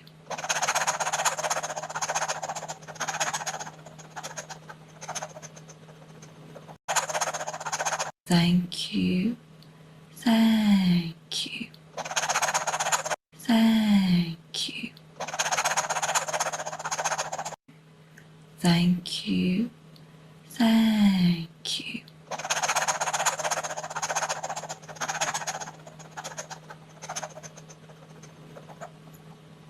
Yeah, very nice, very nice.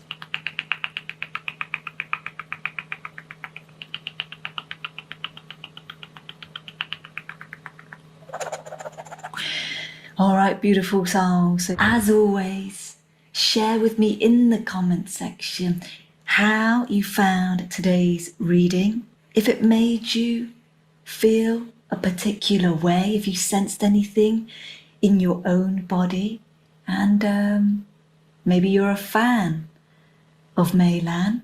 Maybe you already listen to her music. Share with me. Love and blessings, beautiful souls. Until the next one. Love and blessings.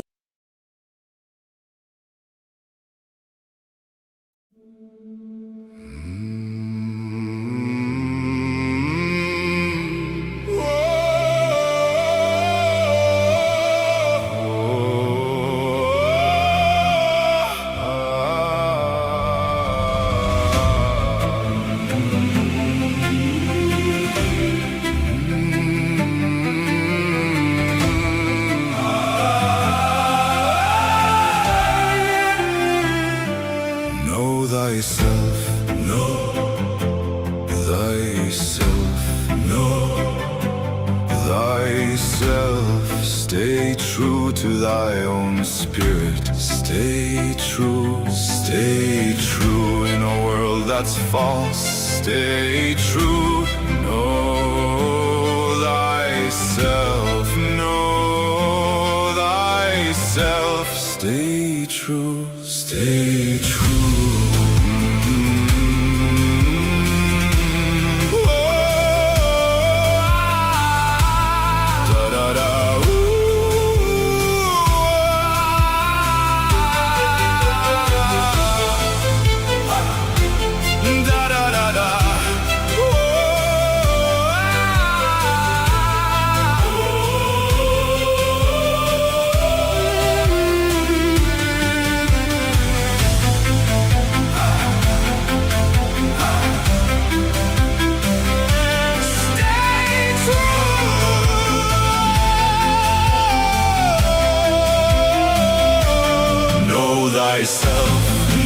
Thyself, know thyself. This is hell. Protect your spirit. Stay true to thy own spirit. Stay true.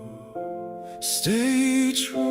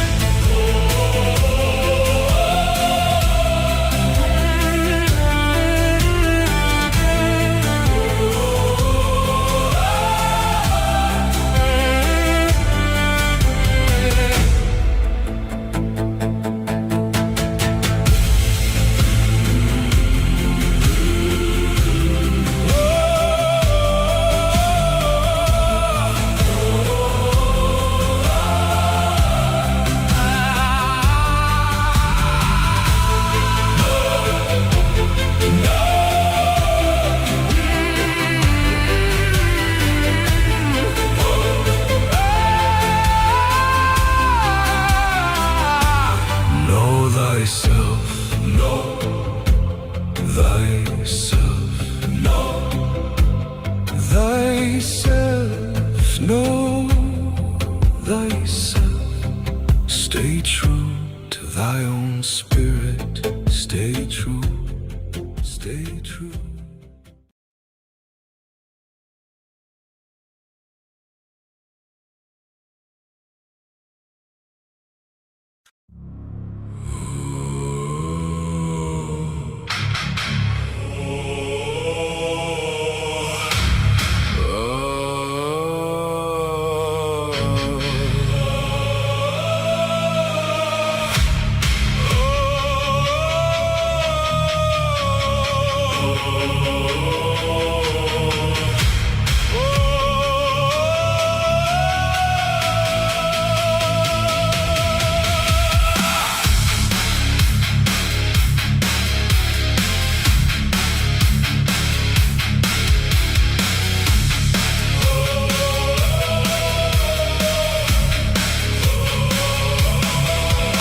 Sever the heads, let the blood rain. Murder hell realm and the feudal rage. Here's to the slaves with a smile on their face. Zombie slaves. Fire.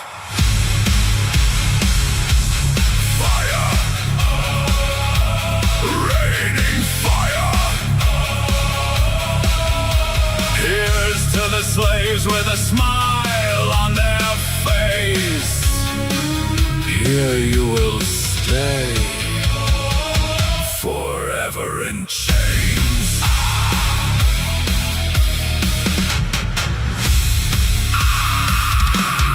Fire! The Raven King. The Raven King.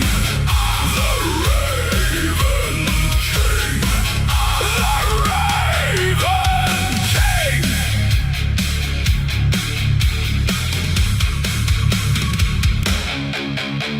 How can we be free? No one here is sacred. Ground them into grist. Burn their ranks in hell. Fire. Remain in hell. Fire. Raining fire. Here's to the slaves with a smile on their face. Zombie slaves. Fire. The Raven King. The Raven King. The Raven King. The Raven King.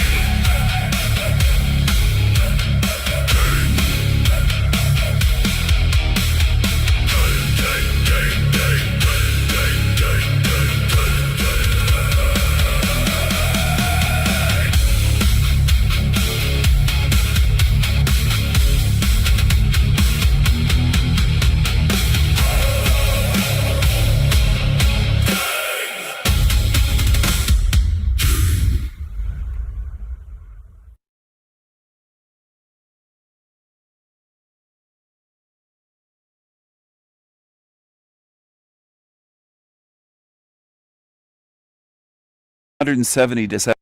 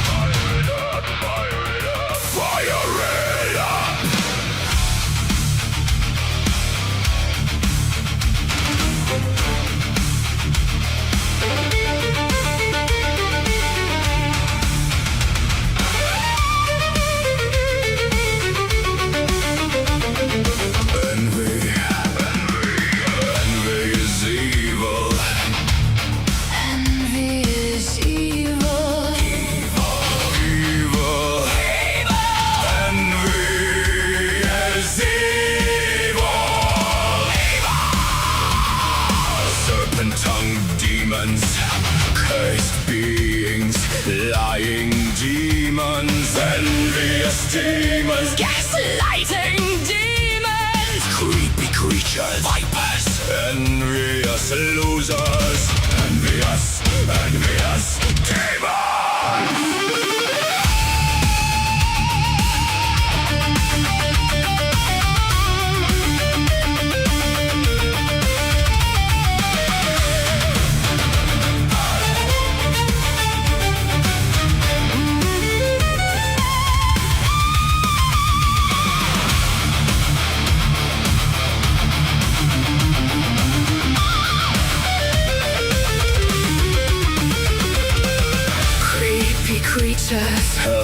your only future. Your future is pain. piss ants. Deluded. Piss ants. This is no game. Hey demons. Hey demons. Little angry demons. No mercy For you. You are doomed. Doomed. Doomed. Condemned here by truth. Condemned by truth. Your spiritual crimes will hang you high and burn you alive forever and ever and ever. No mercy For demons. No mercy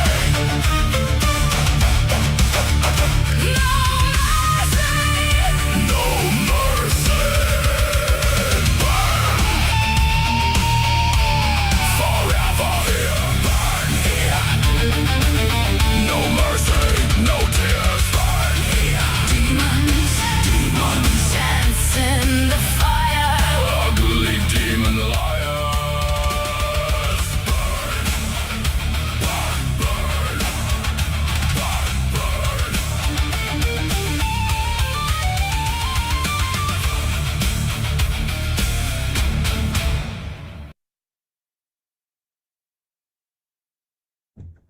Hello, everyone. Hello, hello. That song is No Mercy for Demons, written by me. Lyrics by me, song by me, vocals by me.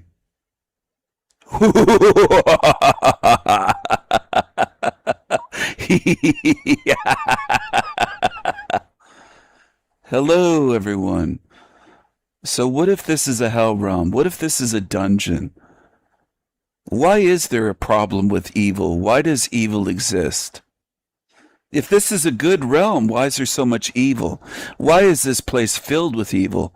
And so many want to either minimize it or pretend it doesn't exist or tell you, just don't worry about it. Be positive. You're making your life a hell realm. You're making it hell by talking about it and looking at evil. Just pretend it away. Look inside.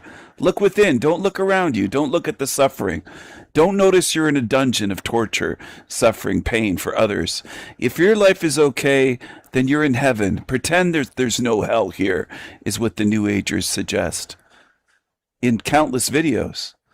Don't look at it, they say. Don't look at the suffering, the pain, the suffering, the disease, the hell realm, the dungeon, the design. Just pretend. Just be positive. Look within. Try to find heaven within yourself. Don't identify with your body and everything's okay. But I can't help but notice there's millions of children with cancer. There's millions of disabled children. That's not me, but they're suffering. See, I don't call it a hell realm because of my life. My life is actually pretty okay, pretty decent, pretty good at times. I'm not in chronic pain every day. Some people are in this place. They have all sorts of conditions where they're in chronic pain. They suffer migraines. They have MS. They're going blind. This is a dungeon for them. But just pretend, right, that it's not a hell realm. It's not a dungeon. All you have to do is block that out, is the suggestion of New Agers and psychopaths. Same thing, really. All they care about is themselves. They don't care about the massive, massive suffering in this entire realm. They want to pretend it isn't this way, but it is. The evidence is on my side. It's right there in front of you. A lot of you are too weak spiritually to look, or you don't care. You don't care about others. That's why you don't want to look at where you are. You don't want to look at the design. The trillions of beings here suffering, potentially trillions. Suffering every day, getting eaten alive every day, getting diseases, dying every day, dying every year. A whole city of people self-exit. They commit suicide every year. It's about 175,000 worldwide per year, every year, that want out of this dungeon so badly, they'll do anything to get out. Anything. They'll do anything to get out. Anything. Because it's that bad here. where many of you want to pretend, oh, it's not evil. This realm's okay. It's not a dungeon. It's not a hell realm. It's not a torture chamber. And then some of you, of course, minimize it. It's a mixture of heaven and hell, or it's a prison planet. It's just a prison. No, it's not a prison. It's way worse than a prison. It's worse than a dungeon. It's a hell realm. My description is fitting for what this place is.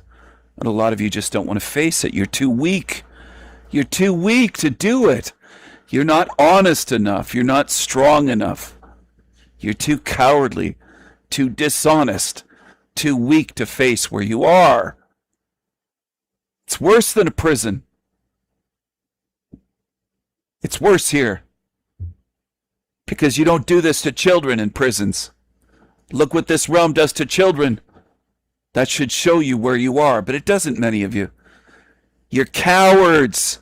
Mentally and spiritually and emotionally. You're fucking cowards. You don't have the stuff. You don't have the spiritual stuff. You don't. You don't have the brass balls that I have, clanging together like thunder. You don't have it. Look at this. Grimoire. Is this my altar? What do you think? Do you think this is my altar?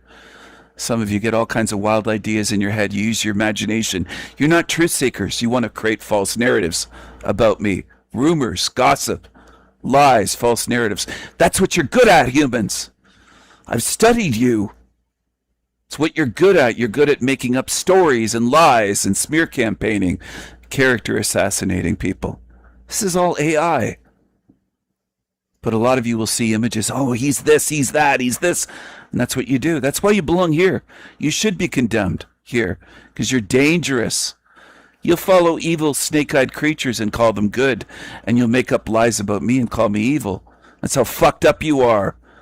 Most of you on YouTube that call yourselves truthers are fucked up. You're mental. You're liars. You're deranged. You call yourselves truthers and you're liars. You're liars. Look at this. Pentacle on the cover. That's my grimoire right there. That's a photograph of my altar. Or is it? Is it? What do you think? Do you think I created that in seconds with AI, or do you think I took a picture? What do you think? See, many of you don't care what's true. You don't care if it's true or not. You love drama. You love stories. You love entertainment. You love everything in this realm, and Hollywood knows it. They know it. They know you're not truth seekers, most of you humans. You follow what's on TV and in movies and comic books and fictional books, vampire books, Harry Potter books, whatever. That's what you follow. Dungeons and Dragons games, video games, whatever your thing is. That's what you want. You want fiction. Most of you don't want the truth. You're not truth seekers. You don't take the time, energy, effort, passion for seeking to know what the truth is of where you are. You want stories. Most of you humans, you demonstrate it. You spend billions on stories. Trillions maybe per year. But you don't seek the truth. There aren't millions of you watching my videos. You don't want truth. You want Hollywood, don't you? You want stories. You want lies. You want drama. You want entertainment. You want false narratives. You want to see this and go, that's black magic. You want to make up stuff in your head. You want to follow evil. You're in an evil realm, and you're following evil liars and evil deceivers. Most of you on earth, your idols are evil. They're part of the world stage. Same on YouTube. You follow liars like this gingy liar.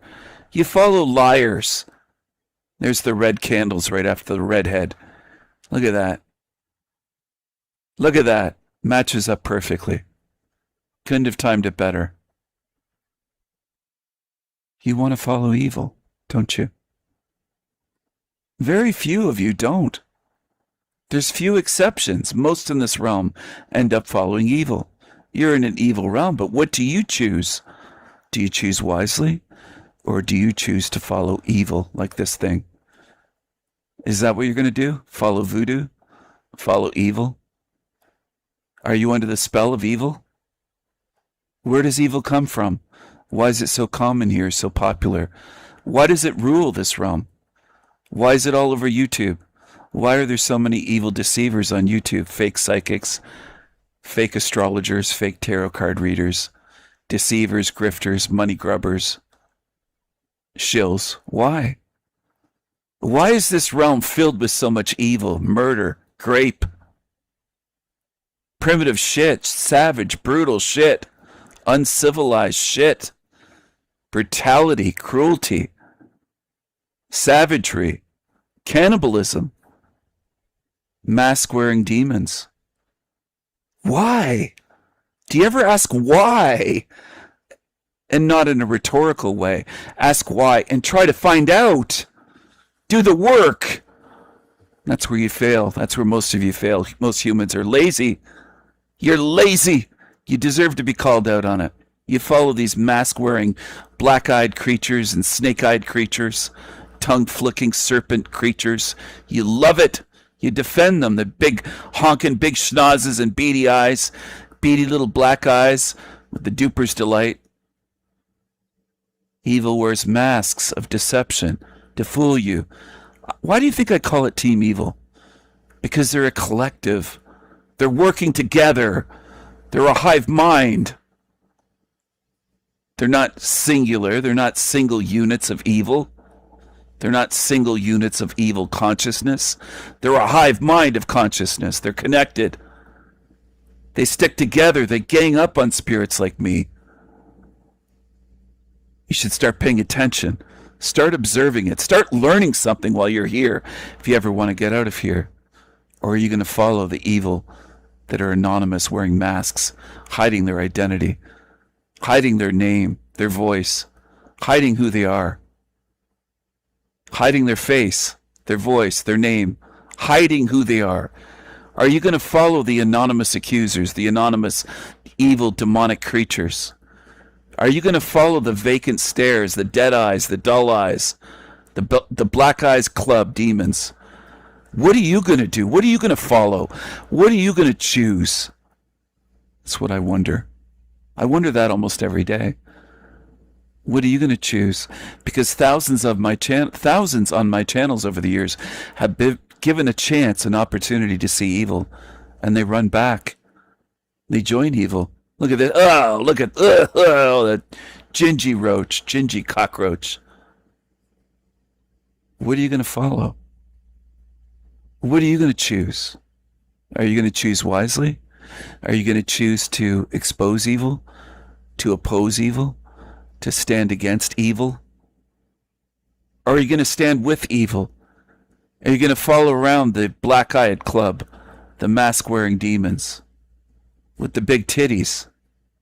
Is that enough for you? A set of big tits, or perhaps a pretty face, or is that enough to con you, to seduce you, to deceive you, to mislead you? Is that enough? What are you going to do? What are you going to choose? What are you going to follow? Are you going to choose wisely? Are you going to stand in the light of truth with true spirits, good spirits, spirits that care for truth, care for others, have love, care for truth, care for love, care for justice, care for what's right, righteous, moral beings of justice and truth? Or are you going to oppose good beings and stand with the dark ones, with the darkness, with the black-eyed demons? Where do you stand?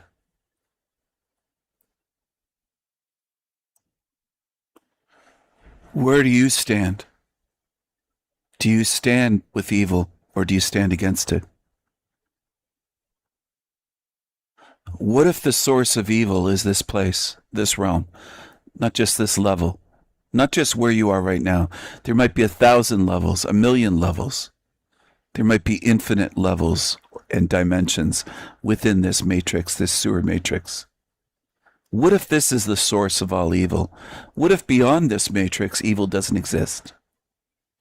What if this is the only place known to have evil, to have spawned evil? That's a possibility. What if evil only exists here? That it's designed here? That it's created here, born here? What if there is no evil on the outside? Outside of the matrix, beyond the matrix? What if it's completely not just unknown, but foreign? Where if I described the evil within here, these beings, spirits we'll call them, outside of here, consciousness, wouldn't know what I meant. They wouldn't understand. They've never experienced it. They can't imagine it. They've never had contact with this shit in here. In here! Where most of you think it's normal and natural. Most of you just go along with it. You conform to it. You acquiesce. You assimilate. You become evil. You're in an evil realm and you become evil with it over time. Perhaps 20 years, 30 years, 40 years, 5 lifetimes, 20, 25 lifetimes, 100 lifetimes, whatever it takes. It gets you in the end, this realm. If you keep coming back, it degrades you. Maybe some of you are tougher, you're stronger, you're more resistant. It takes longer. Others, it can happen in 20 or 30 years. They seem like a regular child. They seem innocent, good, maybe pure. Maybe not, but maybe fairly good. By the time they're 15, 20, 30 years old, 35, they're rotten. They're evil. They're like Hollywood. They have all the morals of Hollywood. They're evil. They're demonic. They've been degraded. They chose darkness. They chose to follow evil. They went with it. They didn't stand against it. They didn't oppose it. They're weak. They joined with evil. They weren't born evil, but they became evil in part of a lifetime, half a lifetime, or 1/3 of a lifetime, or maybe in the first 7 or 10 years of their life. There's children that can become evil. Maybe they're possessed. Maybe they open themselves up to demonic entities. Maybe they're a vessel and they have entities swarming in them. Maybe some of their choices mattered. They followed evil. They went along with the evil children, the evil demons. They copied, they mimicked. They followed, they thought they were cool. Evil is rotten. It's nasty. It's smelly. It's gross. It's disgusting. It's not cool. It's not cool at all. Hollywood tries to make you believe it's cool. Hollywood music, TV shows, movies, the whole entertainment, entrainment industry wants you to follow evil and be a slave to evil. It wants to make you a slave. It wants you condemned. It wants you doomed here. It wants you to be fucked here forever. It wants you to be fucked here forever. It wants you to be drained, degraded, destroyed, corrupted.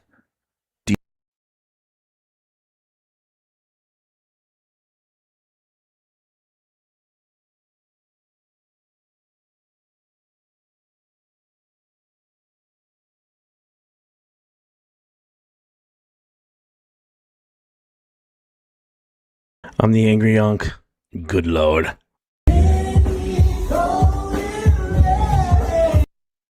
Buying foot cream, hemorrhoid cream, barbecue bricks, Lay's potato chips. I don't want to be serenaded by Cool Mo D.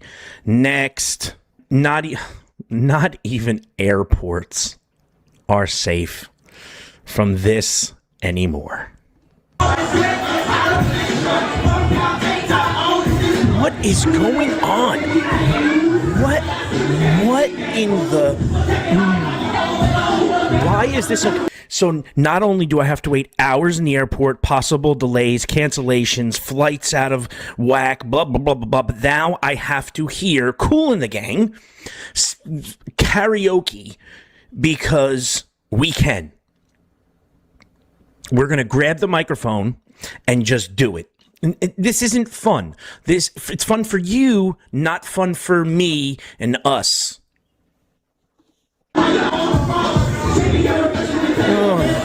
I don't want want to hear Nelly when I'm waiting to go to Montego Bay. No, thank you. No, thank you. Make sure Montego Bay, cross it off the list. No, thank you. That is a lot of herding going on.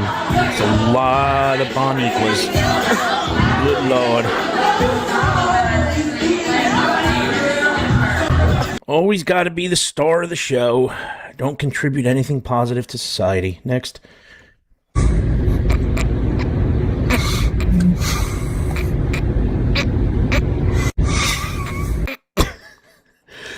I'm not getting refund, especially with your attitude. Especially when you didn't bring the food back.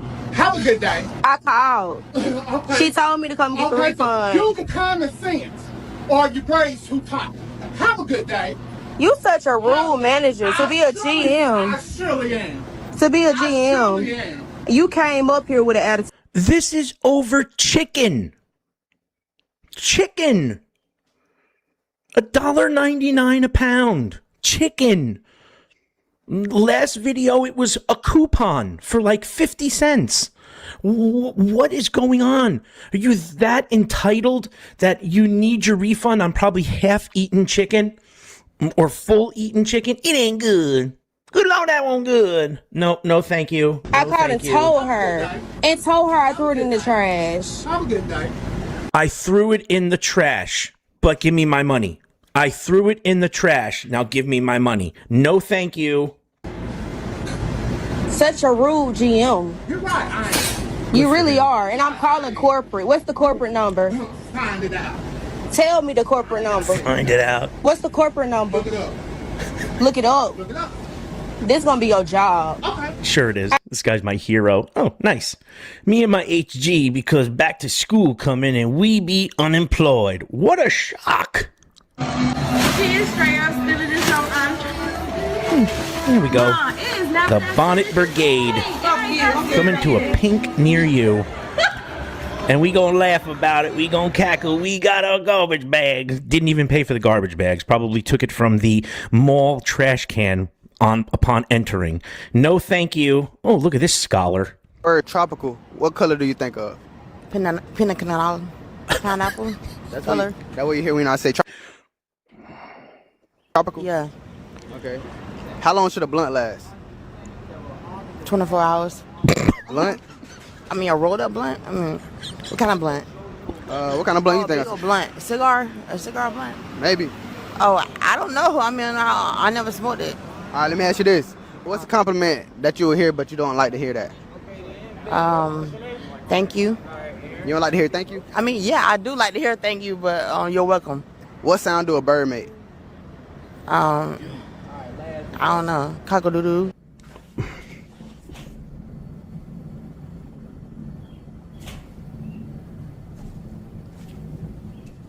I'm speechless. What sound do a fart make? A fart? I don't know, like a pig. How it sound? Oink, oink. Oink, oink. All right. Last question though. What's 3 plus 5? 3 plus 5, 7. All right, thank you.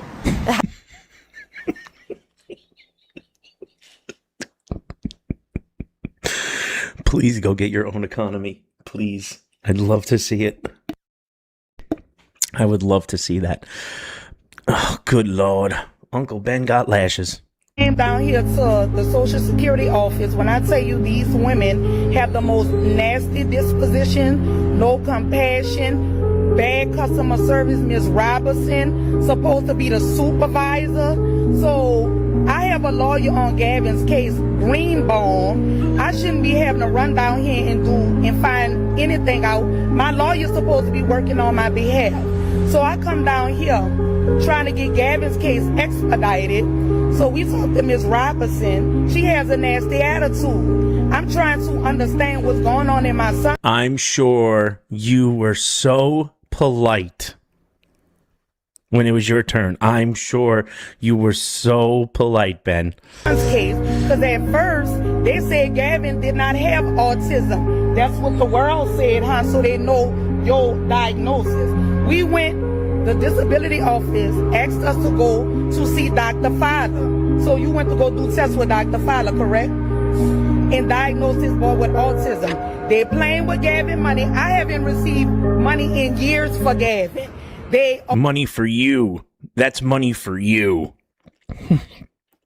Black people cannot do that a white person can. Hey, do you guys want to go to Walmart and load our cart up with just like whatever we want and then go to the self-checkout line and scan like 2 Kool-Aid packets and then walk out of the store pretending like we actually paid for everything? Yeah, then when security tries to stop us, we will immediately get violent and aggressive with them and start yelling about how we didn't do nothing and how we have a receipt on our phone but then not show them the phone.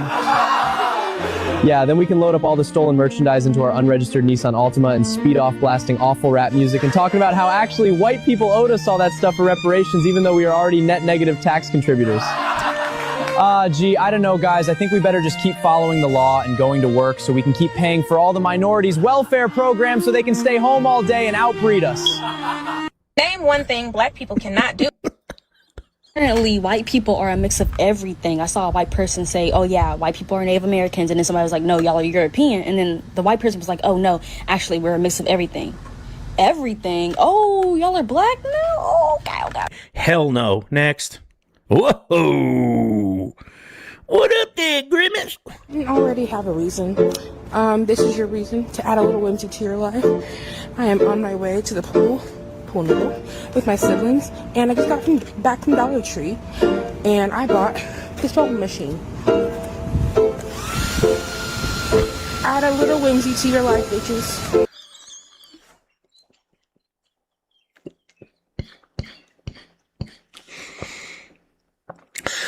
Only seen here. Mac and cheese, cornbread salad. What on God's green earth is a cornbread salad? I was born and raised in the South. I ain't never heard of such a thing. Didn't even know that it came in that format. Didn't know that cornbread could be salified. But here we are. Salified? I love this guy. This is not the season for creativity. That was Halloween, okay? You gotta stick to what you know. We don't need no experimentation taking place. Mac and cheese. I can't. It's unbelievable. Michael Jackson may be alive. I think he was spotted in Vietnam.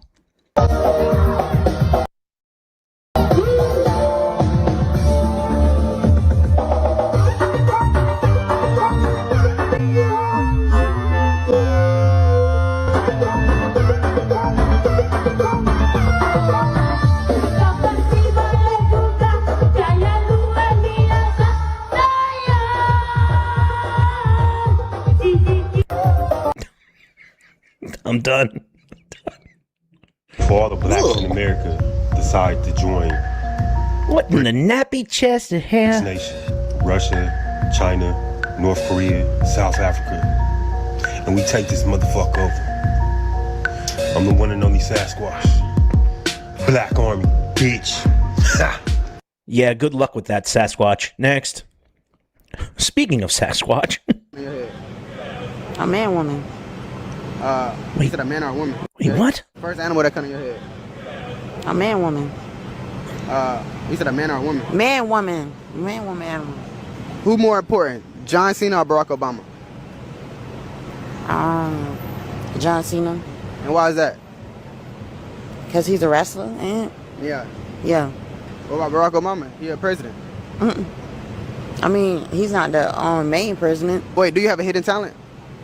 What exactly is only the main president? Could someone explain that to me? Talk of what in the fantasy island? Oh. So if you had to be famous, what would you be famous for? Crack. For panhandling. That's for money. That's the only thing you'd be famous for? Yeah. What do you want to be in life? I don't know. I already been. It ain't over though. How you know? Because how old are you? I'm 30. I'm old enough. You know what I'm saying? Life ain't over. Oh, okay. All right. And what's your name so the world can find you? Just call me Kimberly. Kimberly? Yeah. I'm sure her name is Kimberly. Next. of us only have 2 pair of drawers. Us? What? I've been having the same 2 pair of drawers since like high school. I don't even know where to go even buy drawers at. Nasty bitch. Like, so I know y'all don't know where to go buy drawers at because the only place y'all be going is to the liquor. What you talk about us? You talk about the movie? Boy, if you don't get this, nasty bitch, stinking bastard. Oh, God. Look at you. Oh. You don't tell you look like a Barbie? Yeah. You do. Thank you very much. You look like my Barbie. All right. Wow. Look at you. Why these racist bitches, white fucks don't like black people. And I'm gonna settle this shit because I'm tired of thinking about it, listening to it, hearing from, seeing this shit on social media. We come with power. We're grounded, we're solid, we're real. And that's what they don't like about themselves. They fake as fuck. Oh, okay. Okay. You fake from the top of your head all the way down to your crusty ass nail. These people are evil. They don't have a heart. That's why they think they can control the world as of today. But I could get demonetized by saying one word. But you can come on and just say whatever you'd like. Want for black people being so powerful, none of them bitches will make it. Y'all hear me, black people? These racist fucks hate black people because we come with charisma. We come with, everything equipped. We got all the tools. These bitches is broken, damaged. You come with debt. You come with... you come with debt, crime rate, broken homes. Next. She's looking for Jamal. Her name is Little Debbie. Oh, supposedly I'm pregnant by you. You need to come pay your child support because people think I am pregnant with Jamal's baby. I am not pregnant whatsoever. They're dumbasses. Poor Jamal. Yikes. I'm not the bride. I'm the bride's best friend and oldest roommate. I'm not the bride. I'm the bride's friend. I'm not the bride. I'm the bride's friend. I'm not the bride. I'm the bride's finance friend. We're at about, 2,500 pounds at this point? Okay. I'm not the bride. I'm the bride's fine friend. I'm not the bride. I'm the bride's daughter. 3,200 pounds? I'm not the bride. I'm the bride's niece. I'm not the bride. I'm the bride's beautiful mother. I'm not the bride. I'm an honorary sister. I'm not the bride. I'm the bride's sister. I'm not the bride. I'm the bride's best bitch. I'm not the bride. I'm here so I don't get fined. I'm her sister. I'm not the bride, but I wish I didn't know her. I'm not the bride. I'm the bride's sister.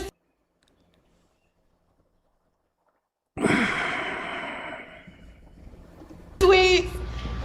I'm the bride.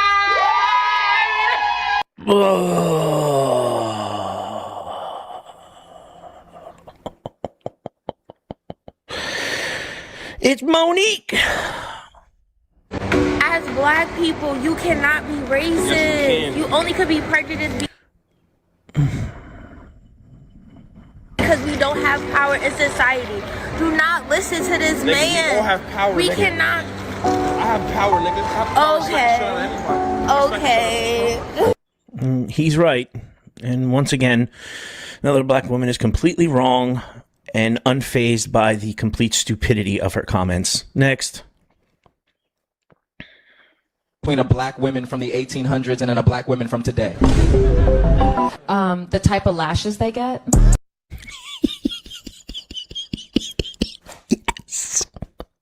Episode of Tweaker Geographic. We spot Gam Moore. Gam Moore is seen doing a dance move researchers call the South Side Shuffle while completely inebriated at a crosswalk.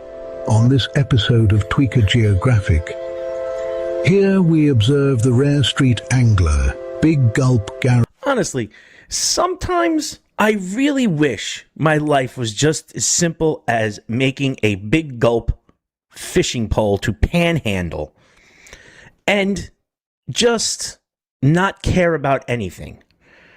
But then I would have to look like that with a tablecloth around my waist, and I go, life's a little better on this side. Fishing for loose change with a cup as bait. One good cast near the tourists, and he could reel in enough quarters to migrate straight to the corner store.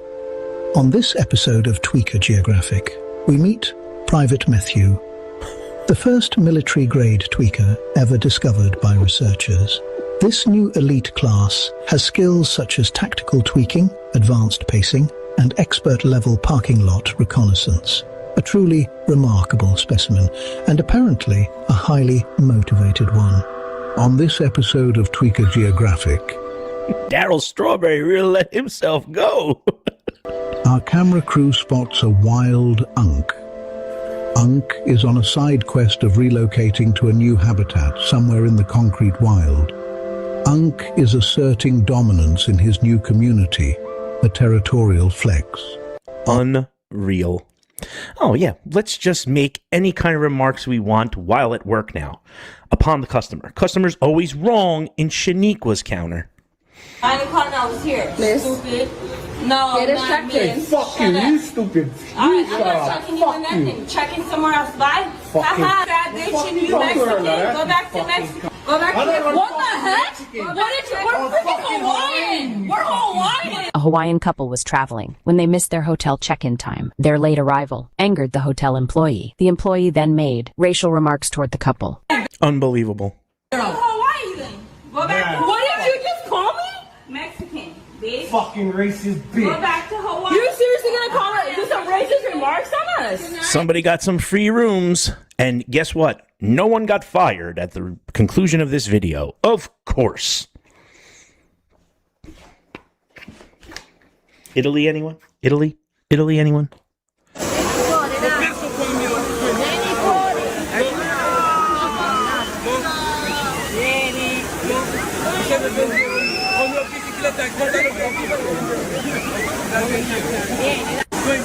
Oh.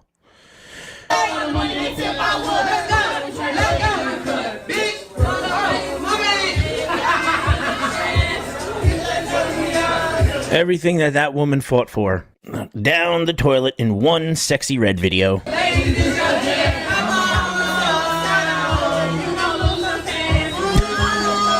Not even their grandparents want to be around them. Not even their grandparents want to be around them. And you know that couple is upstanding citizens, did what they needed to do, and they're just like, good Lord. Good Lord.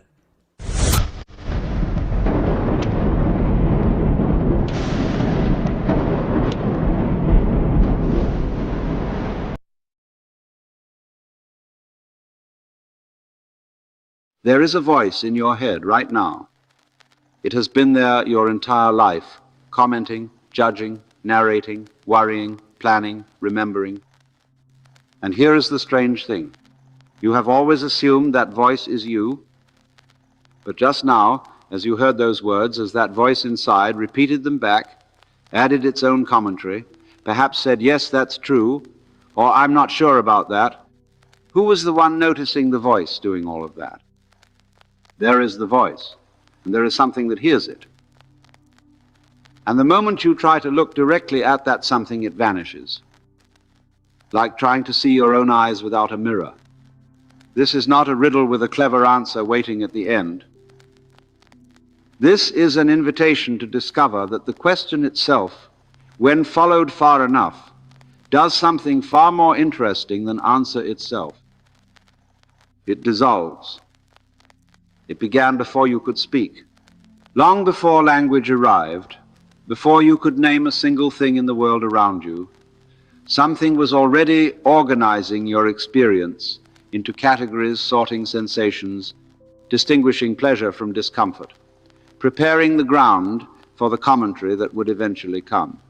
And then, somewhere around the age of 2 or perhaps 3, the voice arrived.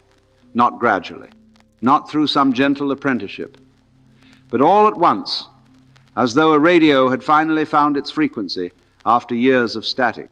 Suddenly there were words for everything, for the warmth of sunlight, for the smell of bread, for the particular texture of your mother's voice when she was worried. And with the words came something else entirely.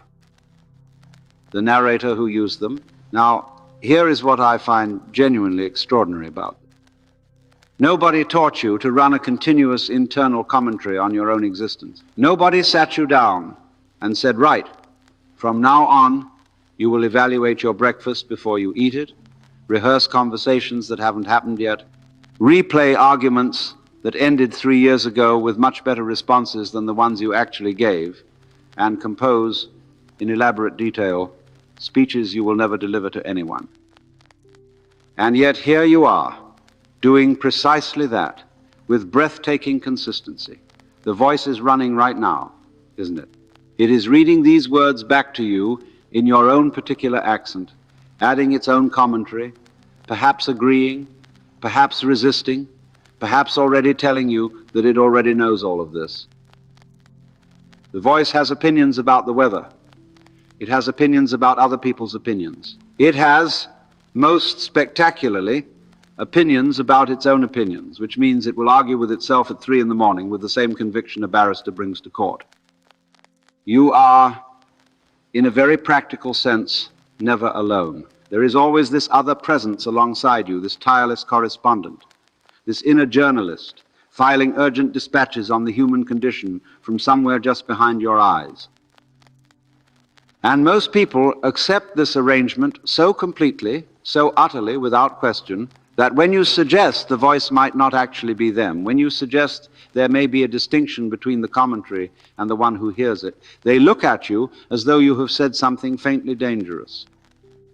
But there are moments, you know the ones I mean, very early in the morning, before the narrator has properly reported for duty.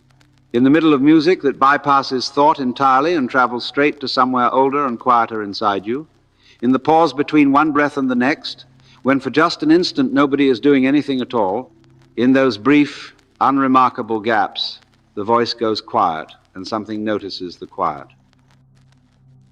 Something that was always there, underneath the noise, witnessing the whole performance from a place that has no address and no name.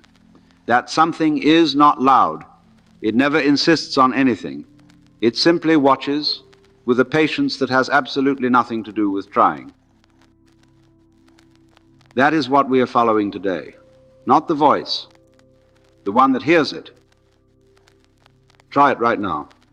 Try to find the one who is thinking, not the thoughts themselves, those are easy enough to observe, they drift through like clouds across an afternoon sky, but the thinker, the one behind the thoughts, the entity that presumably owns them, generates them, suffers through them at difficult hours, and occasionally takes credit for the brilliant ones. Go ahead, look for it. What happens is rather magnificent if you pay close attention. The moment you turn your attention inward to locate the thinker, you find another thought, a thought about the thinker.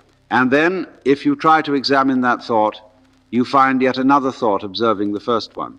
It is a hall of mirrors that extends in every direction simultaneously, each reflection containing another reflection, none of them ever arriving at the original face.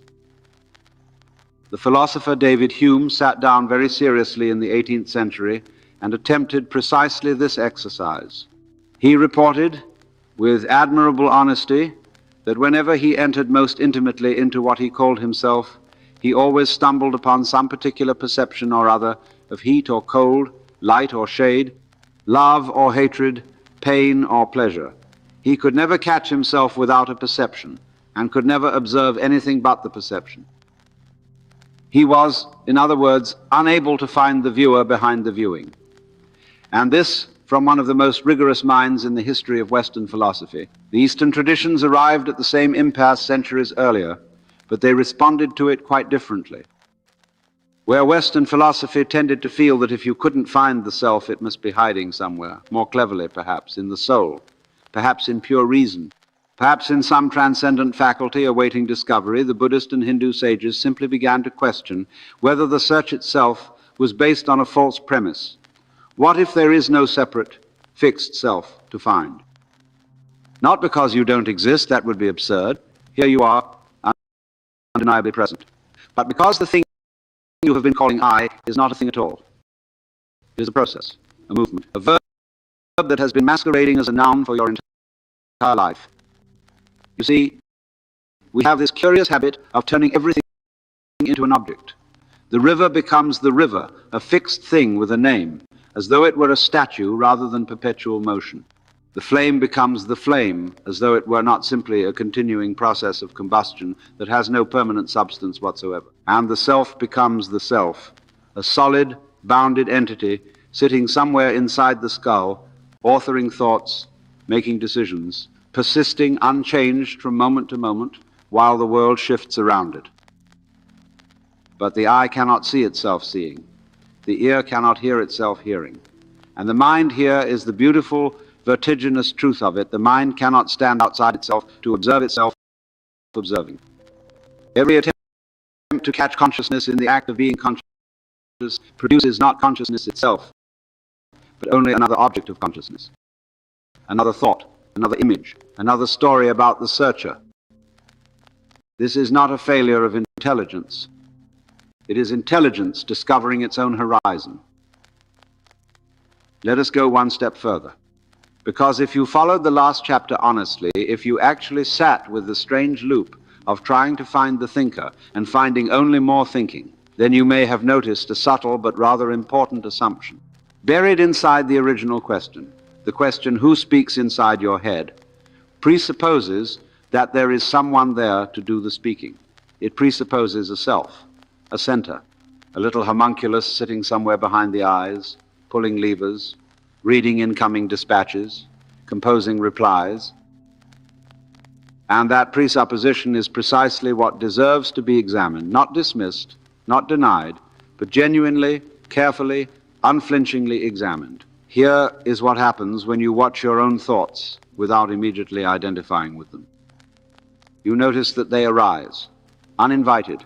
A thought about what to have for dinner appears in exactly the same way that a sound from the street appears. It simply arrives without asking permission, without announcing itself, without any identifiable point of origin inside your deliberate choosing. You did not decide to think that thought any more than you decided to hear that passing car. The thought simply appeared in the field of your awareness, and then another, and then another, one following the next with the casual inevitability of waves, each one distinct, none of them consulted beforehand. If you were genuinely the author of your thoughts, surely you would know what you were going to think next. But you don't. You never do. The next thought is always, in some fundamental sense, a surprise. Now, the voice in your head will immediately object to this. It will say, no, I chose that thought. I was thinking about the problem deliberately. I was in control of that particular train of reasoning. And this objection is itself fascinating, because the thought that says I was in control is also a thought that simply arose. The claim to authorship is itself unauthored. The assertion of the thinker is itself just another appearance in the field of awareness, no more self-generated than the thought it claims to have generated. You see the loop. You see how the self keeps bootstrapping itself into existence with each new thought, creating the convincing illusion of a continuous author by simply narrating continuously. A river does not need a riverman to flow. The water moves because that is what water does in these particular conditions. And the story of the riverman steering it is added afterwards by the river itself, which has learned to talk. The Hindu tradition has a word for this Maya, M-A-H-Ya, usually translated as illusion, but that translation misses the subtlety entirely. Maya is not the claim that nothing exists. It is the observation that things are not quite the way they appear. A rope in a dark room looks like a snake. It is a real rope. The fear is a real fear, but the snake was never there. And the separate, solid, permanent self that seems to be the author of your experience, examining it closely, with real patience and honesty, turns out to have the same ontological status as that snake. Not nothing, but not what it appeared to be, either. Something far more fluid, far more open, far more interesting than a fixed thing with a fixed name living permanently inside a fixed skull. What you actually are may be far less lonely than you imagined. There is a gap between two thoughts. It is not something you create. It is not something you achieve through discipline or technique or years of dedicated practice sitting cross-legged in a room with incense burning. It is simply there. It has always been there in the same way that silence is always there underneath every sound, not as the absence of sound, but as the very medium in which sound becomes possible. You cannot have a figure without a background. You cannot have a note without the silence that surrounds it and gives it shape. And you cannot have a thought, not a single one, without the awareness in which it appears, moves briefly, and dissolves back into nothing. Most people sprint past this gap without noticing it exists. The voice is so practiced at filling every available moment with content that the spaces between thoughts go completely unremarked, the way you stop noticing the hum of a refrigerator the moment you stop listening for it. But occasionally, and you know these moments, even if you have never named them occasionally, the machinery slows. Perhaps you are watching light move across water on a late summer afternoon. Perhaps a piece of music has arrived at a particular chord that seems to reach inside the chest and rearrange something quietly. Perhaps you have just received unexpected news, and for one suspended instant, before the commentary rushes in to interpret it, there is simply this: pure, bare, unnarrated presence, the world exactly as it is, before the mind has had time to file it away under a familiar category and move on to the next thing. Zen masters in Japan and China built entire traditions around coaxing people into that gap. Not by filling it with better content, not by replacing ordinary thoughts with holy thoughts, not by substituting worldly concerns with spiritual ones, but by exhausting the thinking mind so completely that it finally, briefly, gives up. The koan is not a... Hello everyone. If you want to watch the rest of this, I'm going to share it in the chat. 3,000 subs on this channel, 240,000 views in 5 months. That's what you get on YouTube when your channel's not shadow banned.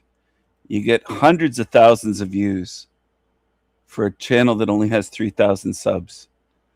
Certain channels get promoted, certain videos get promoted. Mine never do. Mine never do. Mine never do. I dropped a link in the chat for people if they're interested in watching the whole video. I'm going to jump over to something else here. Welcome back to Wendy. I hope you're having a beautiful day. How long have I been live? Been live now for 5 hours and 10 minutes. I started this live stream at a strange hour.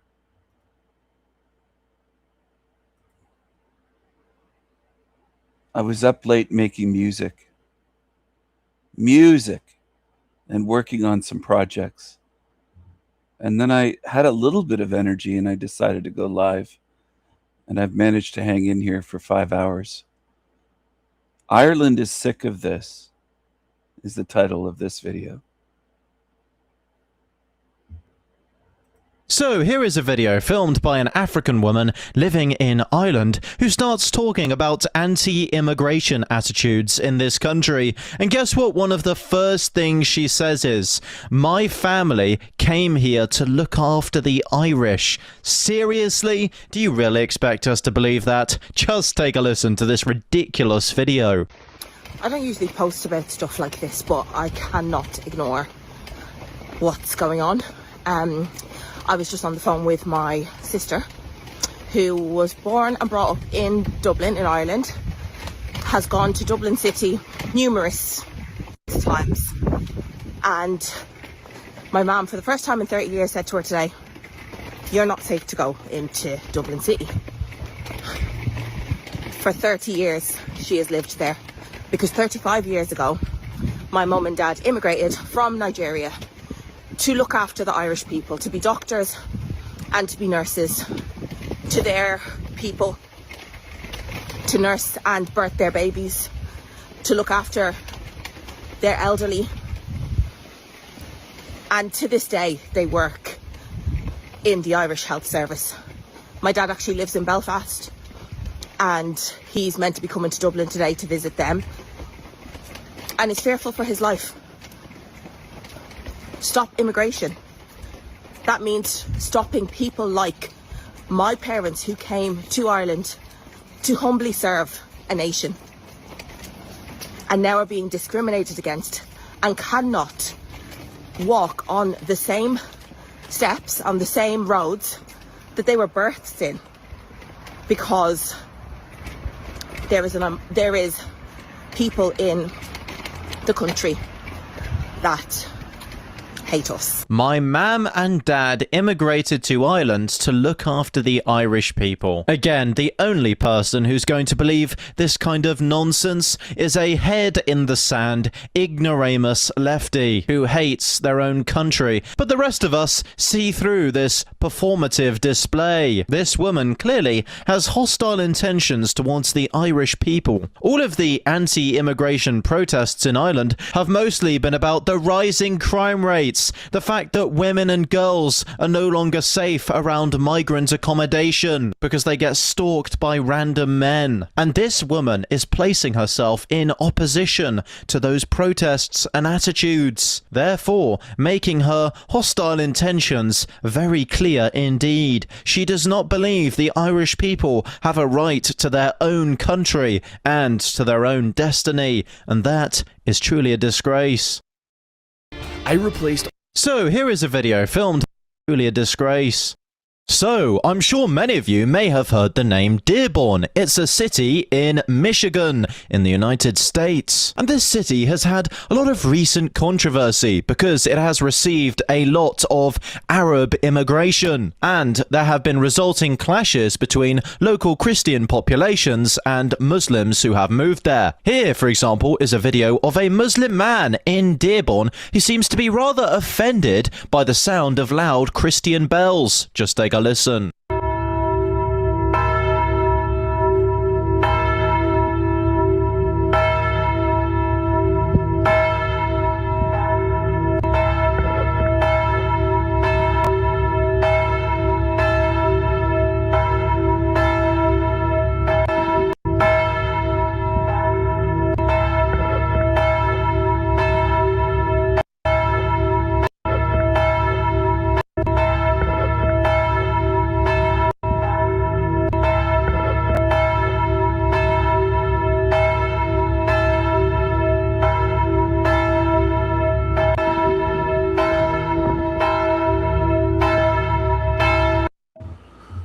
That could be Callie's brother, but he's lighter skinned, I think, than her. She's darker. Look at the nose on this one. That kind of looks like that Tarek creature on YouTube, that cockroach. I think he lives there. Now that video is utterly disgusting and appalling. This guy has quite literally just moved to Dearborn, Michigan. He is not a local, yet he has the absolute gall and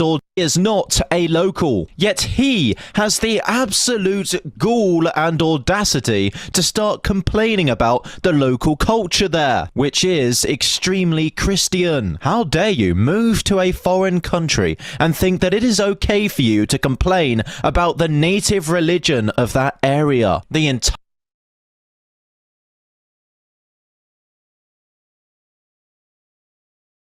Africa, polygamy, child and cousin marriages on one hand. On the other hand, Islam and Christianity. Historically, polygamy was widespread in both Christian and Islamic societies across Africa, not just long ago, but even as recent as 60 years ago. Some argue that Christianity arrived in Africa before European colonization. However, it is important to recognize that Africa is not a monolith, rather a diverse mosaic. So, what went on in North Africa and Egypt, Ethiopia and Sudan, where Christianity existed before the European African conquest, was not a reflection of the rest of the continent. There was zero Christianity in West, Central and Southern Africa before the European conquest. We are as different as Venezuela and Chile or Korea and Iran. Almost all of my uncles and aunts were born into polygamous marriages. It's difficult to find any African country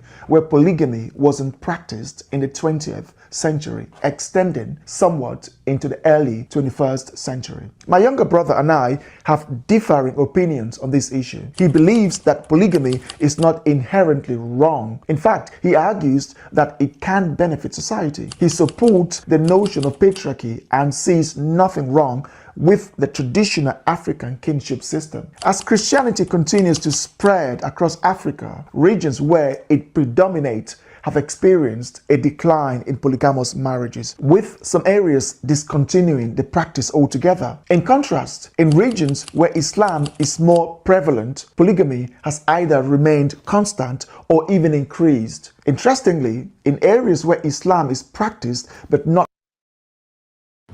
So unless things change, so long as women in the West are feminist, what you're looking at is the future of feminism. And I hope it isn't the future of the West, but if things continue on this path without changing, this would be women in the future. With light skin, white-skinned women, if you allow Islam to take over, this is what they'll do to you. You will be slaves, or your daughters, granddaughters. And a lot of women alive today don't mind if that's their future.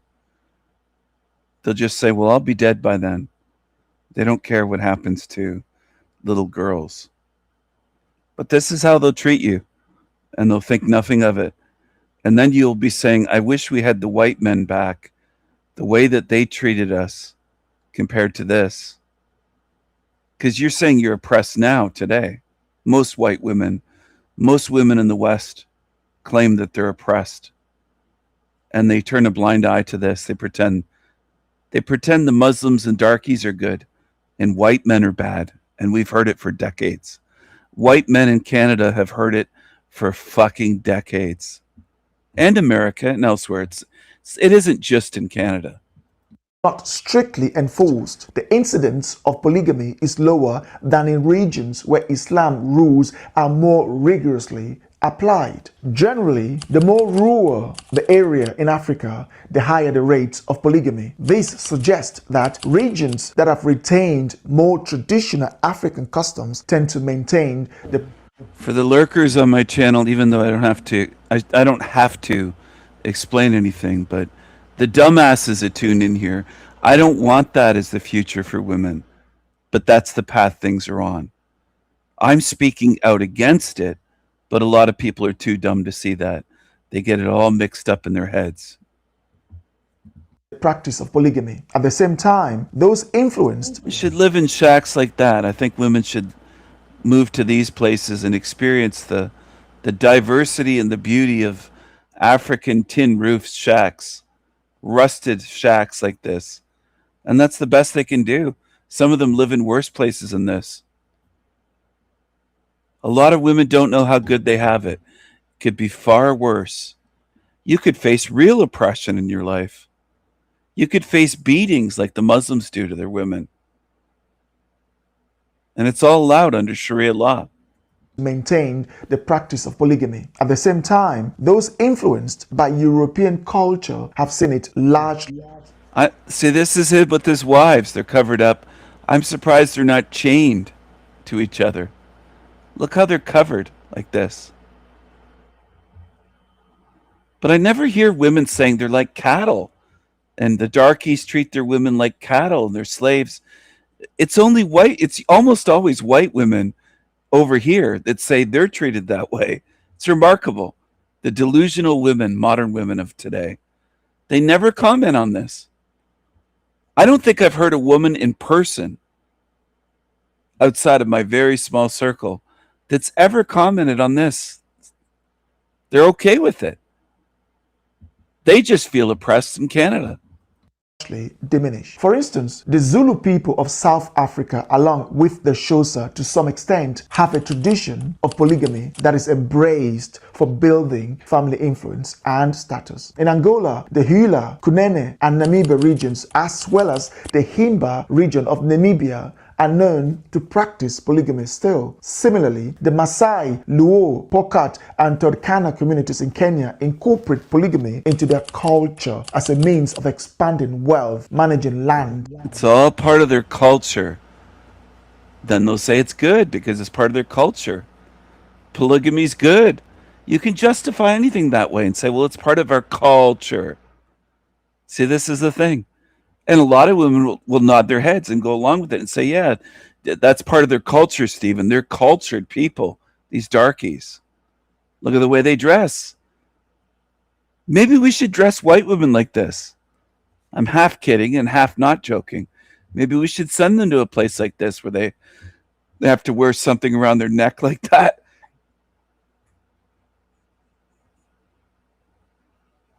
Till they realize the differences.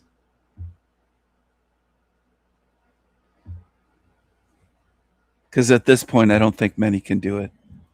And enhancing social status. The situation is similar for many Christian ethnic groups in sub-Saharan Africa. For instance, if I were to take you through the Democratic Republic of Congo, Mozambique, Uganda, Gabon, Cameroon, and other countries where Christianity is prevalent, you would find the same patterns. However, it's important to note that these, even when they show the darky Christians, they look loud.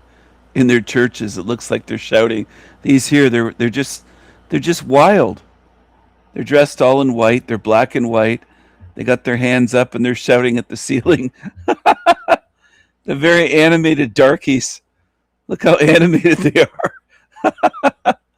I really wish we would send white women there for an experience to learn the differences, and then they come back here and see how happy they are to come back home to Canada, United States.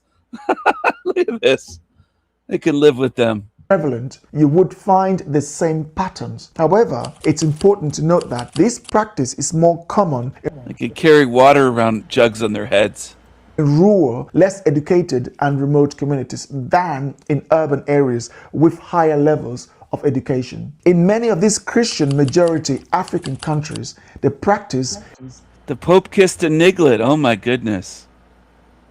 He kissed a niglet right there. Education. In many of these Christian majority...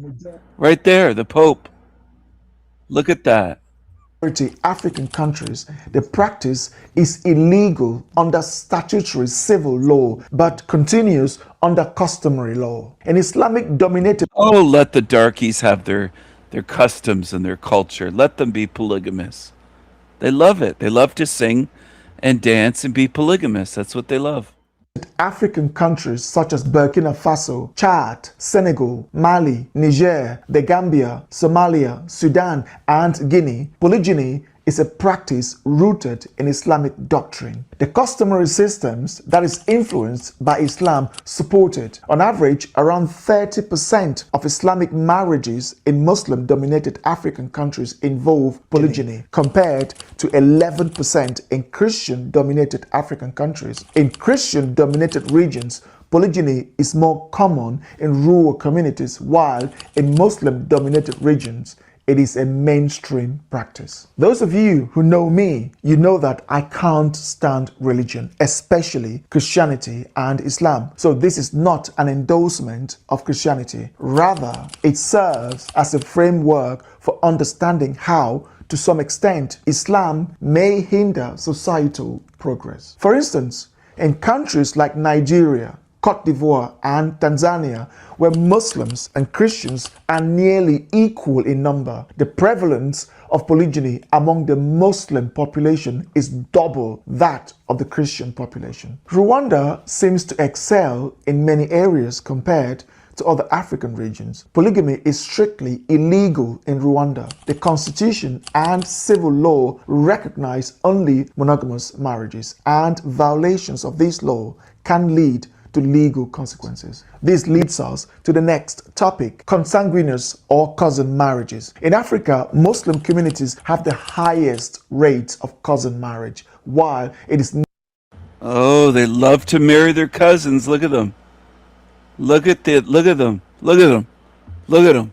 In Africa, Muslim communities have the highest rate of cousin marriage, while it is nearly non-existent in Christian communities. Cousin marriages, consanguineous marriage, and endogamous marriages. Let's begin with Christian Africa. Historically, cousin marriage has been common across many cultures, not just Africa. For example, the Swana people of present-day Botswana and South Africa practiced cousin marriage to strengthen kinship ties and consolidate family wealth. In Namibia, the Ovaherero community has practice called Ojiramue, which allows for marriage or sexual relations between the children of brother and sister. In some countries like Kenya, Tanzania, and South Africa, cousin marriage is generally considered taboo. Oh my goodness, the children of brother and sister are encouraged to have sex. Oh my goodness. What savages. Look at his face. He likes this. I think he likes this. Look at him. Look at him. Maybe he has a favorite cousin. This guy on the screen. Oh my goodness. Oh my goodness. Cultures, not just Africa. For example, the Swana people of present-day Botswana and South Africa practiced cousin marriage to strengthen kinship ties and consolidate family wealth. In Namibia, the Ovaherero community has practice called Ojiramue, which allows for marriage or sexual relations between the children of brother and sister. In some countries like Kenya, Tanzania, and South Africa, cousin marriage is generally considered taboo, except within Muslim communities. Interestingly, the more Christian a country is, the less likely it is to endorse cousin marriage and polygyny. African countries with smaller Muslim populations, such as Angola, Botswana, Namibia, Sao Tome and Principe, and Seychelles, tend to have far fewer instances of polygyny and cousin marriages. Islamic culture remains one of the few that actively practices consanguineous marriages. For a long time, cousin marriages were prevalent in many societies. Well, as you know, cultures and traditions are societal constructs passed down through generations. Newer generations tend to move away from practices like cousin marriage and polygyny. The reason Islamic culture has retained these practices is that the Quran explicitly permits them. Additionally, this culture is among the last that allows underage girls to marry older men, often even in their 50s, as it defines female maturity by puberty. Why has Europe moved away from practices like polygyny and cousin marriages, while regions like Africa, the Middle East, and Islamic cultures still observe them? This can be linked to certain evolutionary factors. In many parts of sub-Saharan Africa, a belief in witchcraft and related traditions persist. People often link all tragic events to someone using supernatural powers. Terms like juju, witchcraft, voodoo, medicine man, marabu, sangoma, or nanga are commonly used across various African countries to describe these practices. These beliefs are deeply rooted in cultural traditions. Many believe that people can be born cursed or possessed, leading to their avoidance, abandonment, or ostracization by the community. Additionally, there is a widespread belief that witchcraft or juju practitioners such as marabu can diagnose issues related to spirit or provide holistic healing for various ailments. These practices involve using herbs, charms, amulets, and ceremonies to connect with ancestral spirit, as well as animal sacrifices in some traditions. The beliefs and rituals are not uniform. However, they reflect the overall narratives of Black African spirituality. Accusations of witchcraft are prevalent, often leading to severe social consequences such as violence, ostracization, and even death. People are frequently accused of using juju or witchcraft to achieve economic success at the expense of others. I remember that many individuals were accused of witchcraft while I was growing up, and as a result, they were ostracized. Whenever I walked to school, I avoided any path that led to their homes because I feared they might use their powers to to make me disappear. My intention here is to highlight the current state of Black Africa. The West has largely moved beyond these medieval practices, which now exist mainly in folklore and storybooks. While Africa as a whole is rapidly moving away from these traditions, Islamic communities in Africa seem to be doing so at a slower pace compared to Christian communities. The Middle East and Islamic culture continue to influence Islam strongly. As mentioned earlier, the religion generally permits practices such as child marriage, polygyny, and cousin marriages. This is one of the reasons why cultures that fully adhere to Islamic principles tend to be less progressive than those that do not.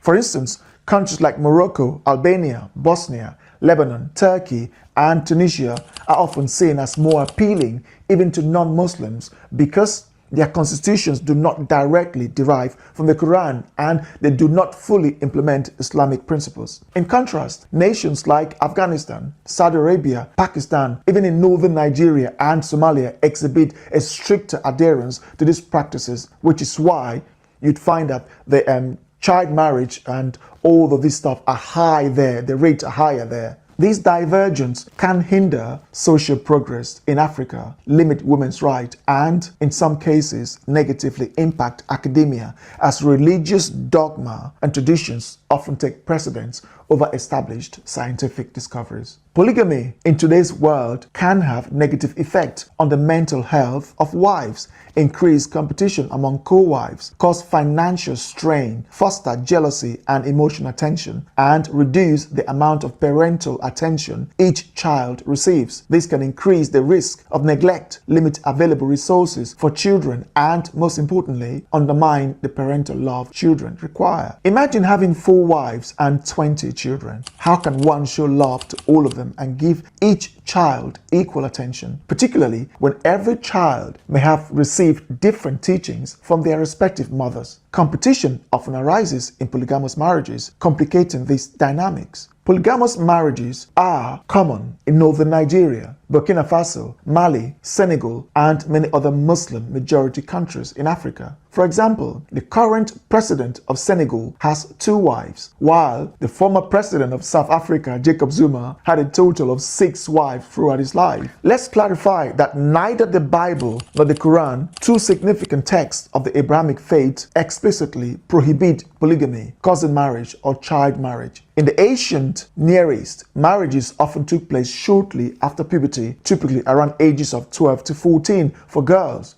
Therefore, contemporary Muslim practices regarding underage marriages are not entirely outliers. Various cultures have evolved differently over time. In the Bible, several figures such as Abraham, Israel, Judah, Gideon, Samson, David, and Solomon had multiple wives. Additionally, in Matthew 5:17-20, Jesus stated that he did not come to abolish the law or the prophet, but to fulfill them. The Bible also promotes the idea. So they'll use the Bible to justify anything, just like they'll use the Talmud and they use the Quran.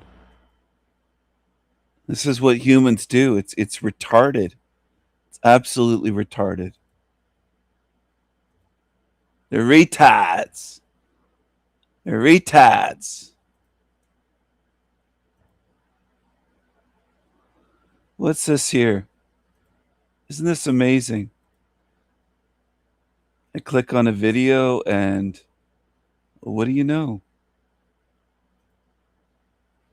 Part of the Black Eyes Club.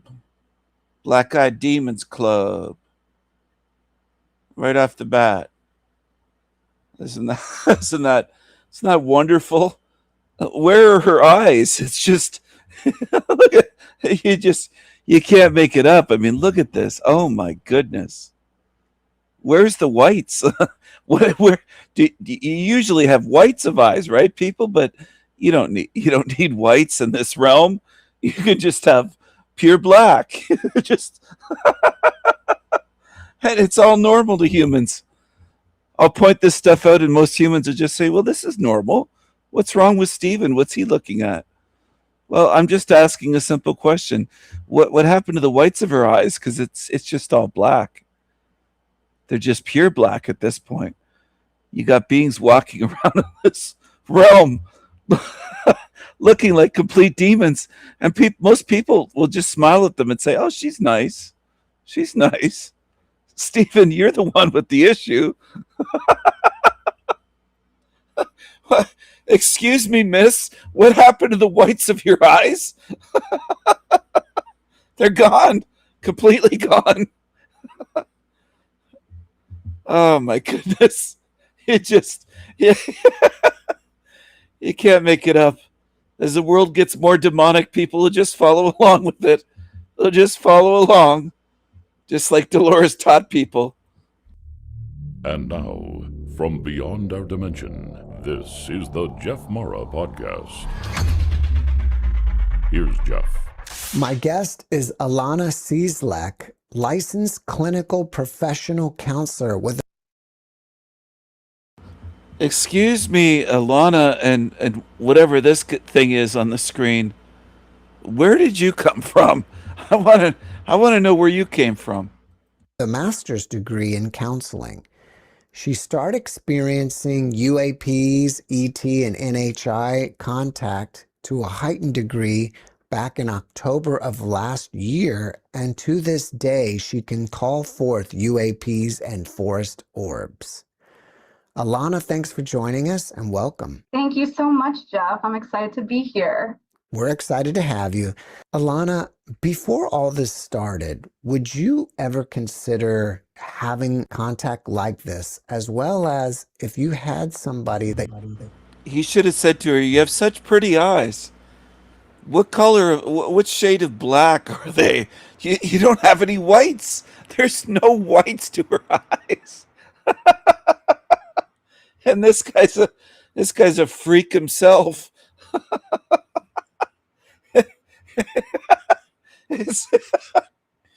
It's all normal to most people. Listen to his voice.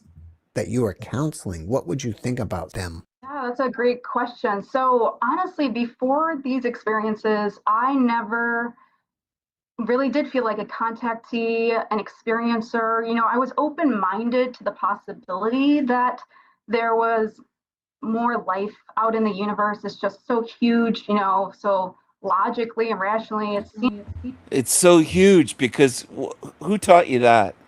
How would you know the size of a universe? Well, you don't have a clue. You're just believing Team Evil. How did your eyes get so black? That's what I want to know. Seems to be a possibility, but never did I have any experiences like this. I have had synchronicities ever since I was a teenager, and they do seem to be picking up in frequency since then, and I've been drawn to near-death experiences. So I've considered myself very spiritually open-minded, even though I was raised Catholic. And for my clients, if they were to tell me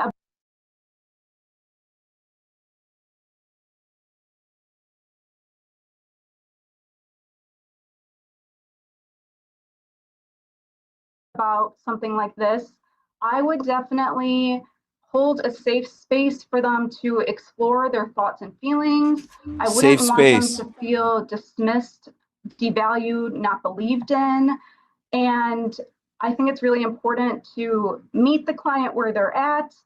And now that I've gone through it personally, I would be all the more encouraging of and respectful of just what they went through, because I'm realizing from this that it can be challenging to be an experiencer. People might think you're making things up. They might think you're crazy. They might not believe you, think you're weird. So yeah, this definitely opened up my eyes. I give a lot more credit to the ones who are really just trying to be brave and genuine and express what they truthfully went through. If you had someone come to you and tell you, "I'm seeing orbs, entities, and UFOs," you know, I understand that you would hold a safe space for them, but would you believe that they were actually seeing that? That's Yeah, an excellent question. So you're right. I mean, I still would have the psychological lens, and using the DSM-5, I would consider what else is maybe potentially going on here. You know, is this maybe schizophrenia? Is this delusions? Are they having a psychotic break? I would look at other factors in their life. Are they still functioning? Are they experiencing a lot of stress? Are the delusions or the things they're saying that they're experiencing happening in a wide range of experiences and areas of their life? Or does it seem to be just catered to this? How are their relationships going, their job? So looking at the whole picture, I would say, would help me grasp more of, okay, is this actually genuine, or is this actually maybe something that's going on with more to do with psychiatric illness? So, how did the contact begin for you last October? Yes. So last October, and it was actually late September, early October is when it first started. I went to a place called Spring Lake Ranch in Missouri, and it was a mother-daughter bonding trip that we haven't done in many, many years. And it was a beautiful area full of nature, forests, a huge lake, beautiful night sky. And even when we were going there, I started to feel my intuition was becoming stronger. And so I actually remember telling my mom while we were going there that I felt like she was going to experience her first shooting star because she had never seen a shooting star. And I shared, I think you will. I just feel that. And the first night that we're there, we go for a drive through the local forest to find a restaurant. And we ended up getting lost a little bit. The GPS lost signal. Luckily, it did return 10 minutes later or so. And as we're driving at night, a huge white owl just flew out of the forest towards my car as I'm driving. And I actually had to brake because it was almost about to like hit my windshield. And so luckily it didn't hit us. And I just kind of turned to my mom of like, did you see that? That was interesting. And she's like, yeah, you know, a rare sight. You don't see that very often. So nothing happened that night. The next night, we both decided to go stargazing. Beautiful night sky. And as we're looking at the stars, I told my mom, hey, I'm feeling that nudge again. I think you're going to see a shooting star. I felt connected to the cosmos, even though part of me was also my skeptical, rational self of like, who do you think you are? You know, you can't predict shooting stars. And 10 minutes later, I was looking to the left and my mom was looking to the right. And then she gasped and she saw a huge, beautiful shooting star. It went from like white to red, she said. And she was all excited, you know, in her 68 years of existence, never saw one, finally got to see one. We're continuing to watch the night sky, and all of a sudden we saw a flash. It almost looked like someone took a picture of us from the sky. I don't think that is what it was, but that's what it looked like. And then I started to notice several of the stationary stars started to move. They were starting to glide or just slowly move across the night sky. And stars don't do that, you know, typically. So I asked my mom, are you seeing this? And she saw them too. And they kept appearing over the forest. And then they would slowly fade away or just change in intensity, light dimming or brightening. They would go in different directions a little bit, and never had seen anything like it before. And I knew that they were appearing above a very thick, dense part of the forest where there weren't any buildings or people, and it was around midnight. So I highly doubted it was lanterns, although I did think that maybe that was it. And then they weren't blinking at all like airplanes do or helicopters.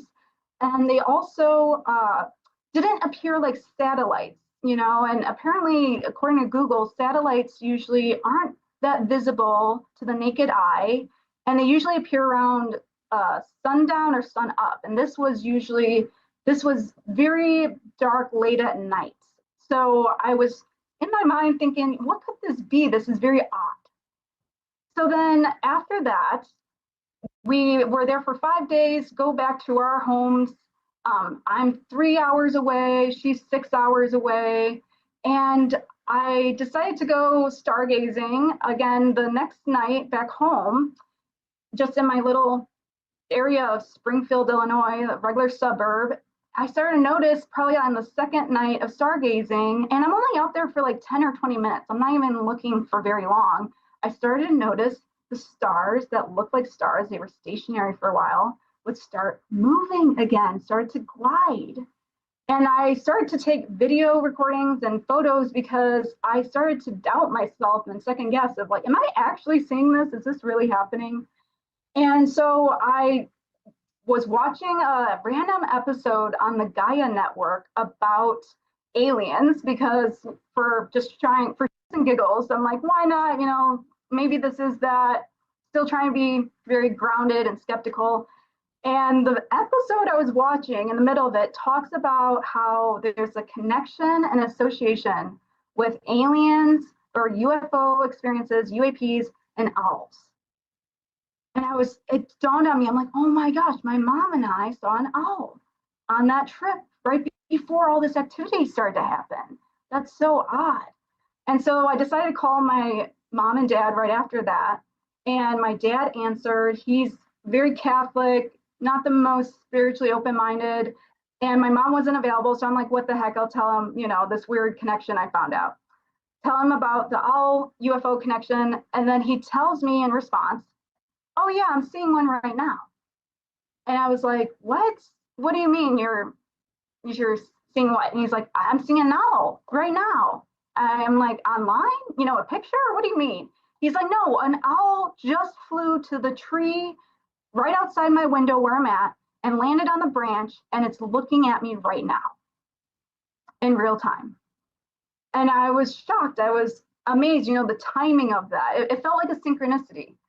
And so then I told my mom about the weird owl connection. They told me that they had been hearing owls the previous nights as well. And I mean, they've lived there for over 40 years. They never see or hear owls there. So it's just interesting the timing of all this. So then after that, I'm continuing to see these weird moving stars in the sky. A week later, this is when it starts to get even more bizarre. A week later, around 2 or 3 in the morning, I wake up to a distressed dog barking. I hear a dog barking. It sounded very loud right outside my apartment complex. I live on the 3rd floor, and it sounded very distressed. It sounded like it was about to get attacked or something. And I'm a huge animal lover. So it also sounded to me a little bit like my neighbor's dog that barks and yelps a lot. And so I grew up with a dog that would run away a lot, and it would always break my heart when I was missing my dog. So I went outside to go look for this dog to help out my neighbor or to see what's going on. And I'm walking towards where the sound is, and I start to feel a little peculiar because I notice no one else in this large apartment complex is outside looking for this dog. It's very loud. And I don't know, I just felt kind of like a weird gut feeling of like, what's going on here? It seems a little not ordinary. I get closer to where the dog sound is, and I start to notice it's almost, this barking almost sounds a little rhythmic, or it seemed like repetitive. And then I decided to start recording it because I knew later I was maybe going to doubt myself. And so I do have a recording of it, luckily. So I know it did exist, right? And I get closer, and as you probably know, when you get closer to like an animal or something in a field or forest, you hear rummaging, right? You hear branches breaking, sticks cracking. I get closer to it, I'm not hearing any of that. It just sounds like an audio barking noise. And then I get very close. I'm like right on top of it, but it's dark. It's hard for me to see. And then I yell out for the doggy. I'm like, come here, doggy. Where are you? Where are you? Like, it's okay. Come here. And then right when I say that, it goes radio silent. It goes quiet. And then I got freaked out. I was like, okay, what the heck is this? You know, there's no dog there. It's not visible. I don't see it. So I just hightail it back home and walk back to my apartment. Wasn't too far away. And then I would say about, let's see, probably a week later, 5 days later after that, that's when things start happening in my apartment. So I still on occasion will see weird moving things in the night sky, but the first weird anomaly I would say inside my apartment was I was on a Zoom call with someone, and I noticed in my kitchen across the room that I was in, my glasses that were in my drying rack were starting to move. They were starting to shift and move. And I'm completely freaking out, you know. I don't want to share that with the person I'm talking to, but I'm trying to talk to this person on Zoom and also be like, what the heck is going on in my kitchen? I have 2 cats and 2 fish tanks, and my cats aren't over there. So I just tell the person, hold on a second, I think my cats are doing something. I'm just trying to take a look. Then other things start moving a little bit. Like I have an automatic water cat dispenser, and my cats drink from it, not a problem. I started to notice it started going off even when things weren't moving in front of it, but that happens, you know, I didn't think much of it. Then all of a sudden the lid on top of it flew off on its own, and my cat was like maybe a foot or 2 away from it.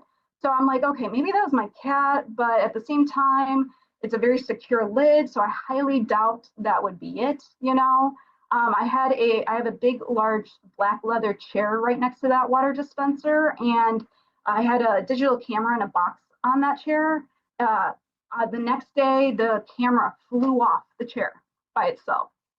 And so I'm very stressed out, you know. I'm like, what the heck is happening here? I can't believe this is maybe what people call a poltergeist activity.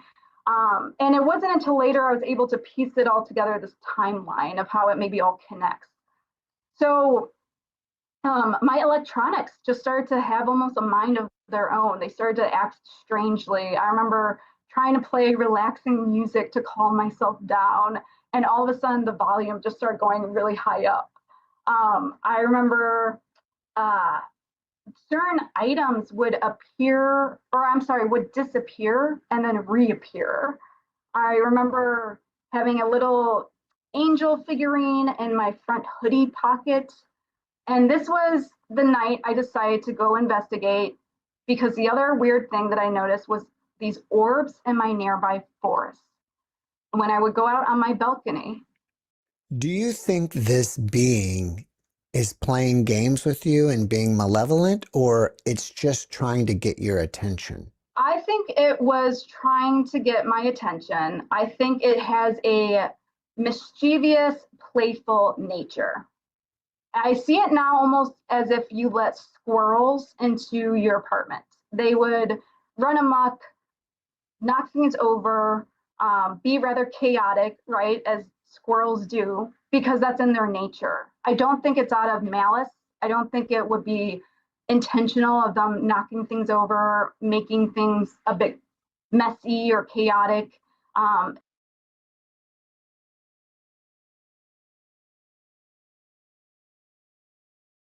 In your mind, so your mind is not to be changed.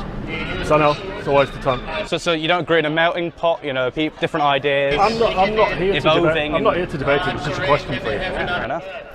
Would you agree with me? You're not here to change. Your mind is not. So here I wouldn't have to liaison with security guards, set all of this up. And I'm not going into it. I'm not going to. And please don't film me. Well, there's 2 big cameras faced at you, so obviously you are going to sort of be filmed. It's like walking outside. I can't believe CCTV. No, you said you weren't set up. You said you weren't ready to go. Which to me means you're not turned on. Wait, we're okay, ready. Don't film me. Well, we are filming you. So please don't film me. In a public place. Yeah, you might as well be one of those tin-foiled hat people, you know, blocking the way.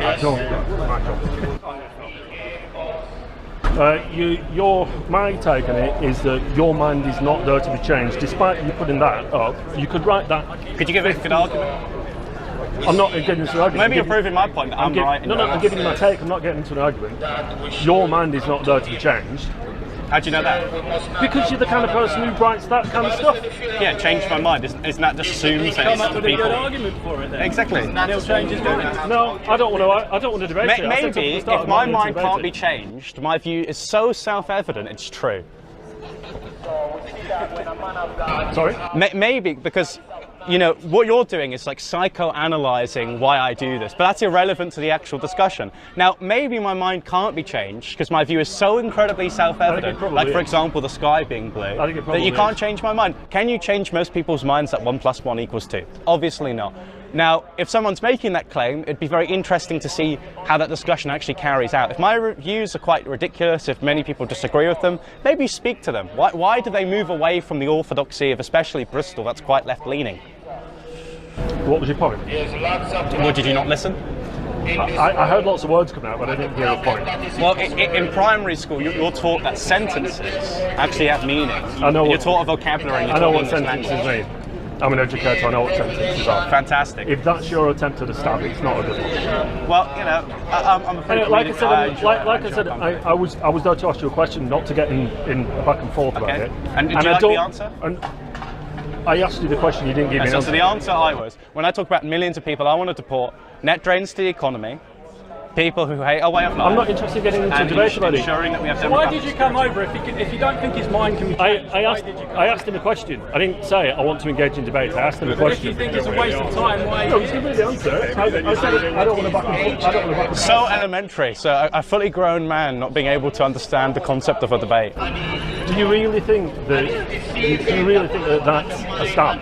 Because it isn't. I don't know. Anyway, like I said, I'm not interested in getting into a debate. I wanted to say that it doesn't matter how big you put that, change my mind, your mind is not to be changed, so that's the end of that. Well, most people have views because they assume they're true. I'm just trying to say that my views here... Yeah, and people can shift those views. If you want to understand why I believe and people are able to shift those views when they're informed with information, but I don't think you're the kind of person who is. Okay, I don't think you've got to the extent of setting something like this up to have your mind changed. Usually that's the opposite, right? Like people set up things, they give this organisation, they risk their life in many cases because they believe it's true. That's referred to as the embarrassing clause. Why do something this magnificent if you do not believe legitimately that this prompt is true?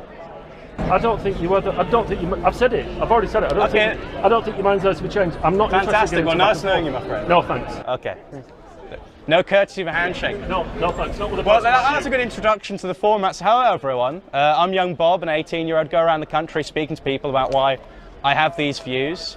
Funny enough, the reason why I'm here in Bristol is during a university term, I went to the University of Bristol, and I was attacked. Someone threw curry at me, which was quite comedic, and people were trying to steal my banner. And I said that I'd be back in Bristol, so here we are. Hopefully away from the Palestinian student Antifa mob. But we shall see. So if anyone has any questions, come up on the microphone. Actually, oh, yeah, go on. Thanks. I'm just going to record as well, if that's okay, Bob. 1 sec. Guys got a script ready. Yeah, so first of all, I appreciate what you guys do. Now, obviously, it's a shame that the modern left has become so crazy that you have to have security and stuff here to help you these days. Now, I'm anti-woke, but I'm also vegan, which means I have a special characteristic out of everyone here that means I probably can piss every single person off that's here today. So that's going to be an interesting conversation for you. The reason I came here today, I think you uploaded a video, was it last night or was it this morning? You titled him that he was a vegan, although I don't think he was. I think he was just testing your consistency on something. And I think you said to him something like, would you save a pig or a human from a burning building? Yes. Now, the question is not whether you'd save a pig or a human from a burning building. It's whether you think that the moral value of pigs is so sufficient enough that they deserve moral value and rights. And I would like to ask you a question that I think... No, that's not the question. The question is, okay, you can have essential moral rights, but you can also at the same breath have a hierarchy, right? Yep. So for example, we all think humans are equal, but you're going to show more love and affection and attention and priority over someone who's a member of your family compared to a foreigner, for example, right? Right, because I would save my mum over you from a burning building. And that's because your value... But that doesn't mean I can violate your rights, correct? No, but it means that you show more of an appreciation And especially when we're talking about categories, like the categories of humanity compared to the... Lady, calm down. Calm, relax. Right, can you People not that disagree with you debate? exist. Oh, really? Oh, my debate. No, this is about Yeah, me. so you can come on the mic after me, but right now I'm talking. Well, then go Listen, the away then. anti-woke lefty is speaking, madam. Don't be rude. Right. Yeah, you I've been trying to have a conversation with him. patronising git. Oh, me patronising? No, love, I'm the patronising one. He's the good cop. Right, on your bike, love, on your bike. Your bike, love. Oh, yes. Show me a bit of that, idiot. Right. You fucking idiot. Cheerio, love. Racist fucking idiots. Goodbye. Really got you. This is it, is it? Is that the best you can do? Listen, I'm living a pretty good life. A smarmy little grin, as if you're so clever. I was taught in the names of Mighty Pythons for Life of Brian, always look on the bright side of life. Right, my time is valuable. I'm trying to debate this guy. Get out of here. Oh, yeah. Right. But Bob, would you agree that a pig's value is sufficient enough that we should not at least put them in a gas chamber, stab them in the throat, and turn them into a bacon sandwich? I don't think so, no. I believe that, biblically speaking, as a Christian, we have stewardship over all animals, and that means that we can make decisions on how we treat animals. Yep. So I'd like to ask you a question to test your moral consistency in this. Yeah. Now, in vegan philosophy, animal rights philosophy, it's called the name the trait question. Have you heard of this? No. So the question is, what is it that's true of a pig that, if true, of a human, would cause you to say it was justified to stab that human in the throat for a burger? Two things. Yep. I'm a member of that species and I possess a higher degree of bounded rationality. Mm-hmm. So it's just that, okay, so if we took a human whose DNA was slightly altered just by such the tiniest percent that they could no longer procreate with humans, and this human had the rationality of a pig, would it be okay to stab that human in the throat? I don't think we would give it as much of a moral consideration than us, yes. And I also think it's like when you're speaking to most people on how they value things, to be honest with you, there's a degree of sophistry, like an appeal to an extreme in that I'm question. confused by your answer here. Do you think that people with the consciousness of a chicken, that it's okay to kill them? I would not give it the same moral rights, no. I don't think it's a very of course extreme, we wouldn't let them fly a impossible plane. We wouldn't let them fly where a plane we or no drive longer a car. have this higher degree of rationality, and it's not a member of our species. I think we would not give it the same rights, no. Okay, so let's say there's a person here who has the conscience of a chicken. What is it that you value about that person? And I'm not asking you to That give them it's the a right. member of our, it's a living member of our species. Yep. And humans have a second order thought and bounded rationality. Okay. That human would not have this kind of rationality. Yeah, correct? it would not be a member of our species. Okay. Like this guy, this is the issue I have with vegans. In order to come to their conclusion, they have to ask me this obnoxious line of questions like, if a human had the mind of a chicken, would you mind killing it? Yeah, there are humans with the This is IQ of why I chickens. think this sort of discussion is first of all So bad you're faith, dodging and second of all, it's hypotheticals. exhausting. No. It is exhausting. Bob, Yeah. are you going to dodge hypotheticals? No, I've answered your question. So- I've said that I would not give the same degree of moral. Yeah. Would I have sex with them? It's not the question. No, so, look, I would not give the same rights to someone that is not of my species and does not have bounded rationality. Yeah, okay. We know that a person who has the consciousness of a chicken, we wouldn't give them the exact same rights. Yeah. I'm not asking them to fly a plane. I'm not asking them to drive cars. Would you give them the right to not be stabbed in the throat for a burger? No, I would. So you would round up people with the IQ of a chicken and kill them for burgers? I wouldn't see the need to, but I wouldn't have an issue with someone doing it. Consistent at least. Thank you, Bob. Right, you have a good day, mate. Cheers. This guy would kill people with the IQ. No, I just don't think people with chicken brains exist, so I don't really care. Hold on. There are people who have the IQs of chickens. Please present me with this mystical figure. A specific figure? Yeah, please present me with this mystical Greek Greco-Demi chicken human. Well, there are people that, do you know that there are people in the world who have sufficiently low IQ that they can't talk? Oh, very good. Yeah, but the difference is it's within their own DNA and nature to substantiate. So you would only give them value based on their surroundings? Because when you're talking about specieshood, right, we're talking about a set of traits that classify them within a state of being. That includes, for example, typically developing a high-functioning brain. Now, in the case of someone that's disabled, they ought to develop that brain, but they don't have it. That's why we'd value it differently compared to this sort of demi-chicken, semi-human person that you're talking about. But they don't have the potential to develop that brain. They're born with the that's their full cognitive capacity. Agreed. but within their own nature, No, there are some within people their own who- substantiated Yeah, we are nature, they animals. ought to develop it. They're not of the species chicken, but I just there are hate how people who have the ridiculous. This is why I don't cognitive debate with ability. vegans. Their discussions are What's the ridiculous. morally I'd relevant prefer to talk difference? about the actual topic. Now, Yeah, can I that's ask fine, you? yeah. Let's talk about the topic at hand, right? Yep. So, I believe in the deportation of over 10 million migrants. That is people Yep. who are net drains to the economy. That is people who hate our way of life, and that is foreign criminals. Yep.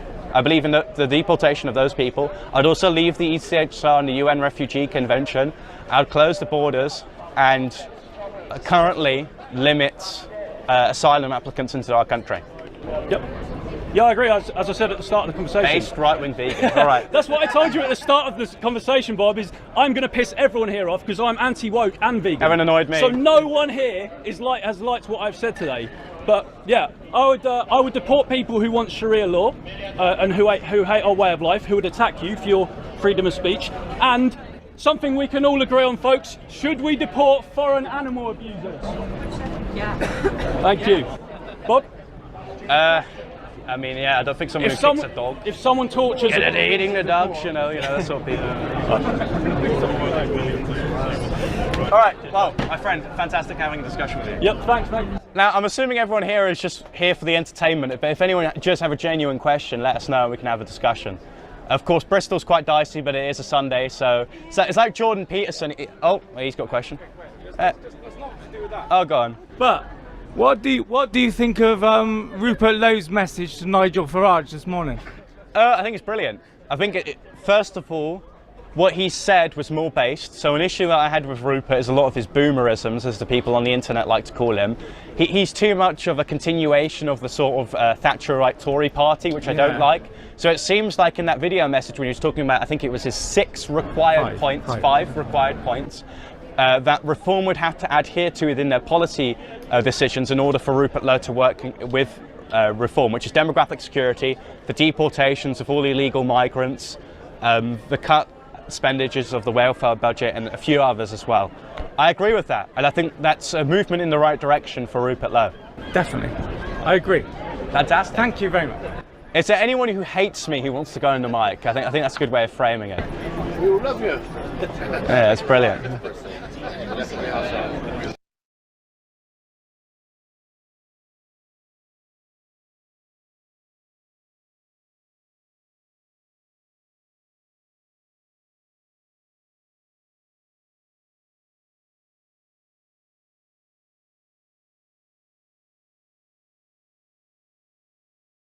In this video, I'll cover one of the myriad of reasons as to why people, pretty much everyone, will return back here to Earth.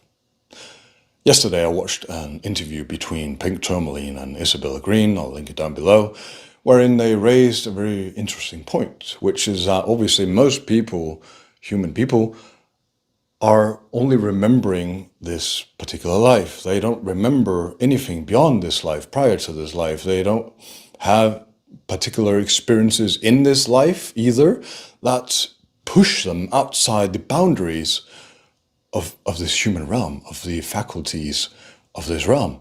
And so if this human life is all that you've seemingly ever known, obviously you are so easily duped when you get to any other higher dimensional plane than this one, because, excuse me, when you cross over, let's say, when you out-of-body travel, when you die, whatever, you are most likely, as most people seemingly are, going to be presented with realms or possibly beings that are infinitely more vast than this one. That are exuding peace and tranquility and radiance and bliss and joy and love, all this shebang, right? And you'll be so enamored, you'll be so drawn and pulled in by this. Your skepticism, although you may have been a stout skeptic all throughout your life. I don't care if you've been the most militant atheist even. Coming to that point where you're just it's flowing over, you're washed over with all this wonderfulness of the other planes, I don't see how most people are going to resist that. I don't see how most people are going to be skeptical of that, because it is in our programming to be enamored, to see that there's this peacefully glowing, radiant being in front of me, and it loves me, it knows me like nobody has ever known me, it sees me, right? But you cannot know the nature of what you're perceiving.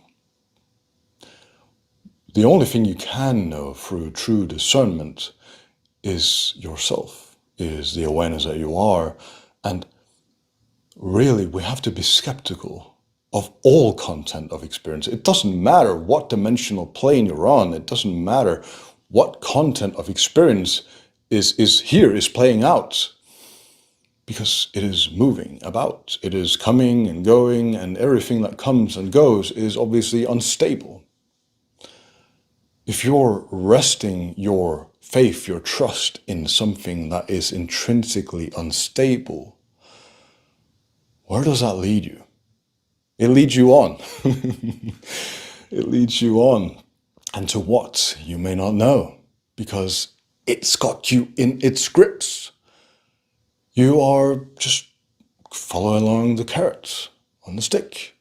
You're being strung along to the agenda of something else, because you've taken yourself to be a someone, and you're now following the tracks of whatever is being laid out in the content of your experience.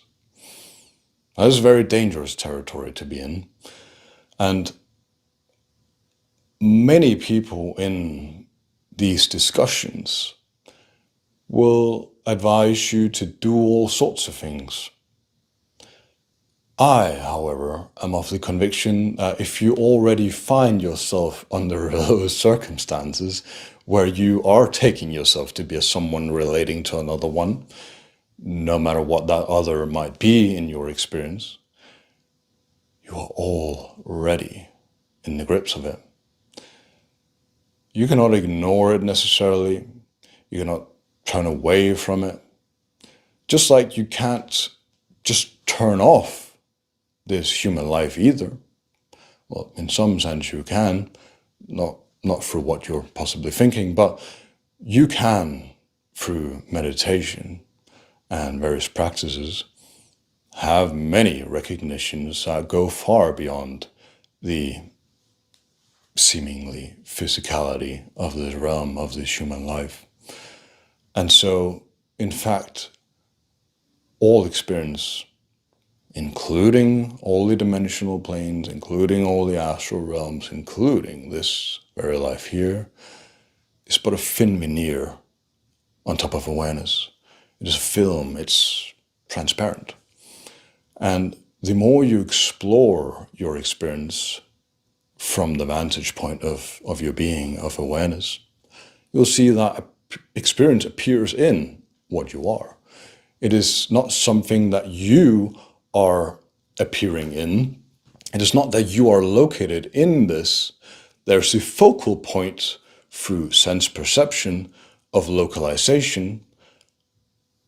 But all this experience, although there's the sense of localization, even the sense of localization appears in something greater, which is you. It's not mystical, it's not special, it's just the simple fact of your being. It is what you are, it is what we all are. And the more we are able to step back from these many layers of identification, the more we are able to just be as we are without being tethered to or involved with the content of experience in a way that identifies us with the seeming subject that we appear to be for a limited time. And it is very important, again, to make this point that everything that comes and goes in your experience, this life comes and goes. The afterlives that you may encounter when you leave this realm, they come and they go. The beings you meet, they come, they go, and everything that comes and goes is inherently unstable. So why would you ever rest your faith, your trust in something that is unstable, in something that is not lasting? Because that means you know, somewhere in you, you know that whatever moves about, whatever is unstable, if you will, is going to leave you and disappoint you. And that is exactly why most people are trapped in this perpetual loop of seeking and resisting, because they think that maybe the peace and liberation they're looking for is on the other side of this next thing, or the next thing, or the next thing. Yeah, it's eternal, this seeking. What you're truly seeking is yourself. And you are not anywhere to be found except right here. Not hidden, not covered up, right here. Take that to heart. Rest in right here. Timelessly. Beyond space. You know time and space. Time and space is unstable. Comes and goes and you know it. All that you know cannot be what you are. All you know cannot be what you are. For who are you that knows it? You, knowing something else, must be prior to what you're knowing. So I don't care if you're in front of God. Like so many people who have near-death experiences, they say they saw God. They spoke with God. They saw these beings. They spoke with these beings. They did all these things in this place, overlooking the very fact that it is all content in experience, never questioning the nature of what knows all experience, of what experience appears in and is made of. Question. I don't think there is a more direct path to true liberation than this. I'll see you next time. Bye.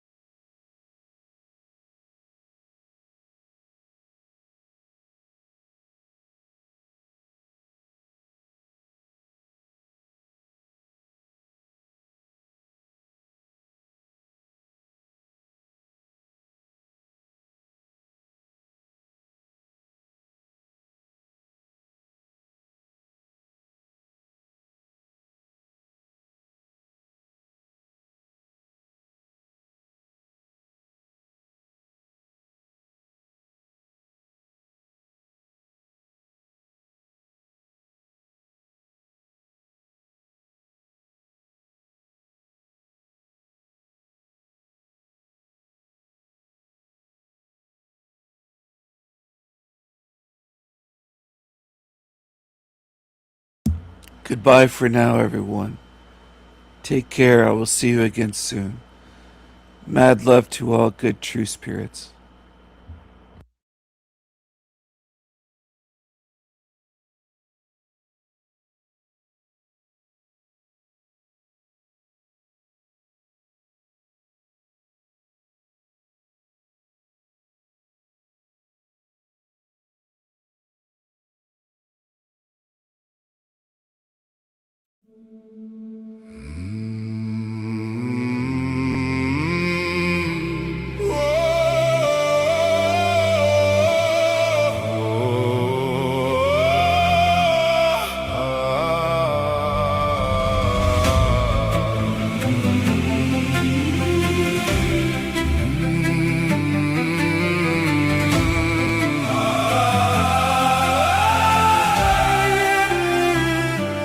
Know thyself, know thyself, know thyself. Stay true to thy own spirit. Stay true in a world that's false. Stay true, know thyself, know thyself. Stay true, stay true.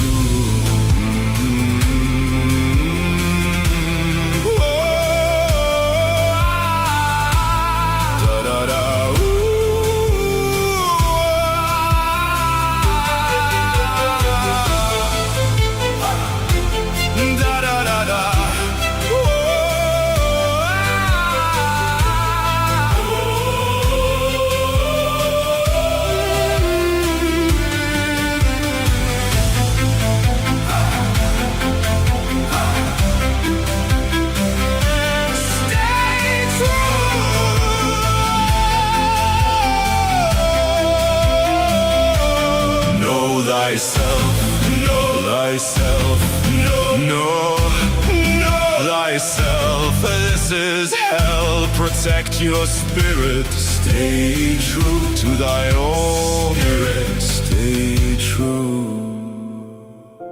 Stay true.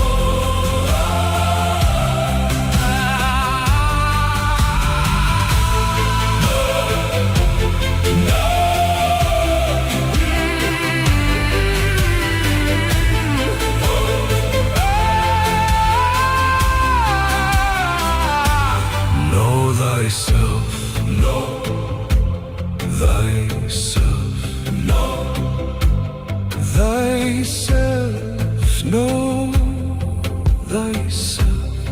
Stay true to thy own spirit. Stay true, stay true.